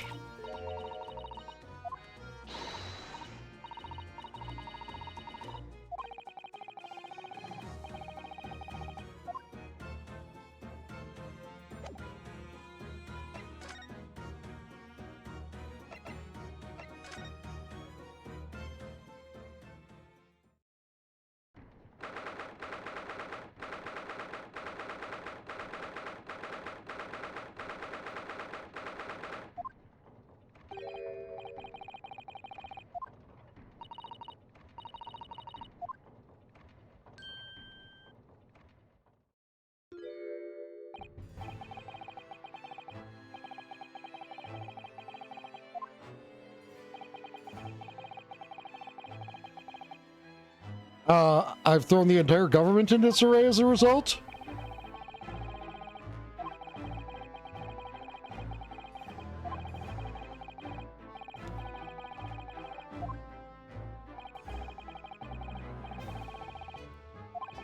Look, I didn't make them act foolishly. It was just due to my actions that it got revealed that they have been acting foolishly. So, maybe they shouldn't be acting foolish in the first case. Yes, correct. I am glad that someone here is...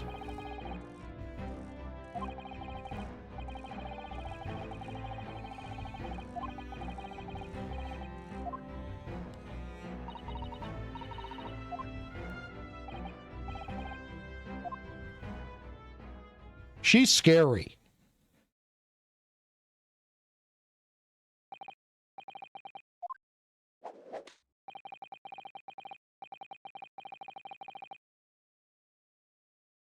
Courtney Shee.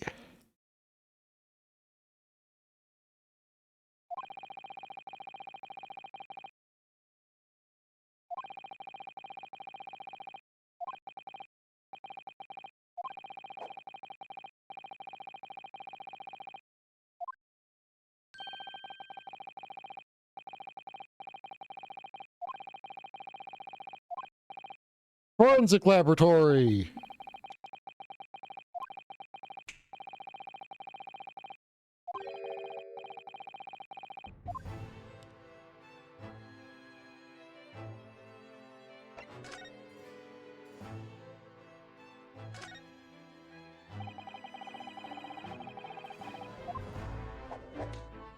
They performed science to prove things in the investigation.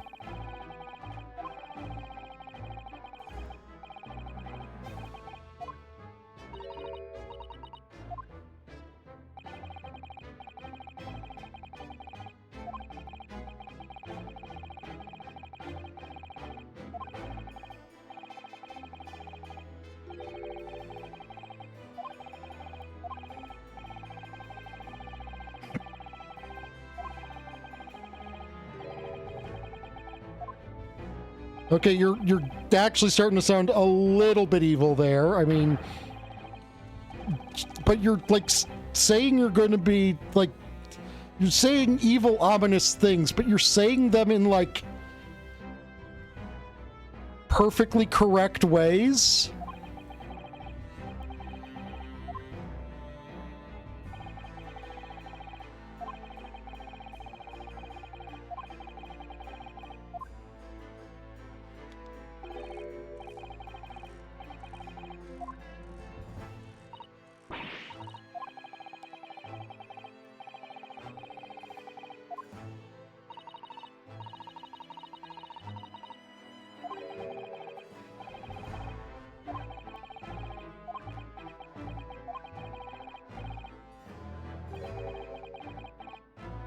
Okay, pets.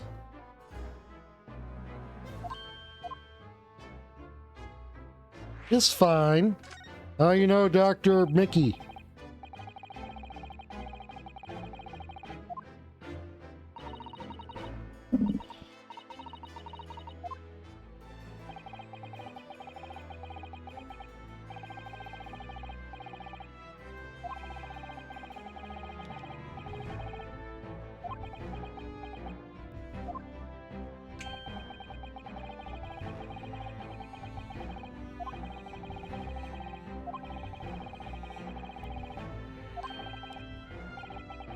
St. Sinner's Hospital, of course.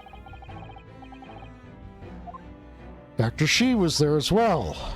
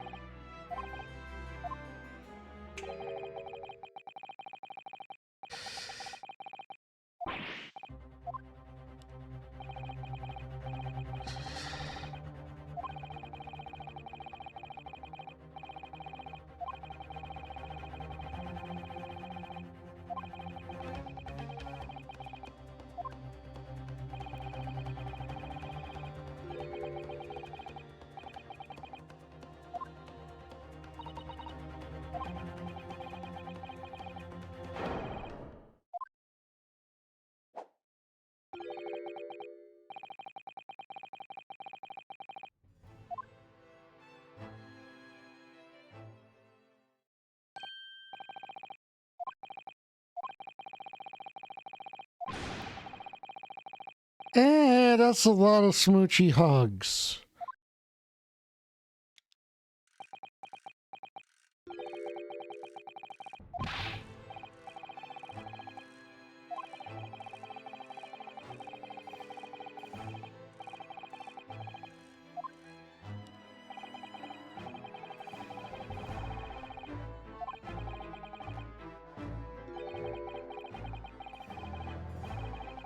I like love.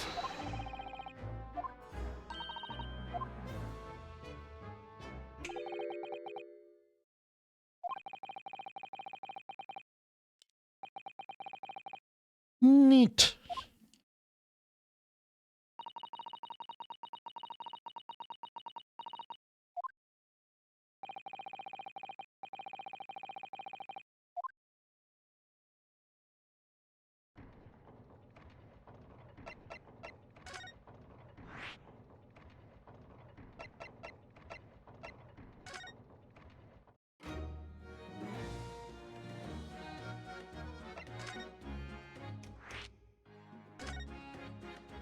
Night-night.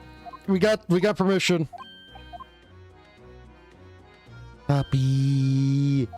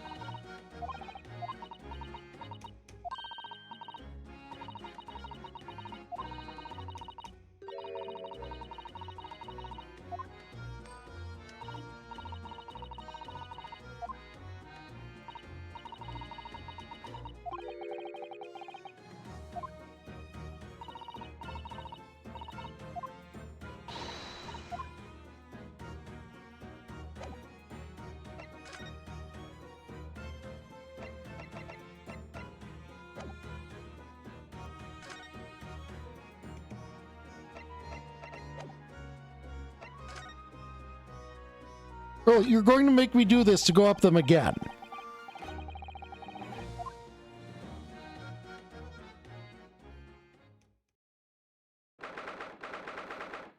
Shit has happened since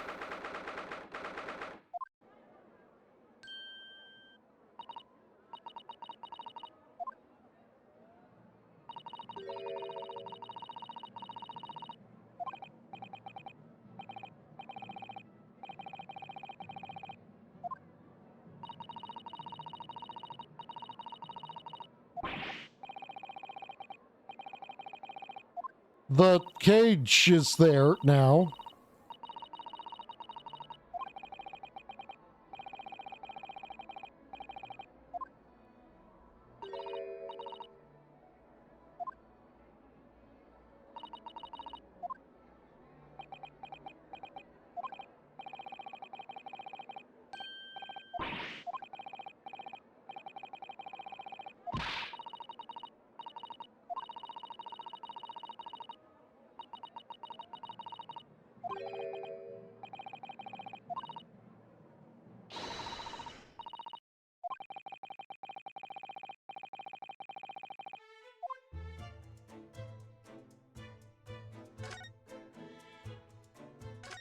Yes. We even saw him in a beam of sun near a window earlier.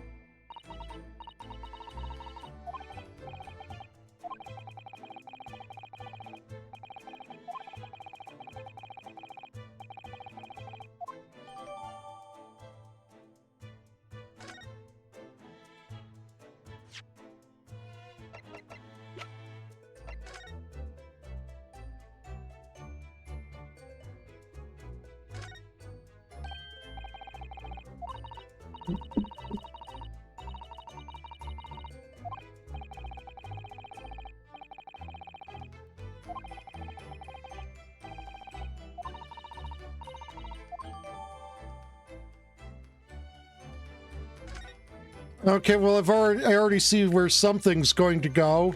If it's... No, not really. But I can already see how this is going to go. It's damaged on the bottom, which proves that he can't have landed on the upside because the neck hurty juice.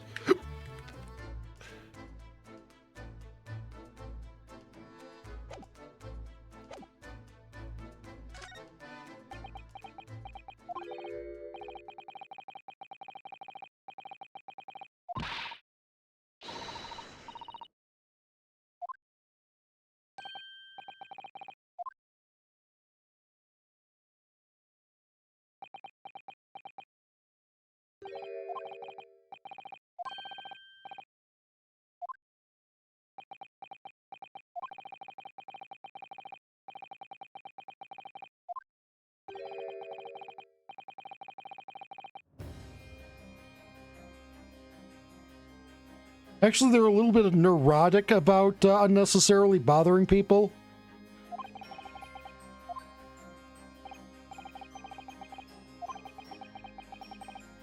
As a whole, not obviously the individual. People vary from person to person, but their society has some definite thoughts about being a bother to others.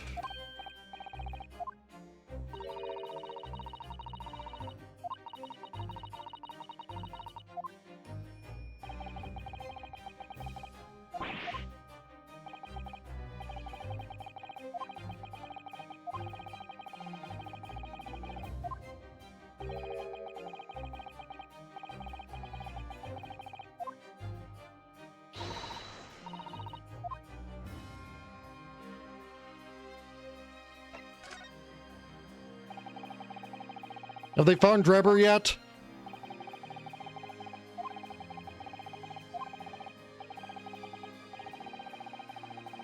Can we at least see the picture?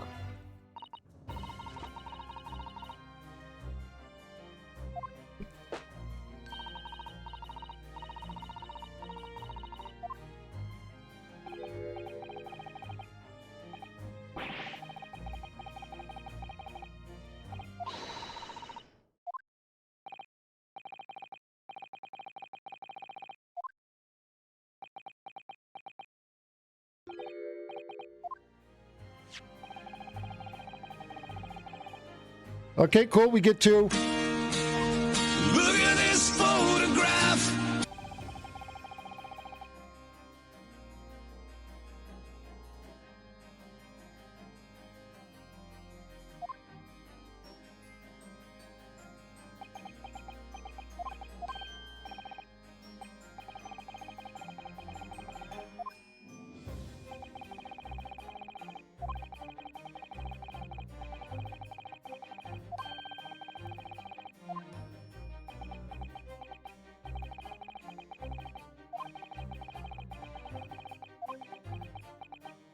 Ryu.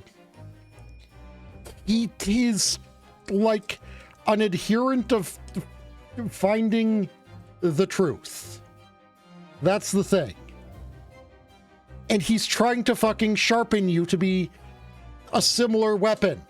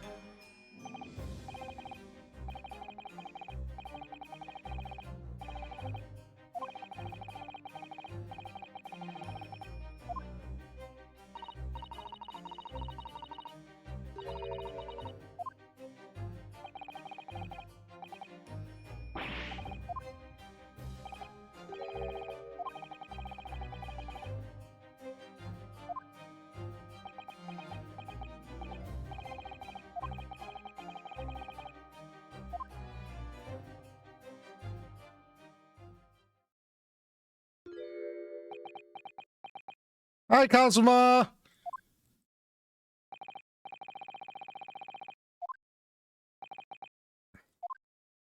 Look, Susato's here now, too!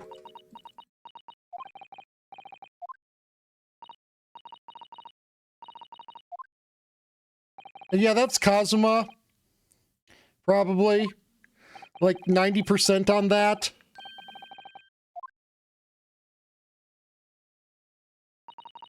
I don't know why it's being hidden.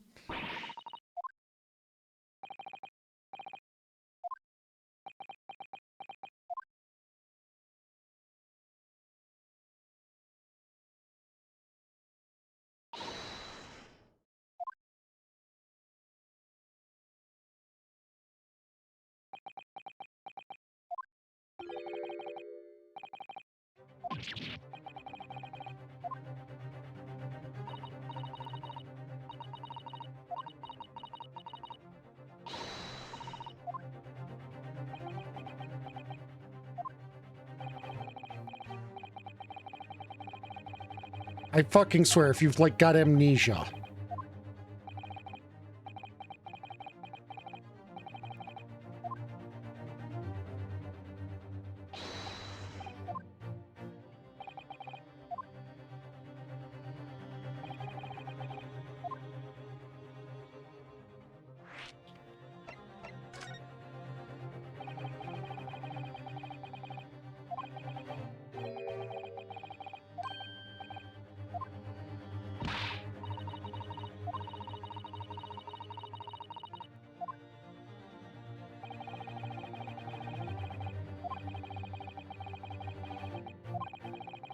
True.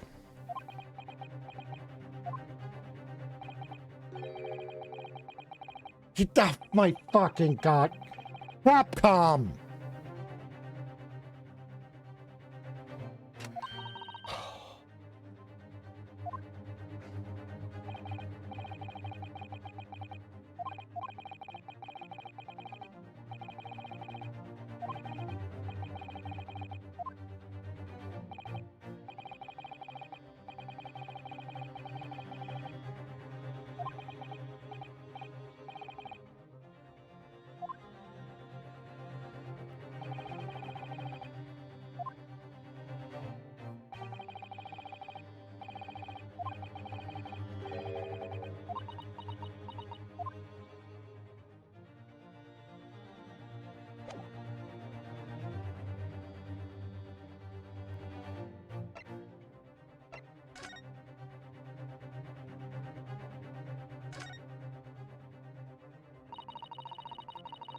Take care.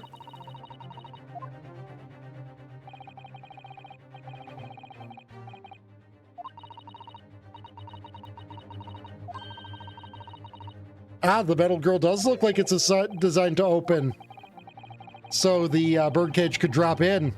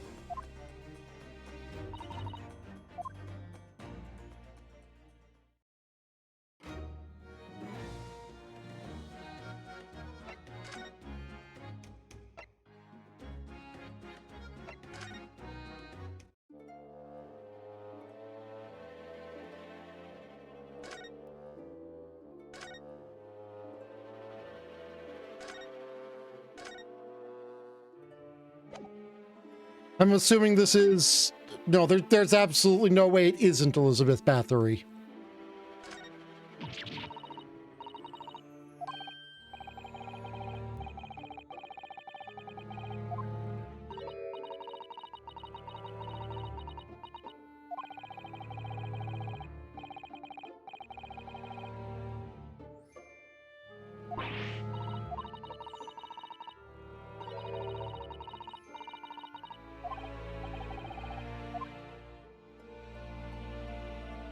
What do you mean? No, this is Elizabeth Bathory. That's what that is, and you fucking know it. And this is Jack the Ripper.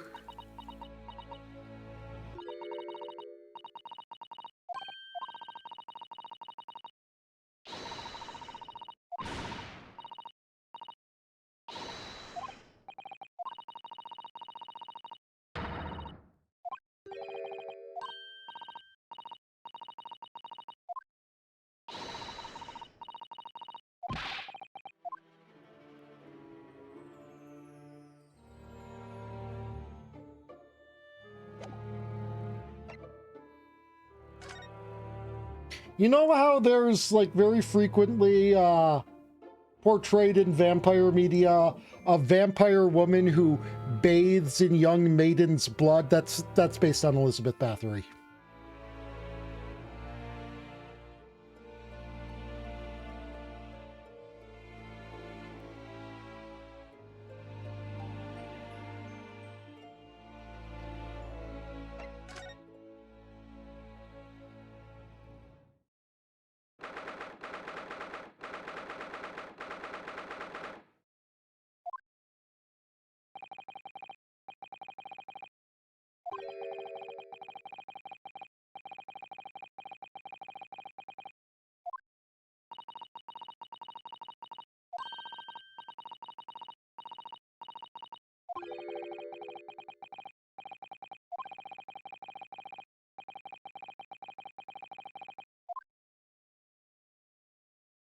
Are we being told to examine things until she shows up?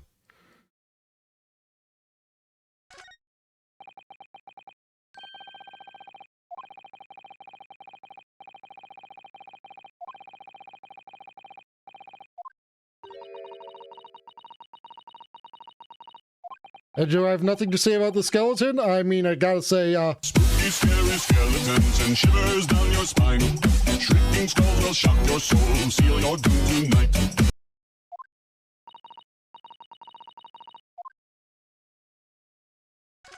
ah!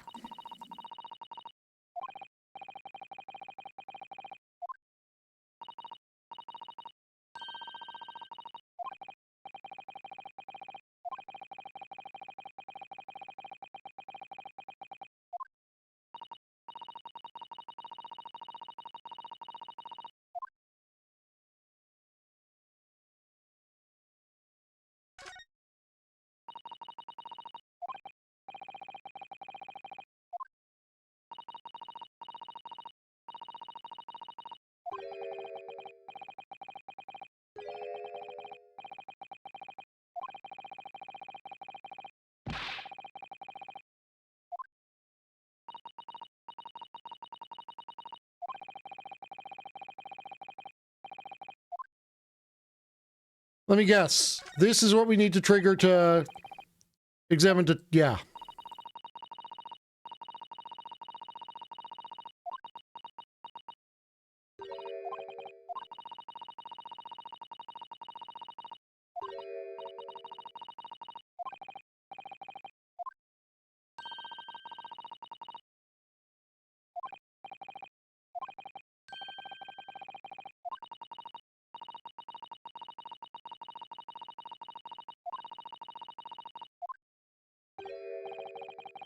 That's a lot of scalpels. What? That... What?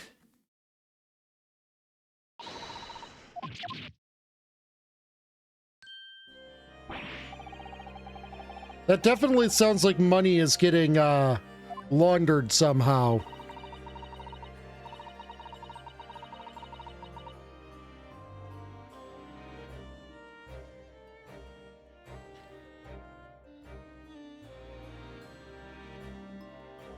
So you thought you'd snoop around. That's acceptable to you people from the East, is it? No, it's not really acceptable to the people of the East. I mean, we are particular snoops. So yes, we, not indicative of the people of Japan, were snooping usual.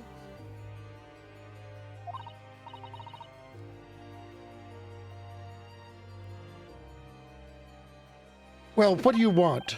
Lord Strongheart told us, you see, that it was you who examined the victim's body, or Mr. Asmon's body, I believe. So he came to ask you about your findings, and Lord Strongheart's advice. Very well, if the Lord Chief Justice has given his consent, I'll tell you what our investigation revealed. But when we're done, you must leave immediately.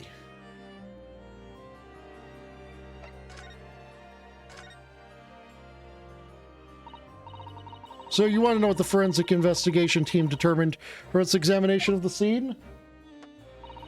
The victim, Mr. Odie Asmon, who disappeared from the experimentation stage amidst the explosion, and the Mr. Asmon, who appeared moments later, partway up the Crystal Tower, were without question one and the same person.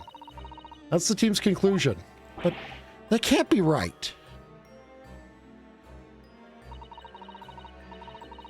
If it was an elaborate trick, we can only speculate about how it was carried out.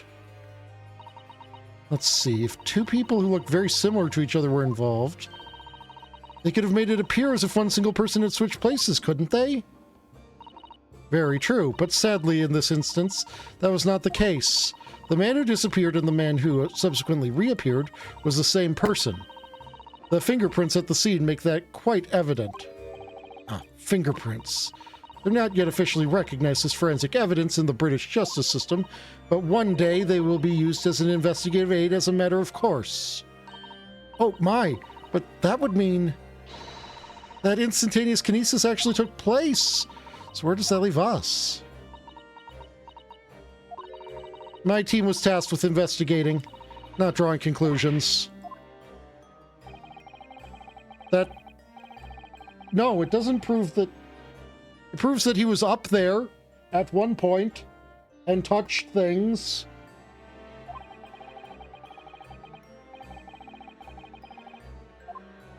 It doesn't prove he was up there then. What the plague doctor fuck are you doing?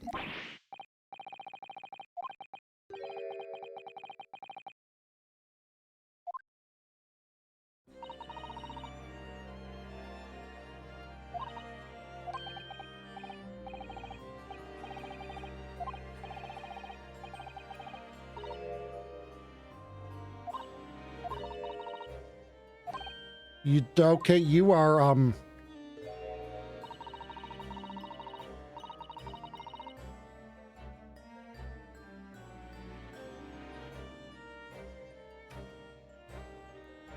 right, okay.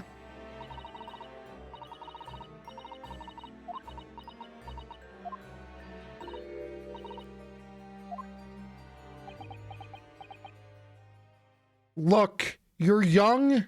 It's the year 1900. Stick around for like 35 more years, you'll have all sorts of militaries definitely willing to hire on a doctor scientist who's willing to cut people up alive.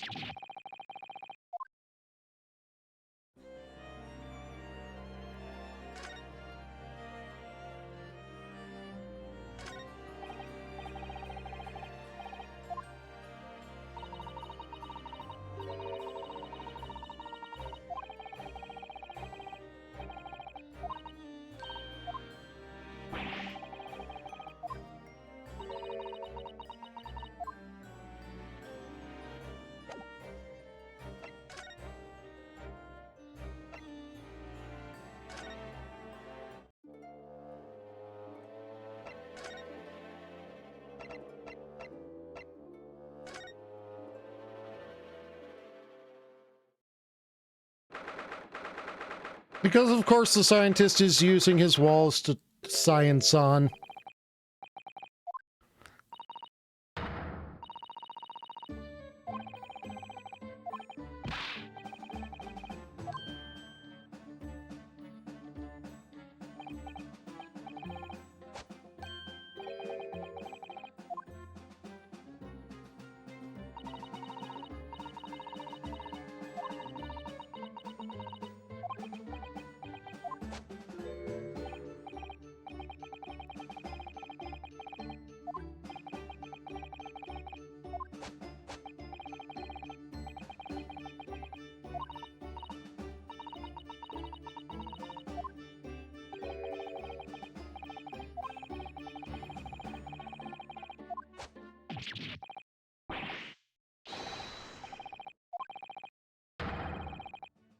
Yes, it did. You are correct.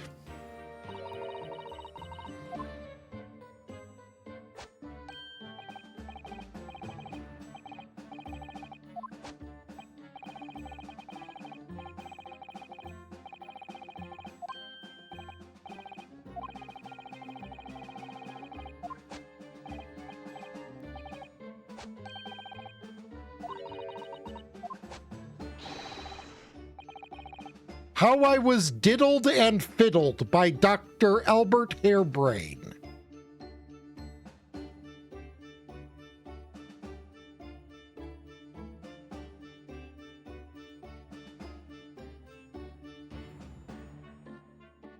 These guys just keep using, like, the worst possible words they could use.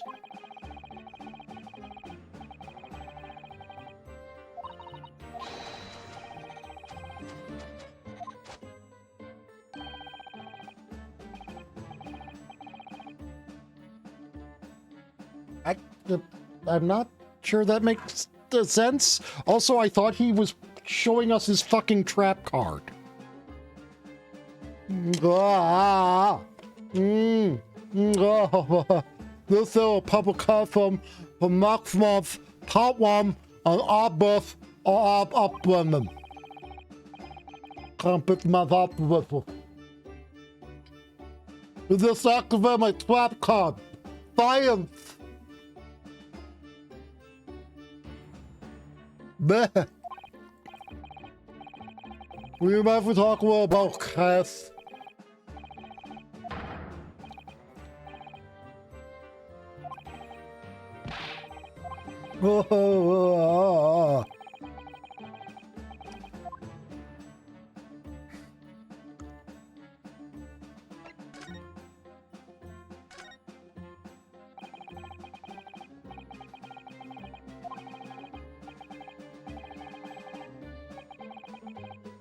I play Pot of Greed. This allows me to take 2 cards from my deck and add them to my hand.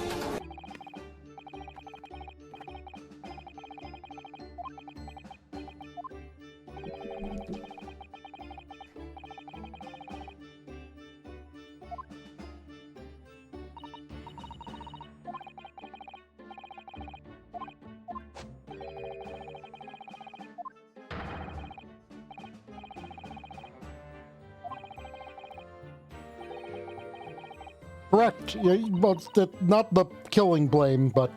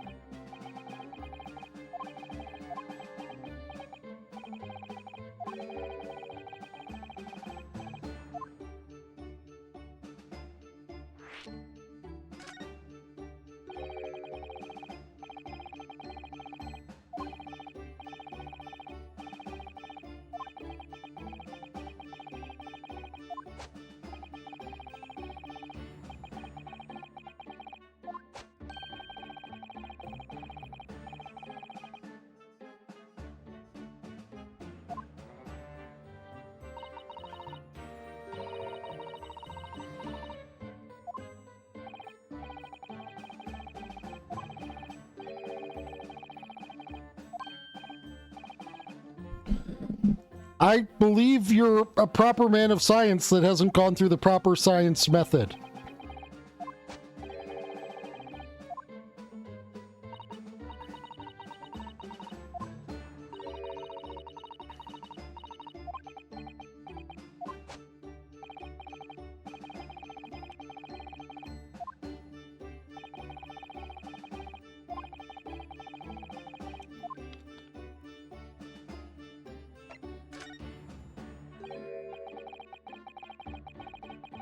Yeah, probably.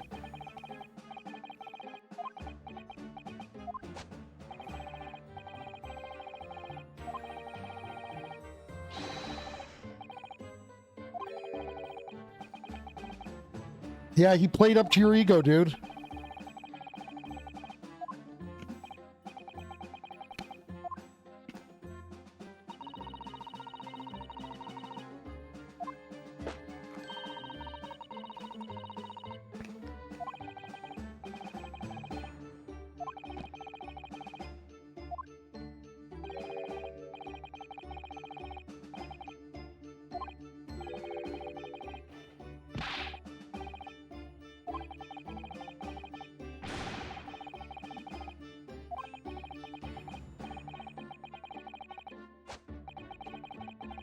Yeah. People who are desperate are some of the easiest for criminals to prey upon.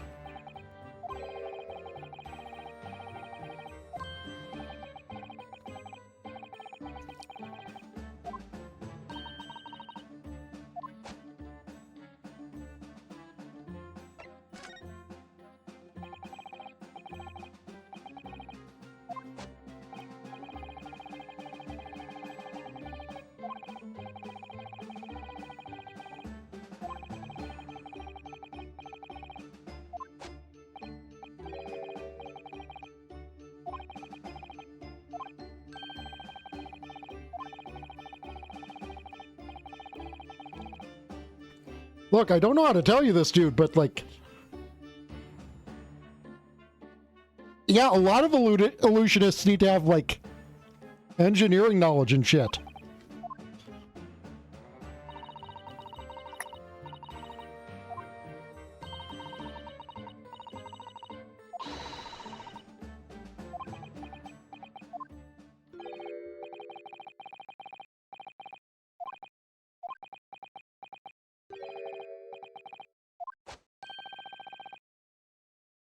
Why did... Oh my fucking God.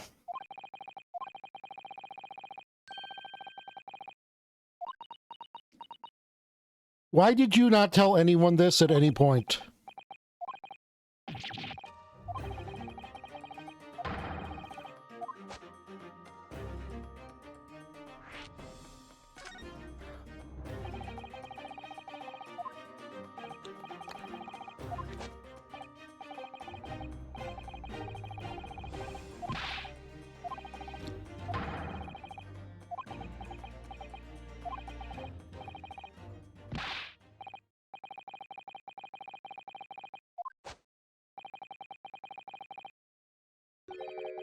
You fucking lemon.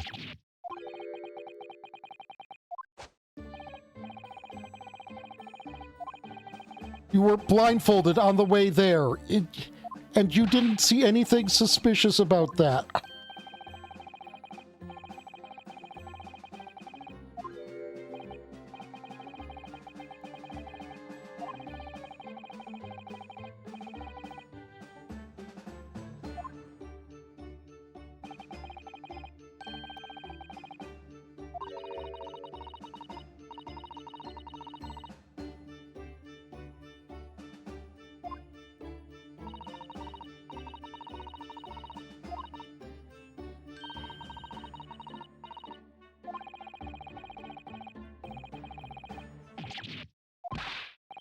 My fucking God.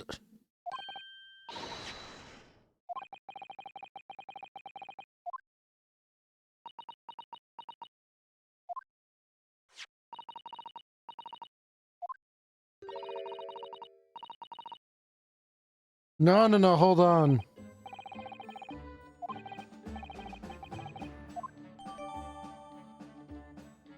Yeah, let me examine the fuck out of that thing for one.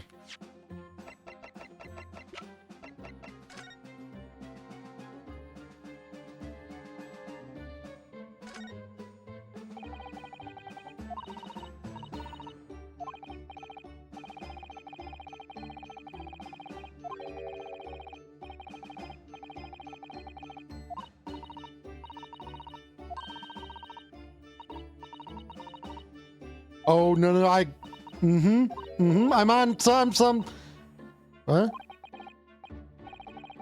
No, no, no, no, no, no, no, no, no, no, no, no, no, no, no. I'm on to something, and it involves our new best friend.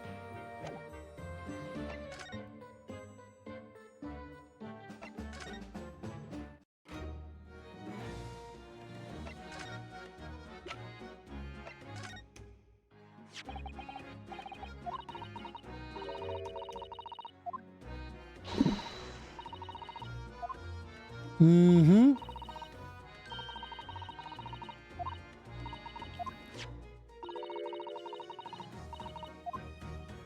It's soil, and your little buddy should be able to lead us.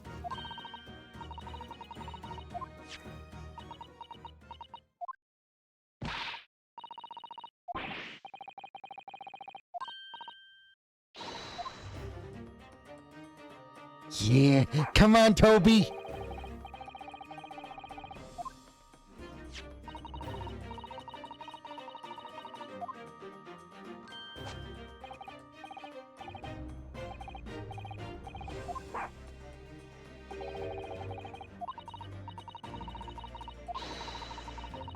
Yeah, Toby's such a good popo. Let's lead the way, Toby.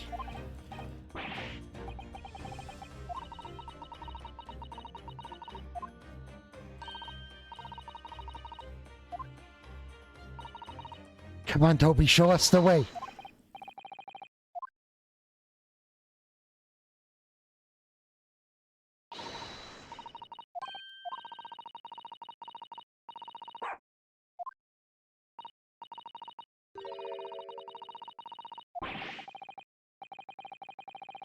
How about the cops behind you?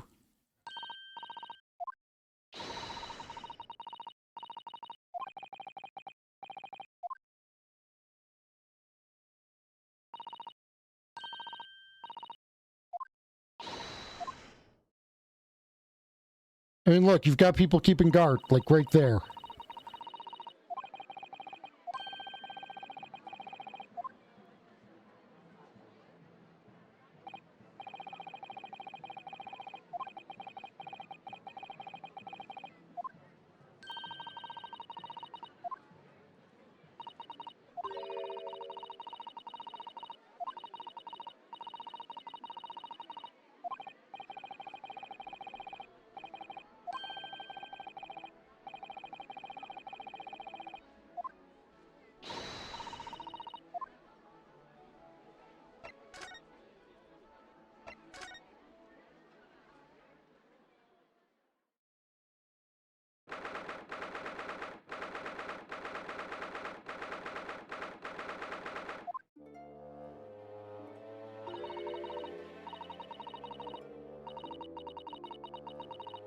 You're an amazing friend.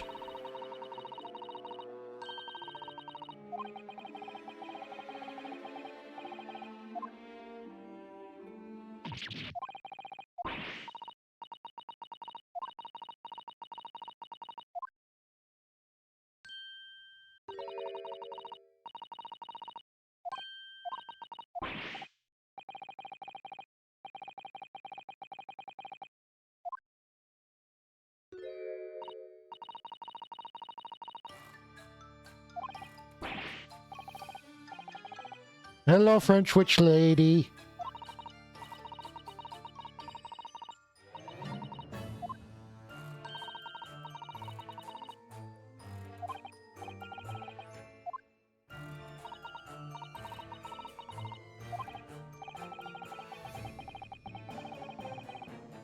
You're all meh.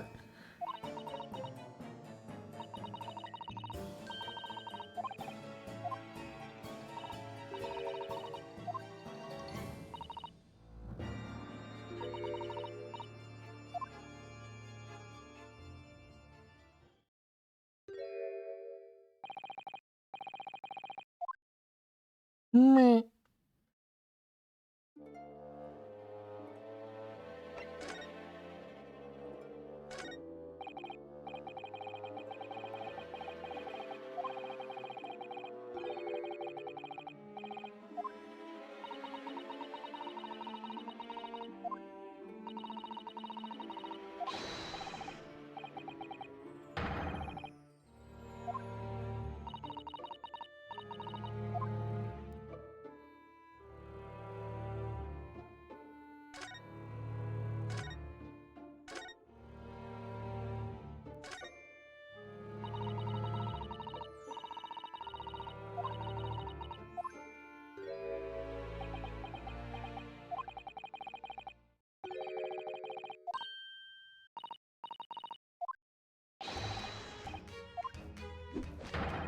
Yay.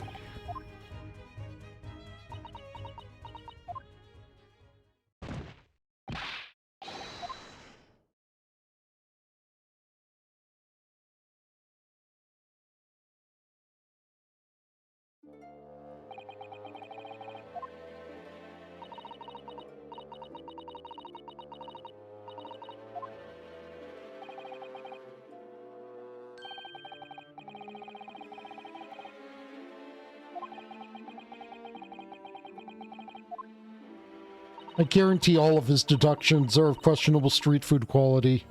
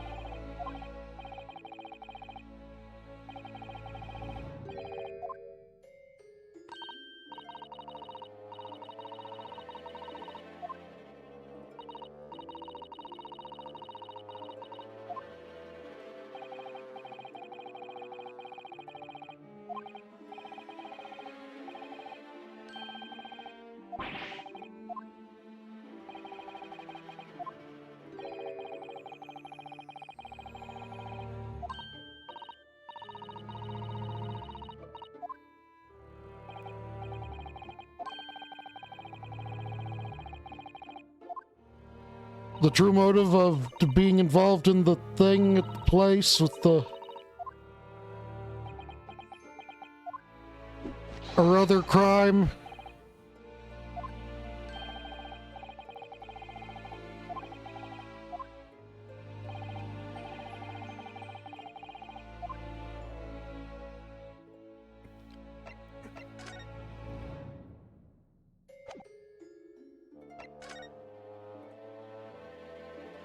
Okay, yeah, Kazuma's death.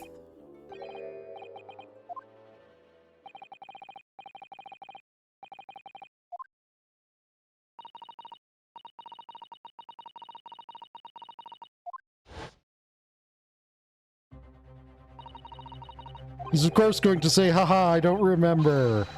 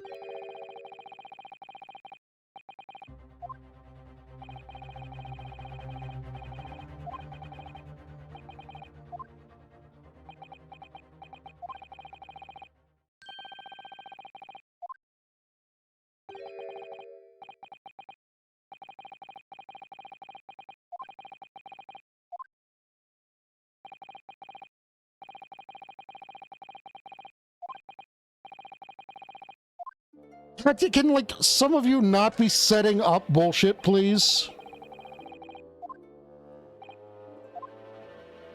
Seriously, Strongheart, Van Zyxen, you are all, like, setting up bullshit for us. Oh, and her dad, don't forget her dad.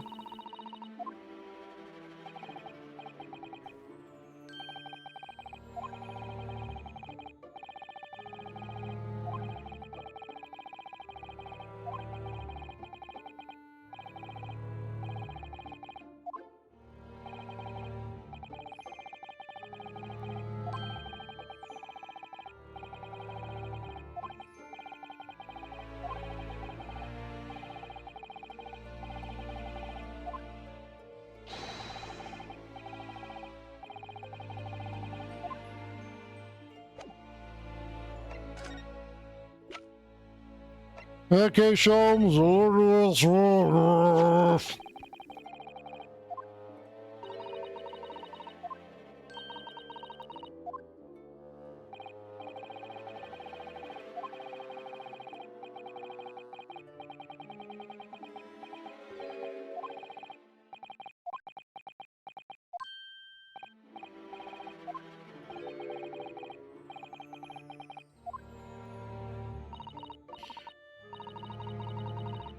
He's the one who returned the wax figure, isn't he?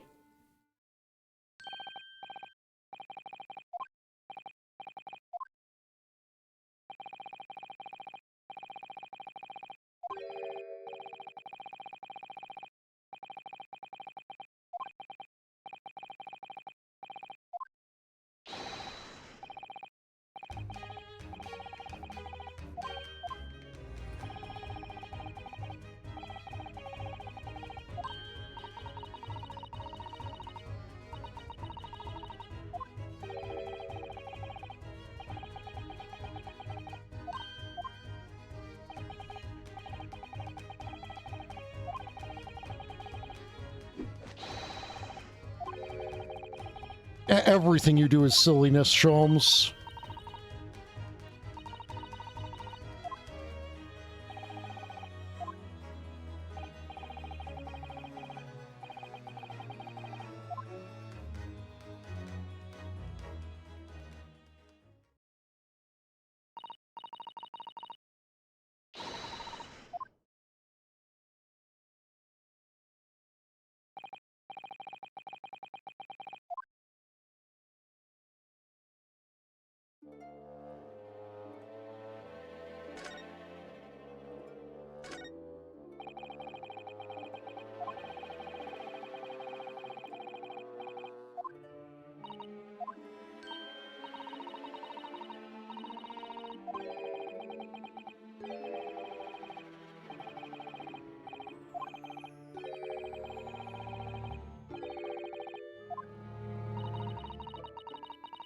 Come on, take us through the curtain. In through the curtain.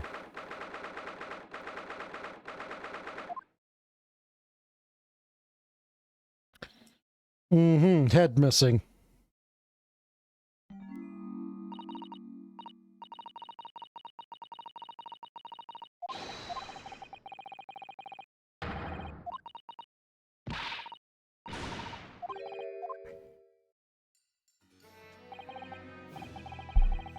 Okay, I'm gonna be right back while the ad plays.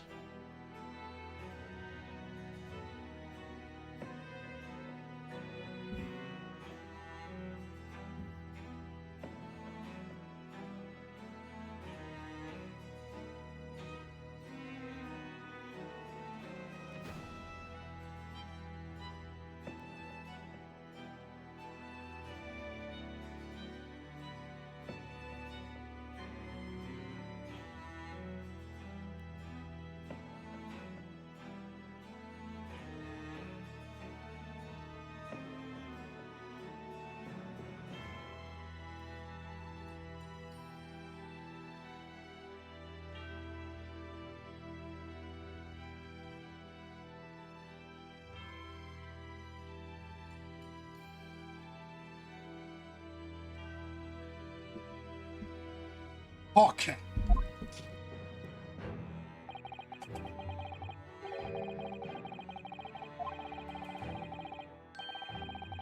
Stop referring to things as diddling, please!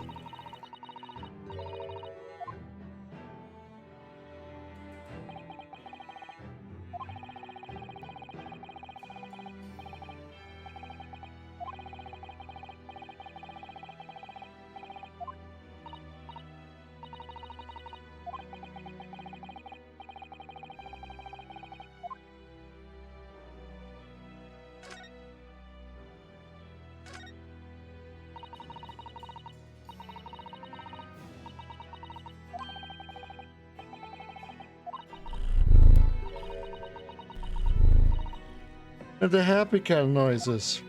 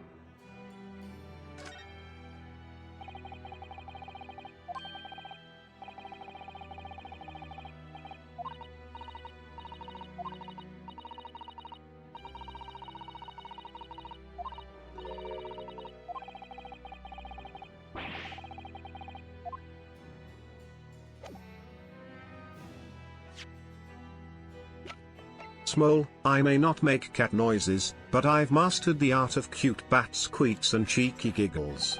Ready to charm everyone with my adorable sounds.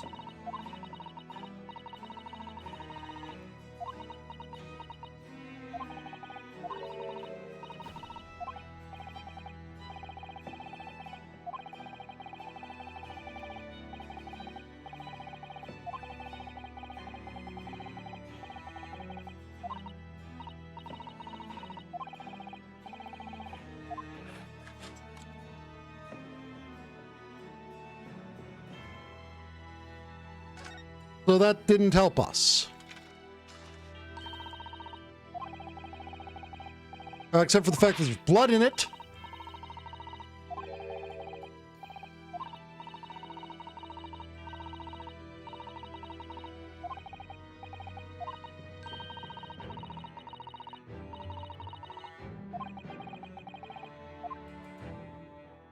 Blood.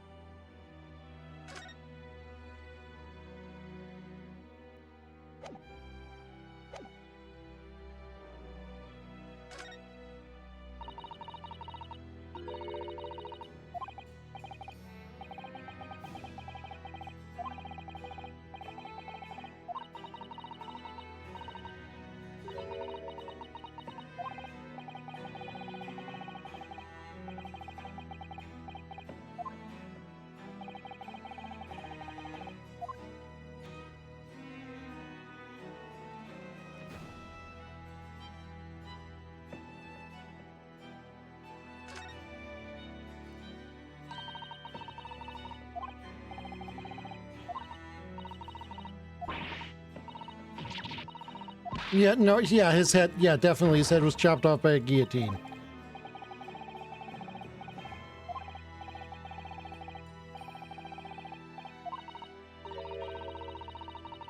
Yeah, he just forgot to reattach the head.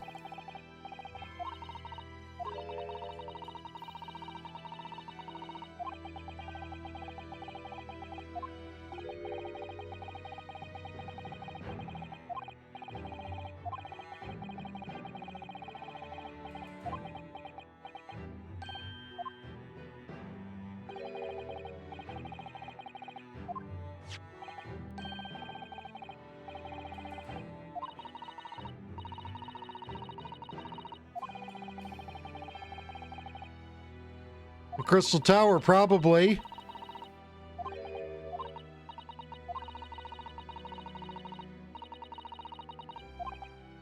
Yeah, big building with the Crystal Tower.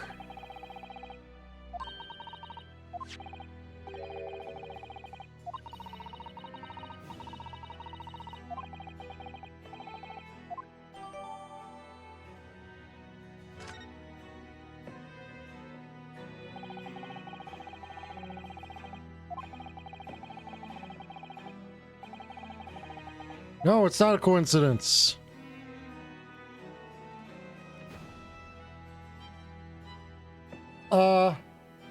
He did. He said that. Did you not hear when he responded? He said that he can, but he's mastered making cute bat noises.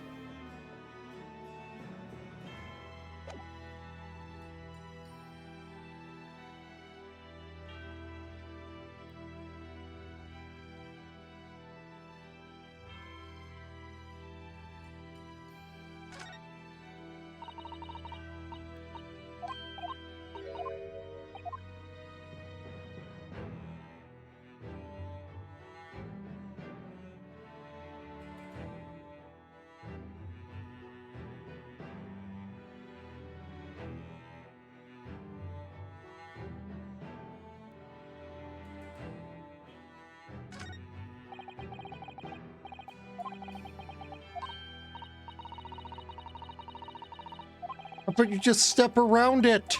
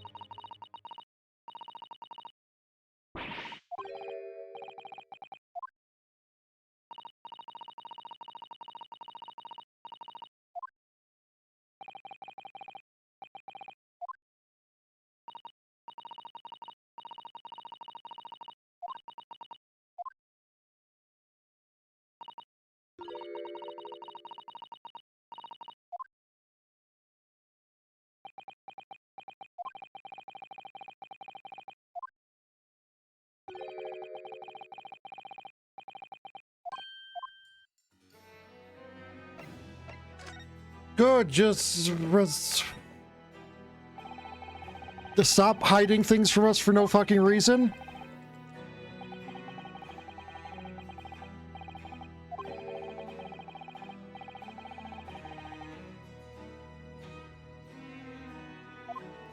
Oh, we're attacked by the Hound of Baskerville.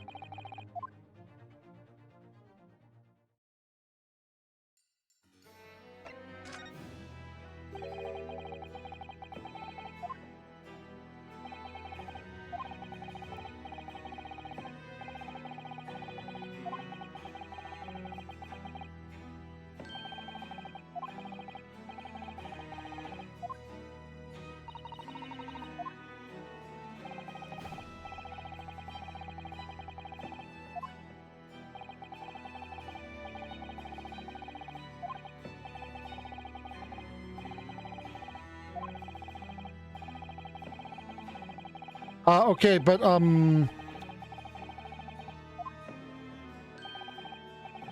was he caught again?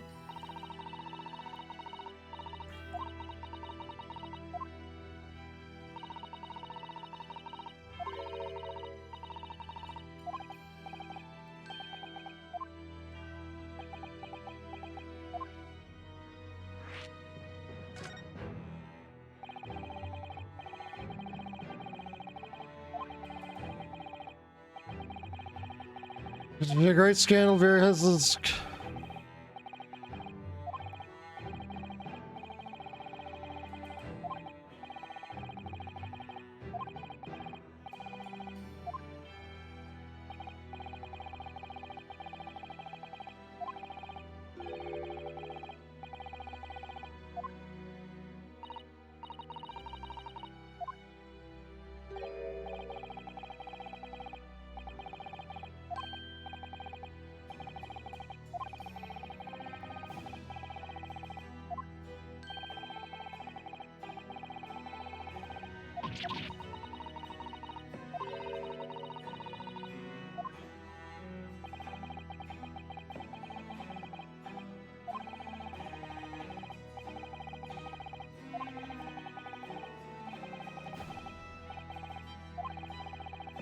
I'm gonna call it right here.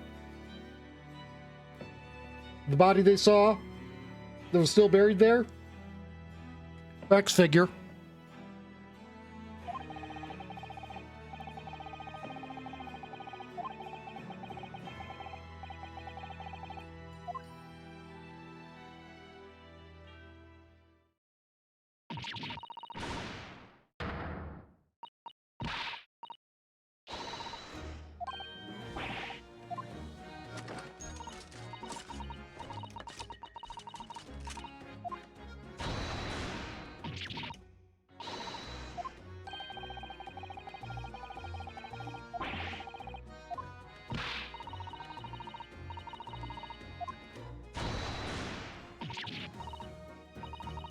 All right. So what is up, Gina?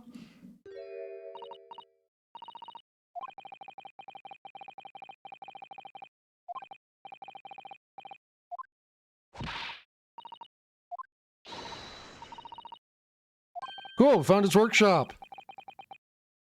Toby's such a good boy.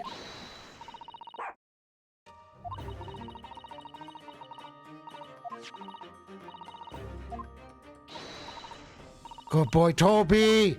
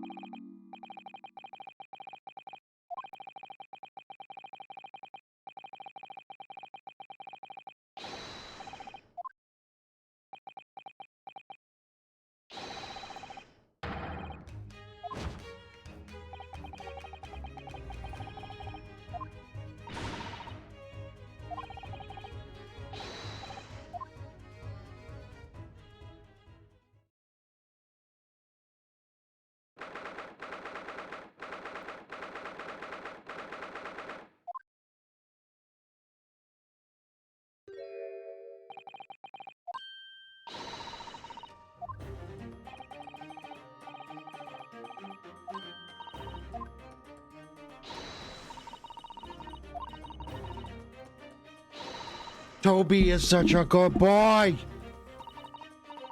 Yeah, Toby's the miracle worker. Who's a good dog? Who's a good dog?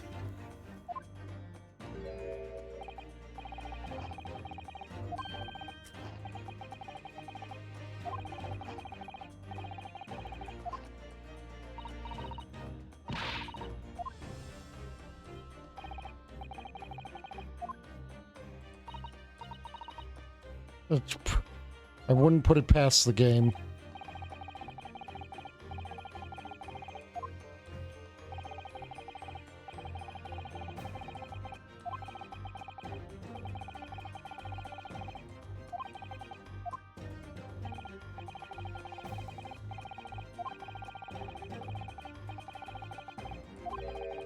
Hey, would you look at that quiver of arrows or crossbow bolts?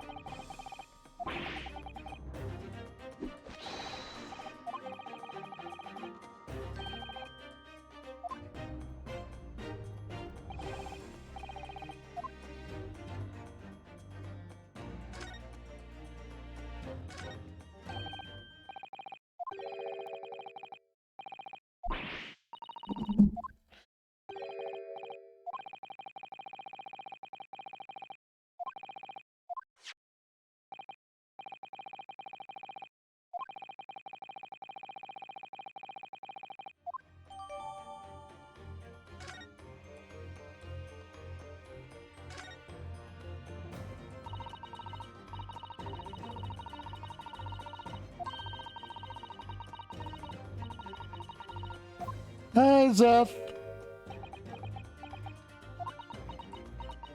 The science is up.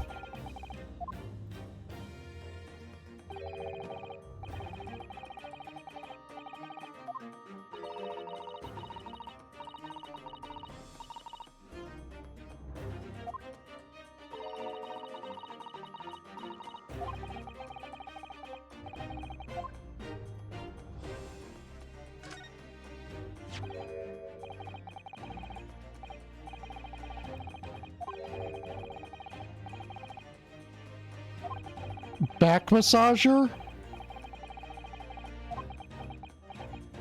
A back what?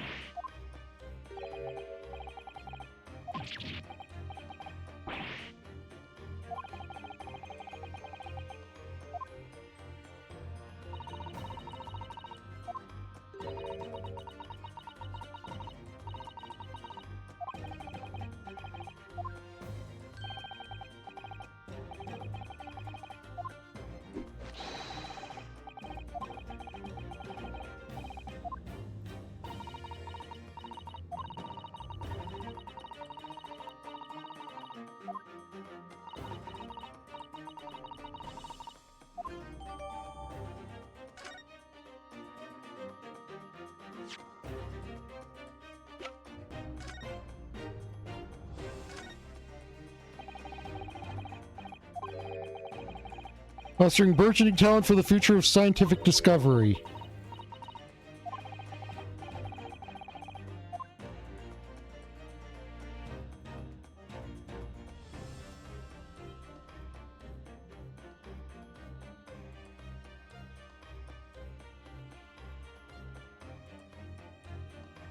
No, that's Herlock Sholmes.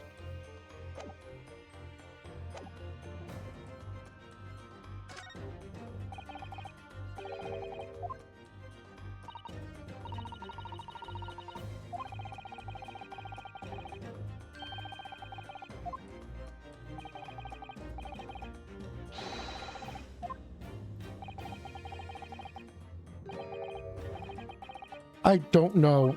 I hope not.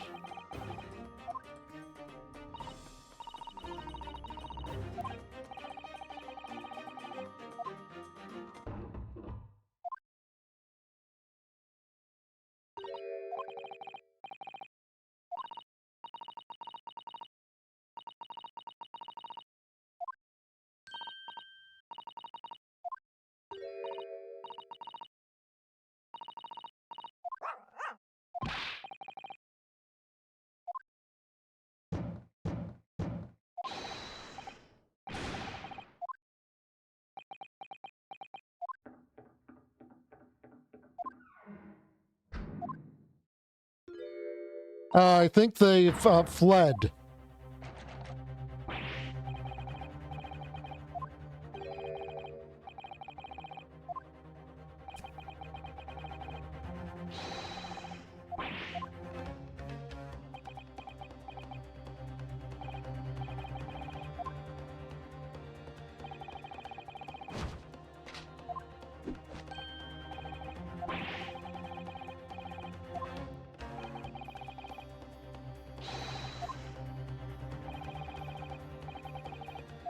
You are pursuing a suspect, Gregson.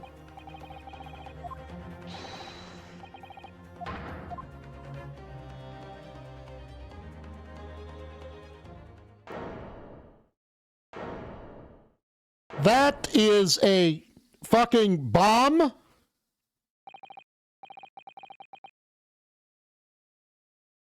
A bomb. Bomb. Giant fucking Looney Tunes pile of TNT.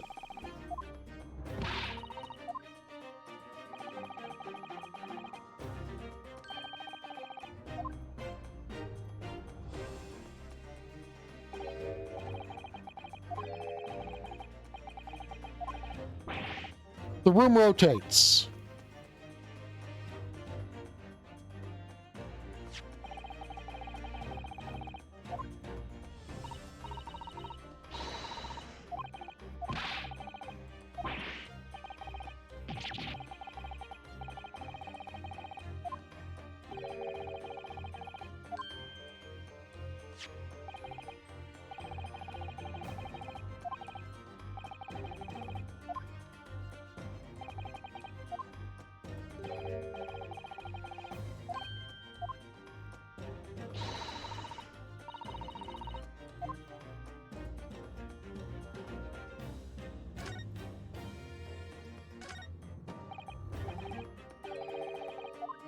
Giant fuck off TNT bundle with a timer on it.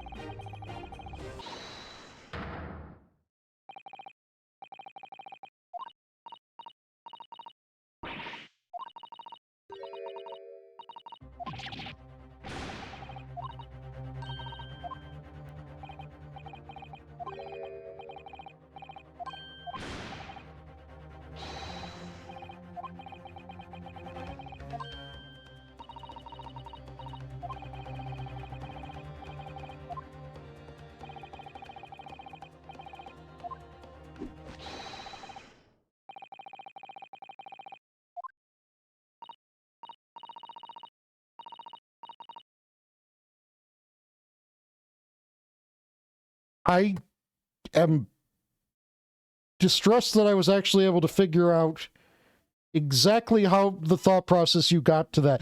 You got to that through the mysterious ticking noise, didn't you?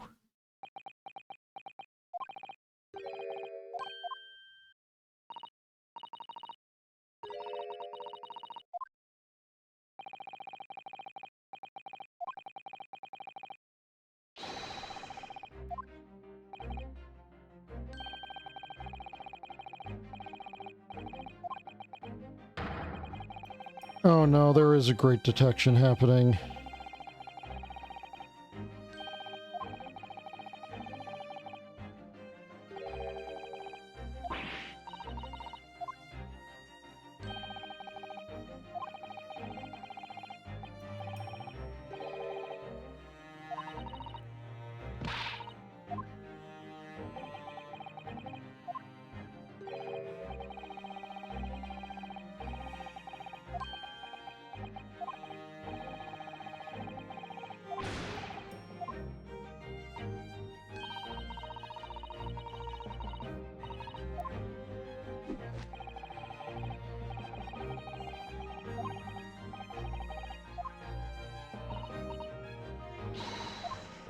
Wait, is Susato going to do a deduction?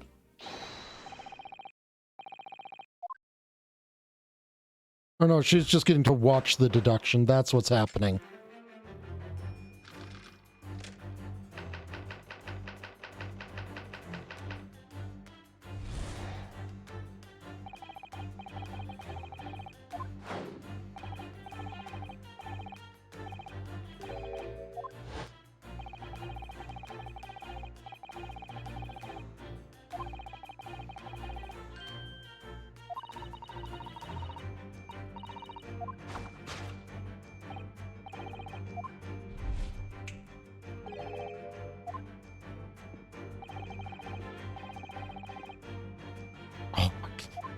His theory is that she's invented an anti-gravity machine.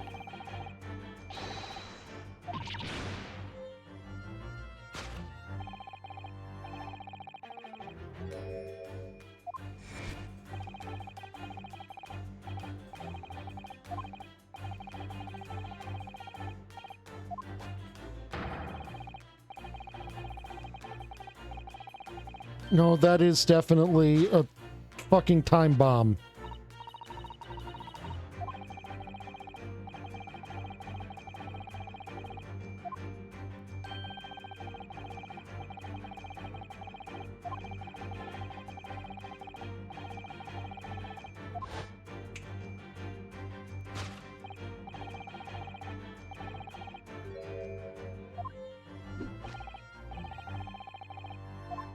Sholmes, somehow your great deductions get even dumber.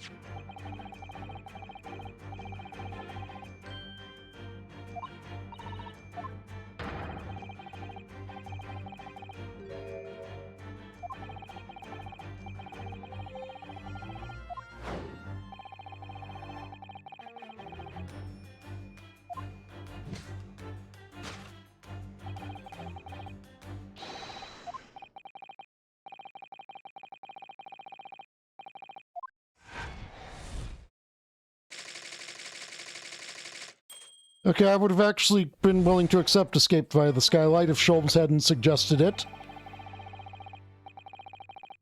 Okay, Sholmes, let's make your deduction sane.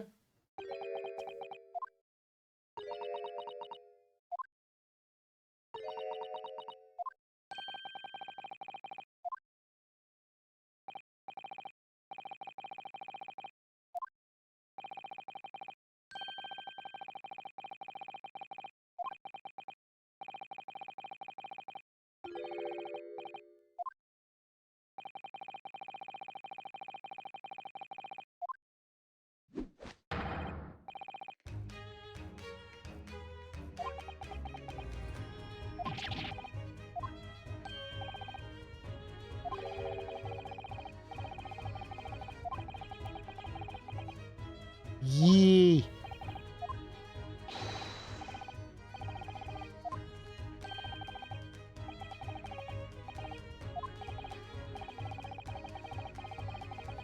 Objection!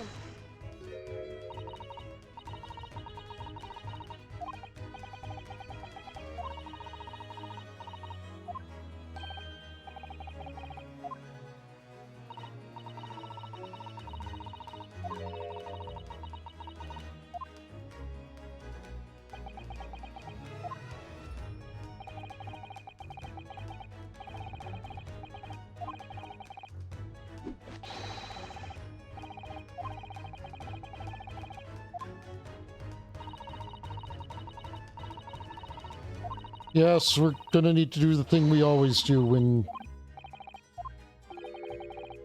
Where we rotate the camera slightly and find out why Sholmes is a fucking lunatic.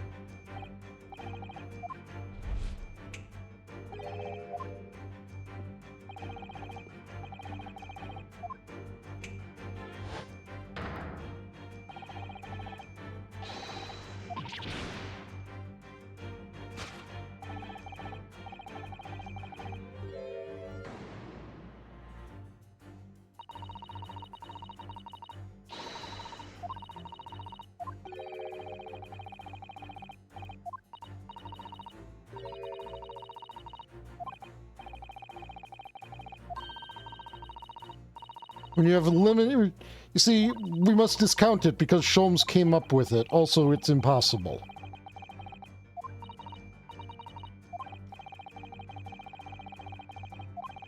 Let's rotate the camera like 90 degrees and then see.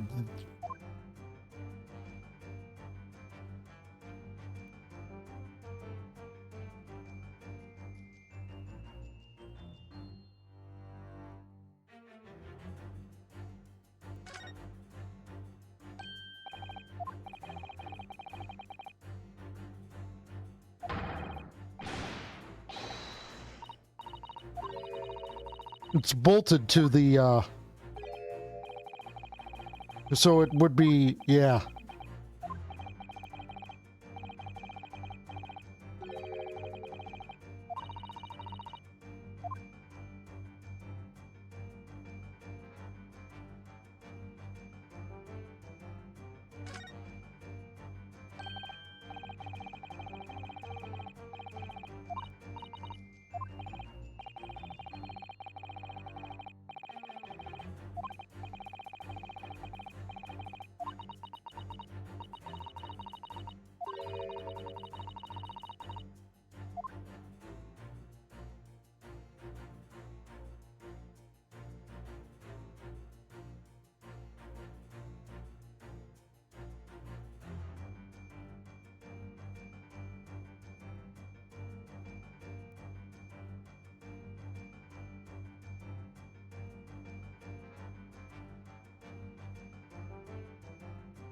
Take that!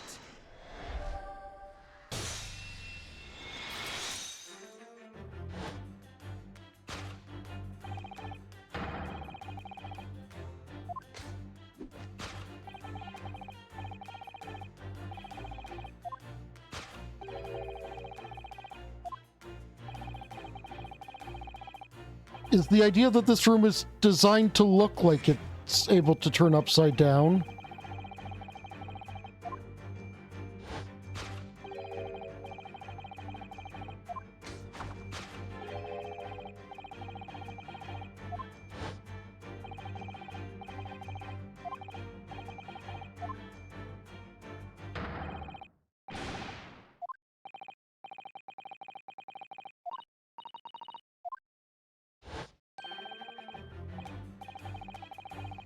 So the room is just designed to look like the...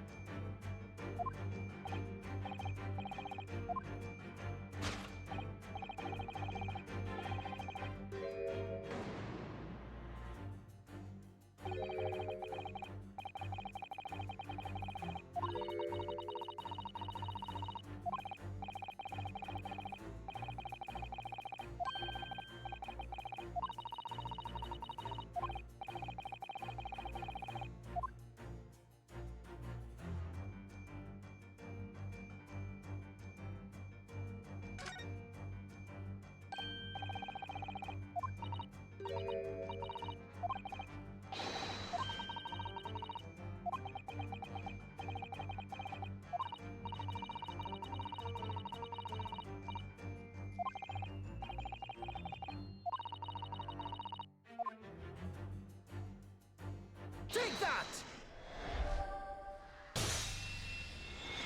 I was looking for the safe combination.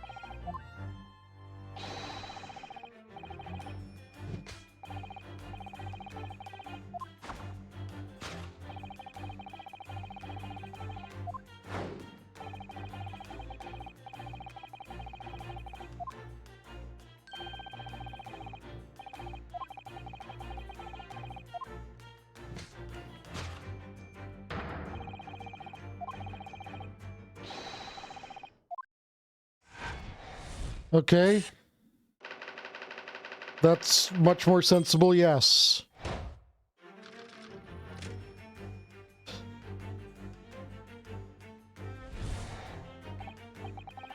You know, we find out he escaped by the secret passage that we can find by just looking at a different angle around something.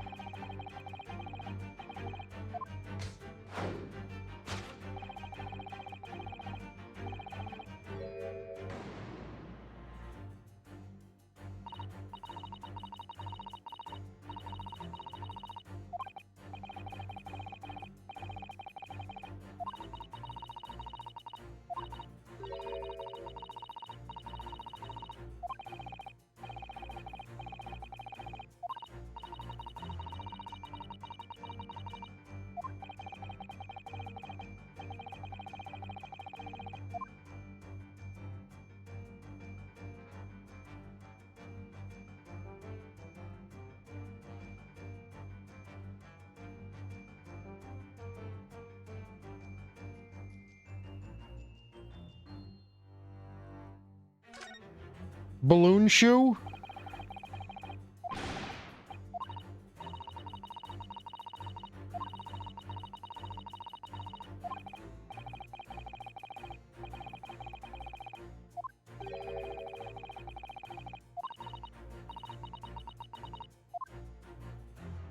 Because he's trying to figure out how to get the angle right? Take that!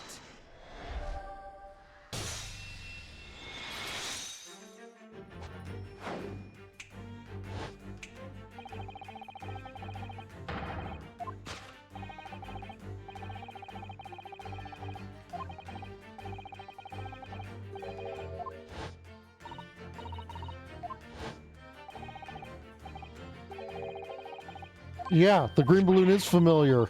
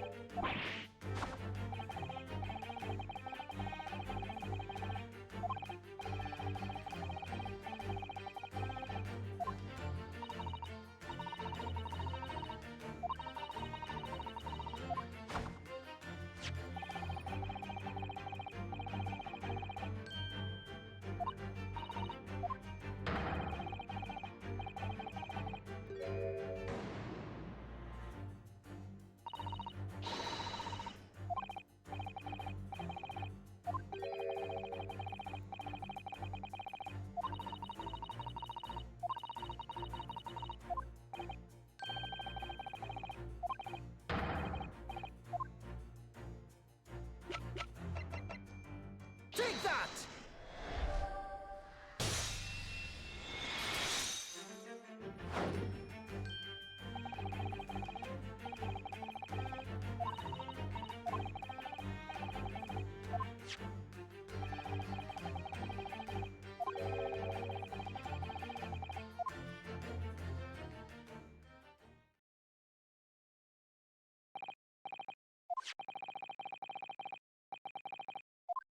I'm concerned about the time bomb.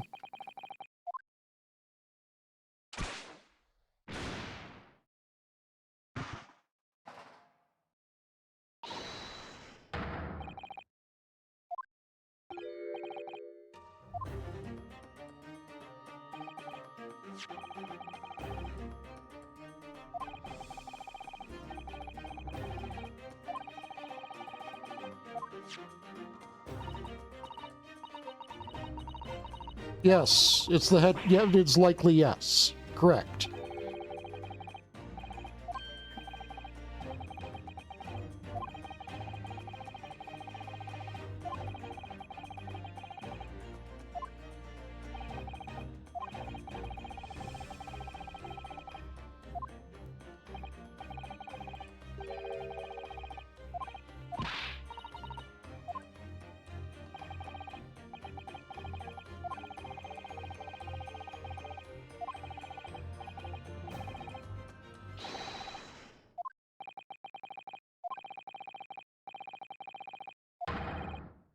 Wow, it's even using the phrasing that I use, inextricably linked.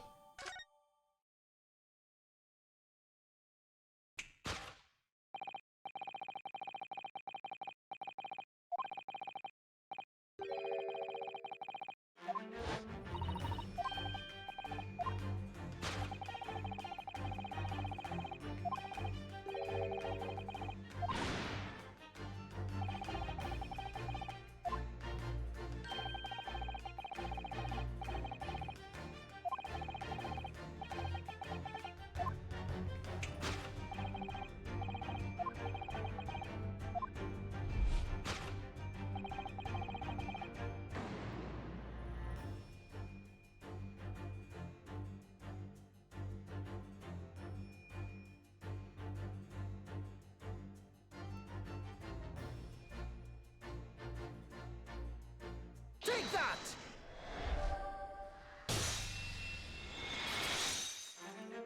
I was tempted to say the wardrobe.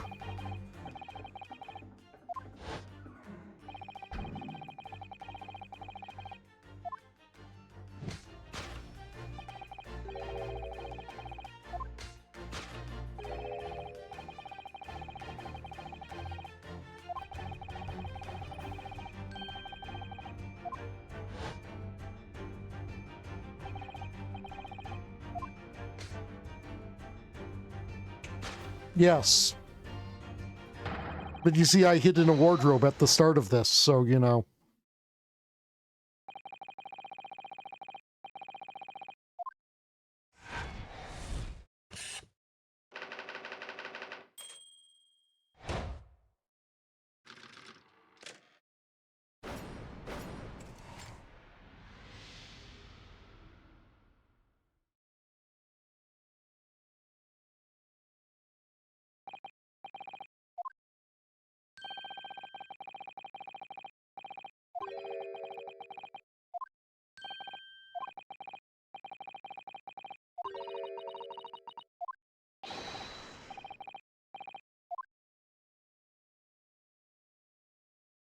In before, the safe is in fact a... Secret tunnel! Nope.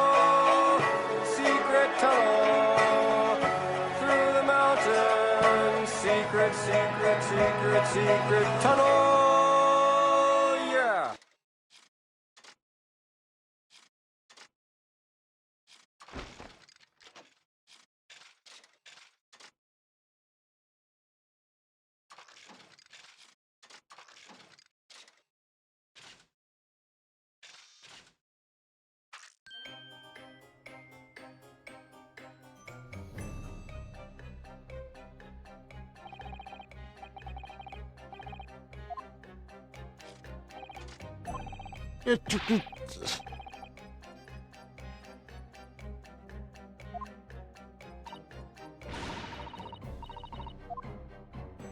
I'm sorry, why is this man made of clockwork?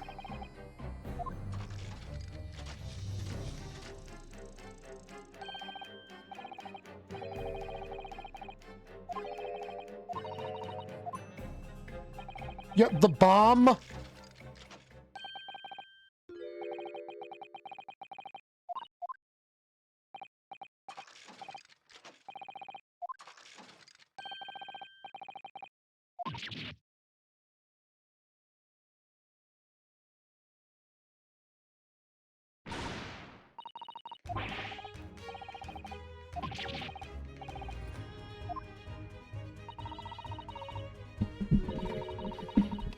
Sholmes is a fucking menace.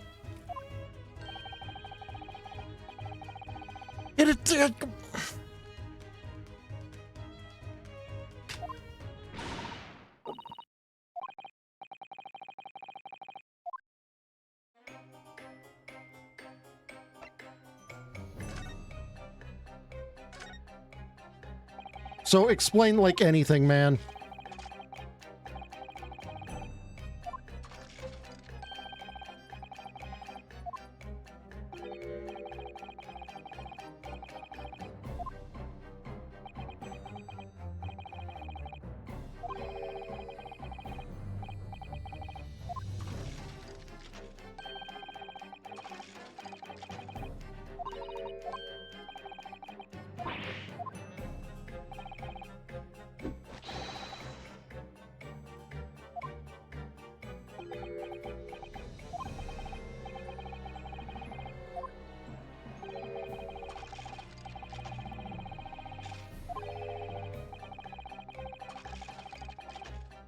So I've already got one explanation for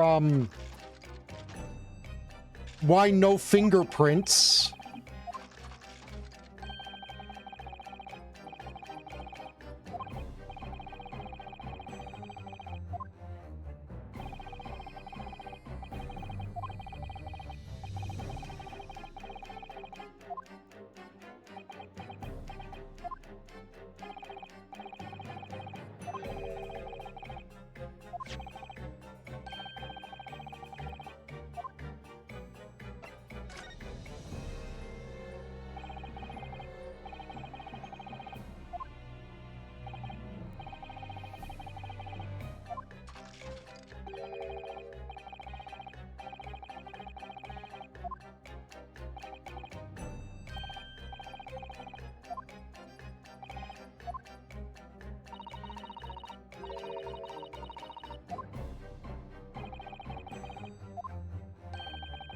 Of course it has an opening hatch.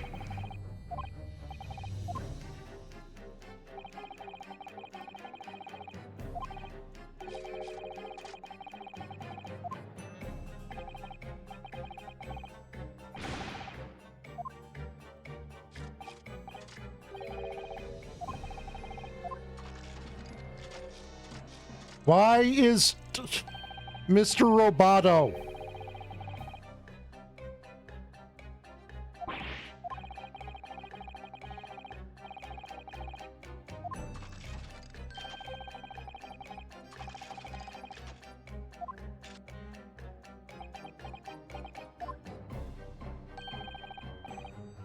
We nearly died because of your stupid deduction?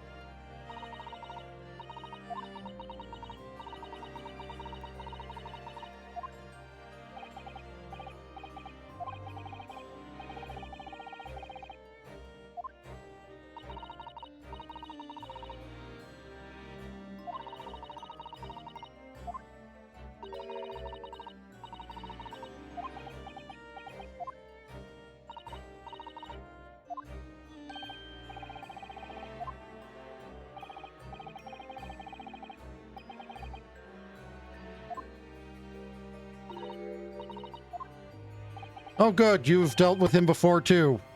Please threaten him, I might like you more if you do.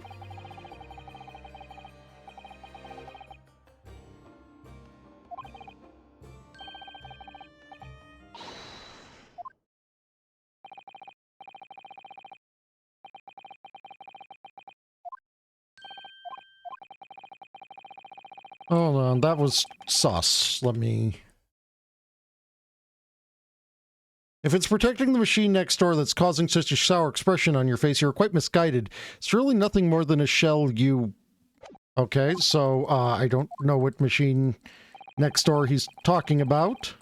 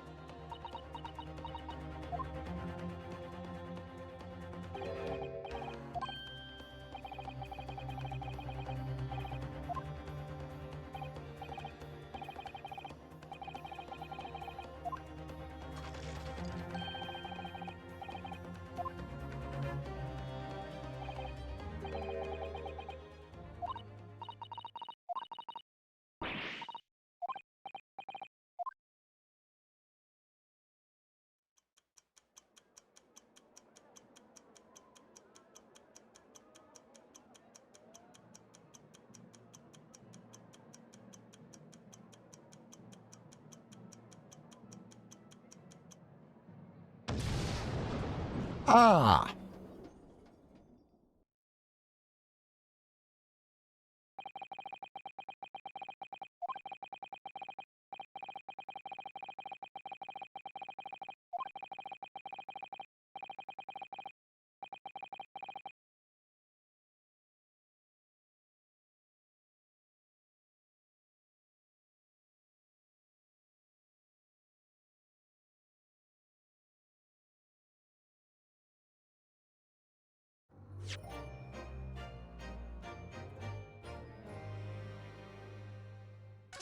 I can't help but notice that,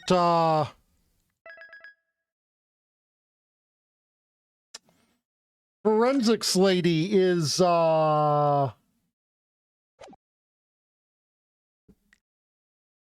if forensics lady had had her way with everything, we would have lost, both vital crime places.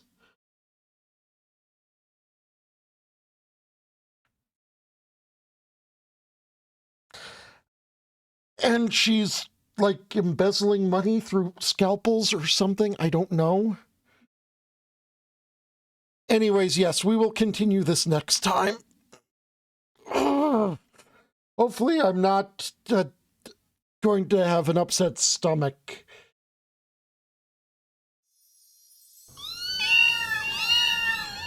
Really threw me for a loop, combined with the fact that things were, again, like, more nonsense than they should be.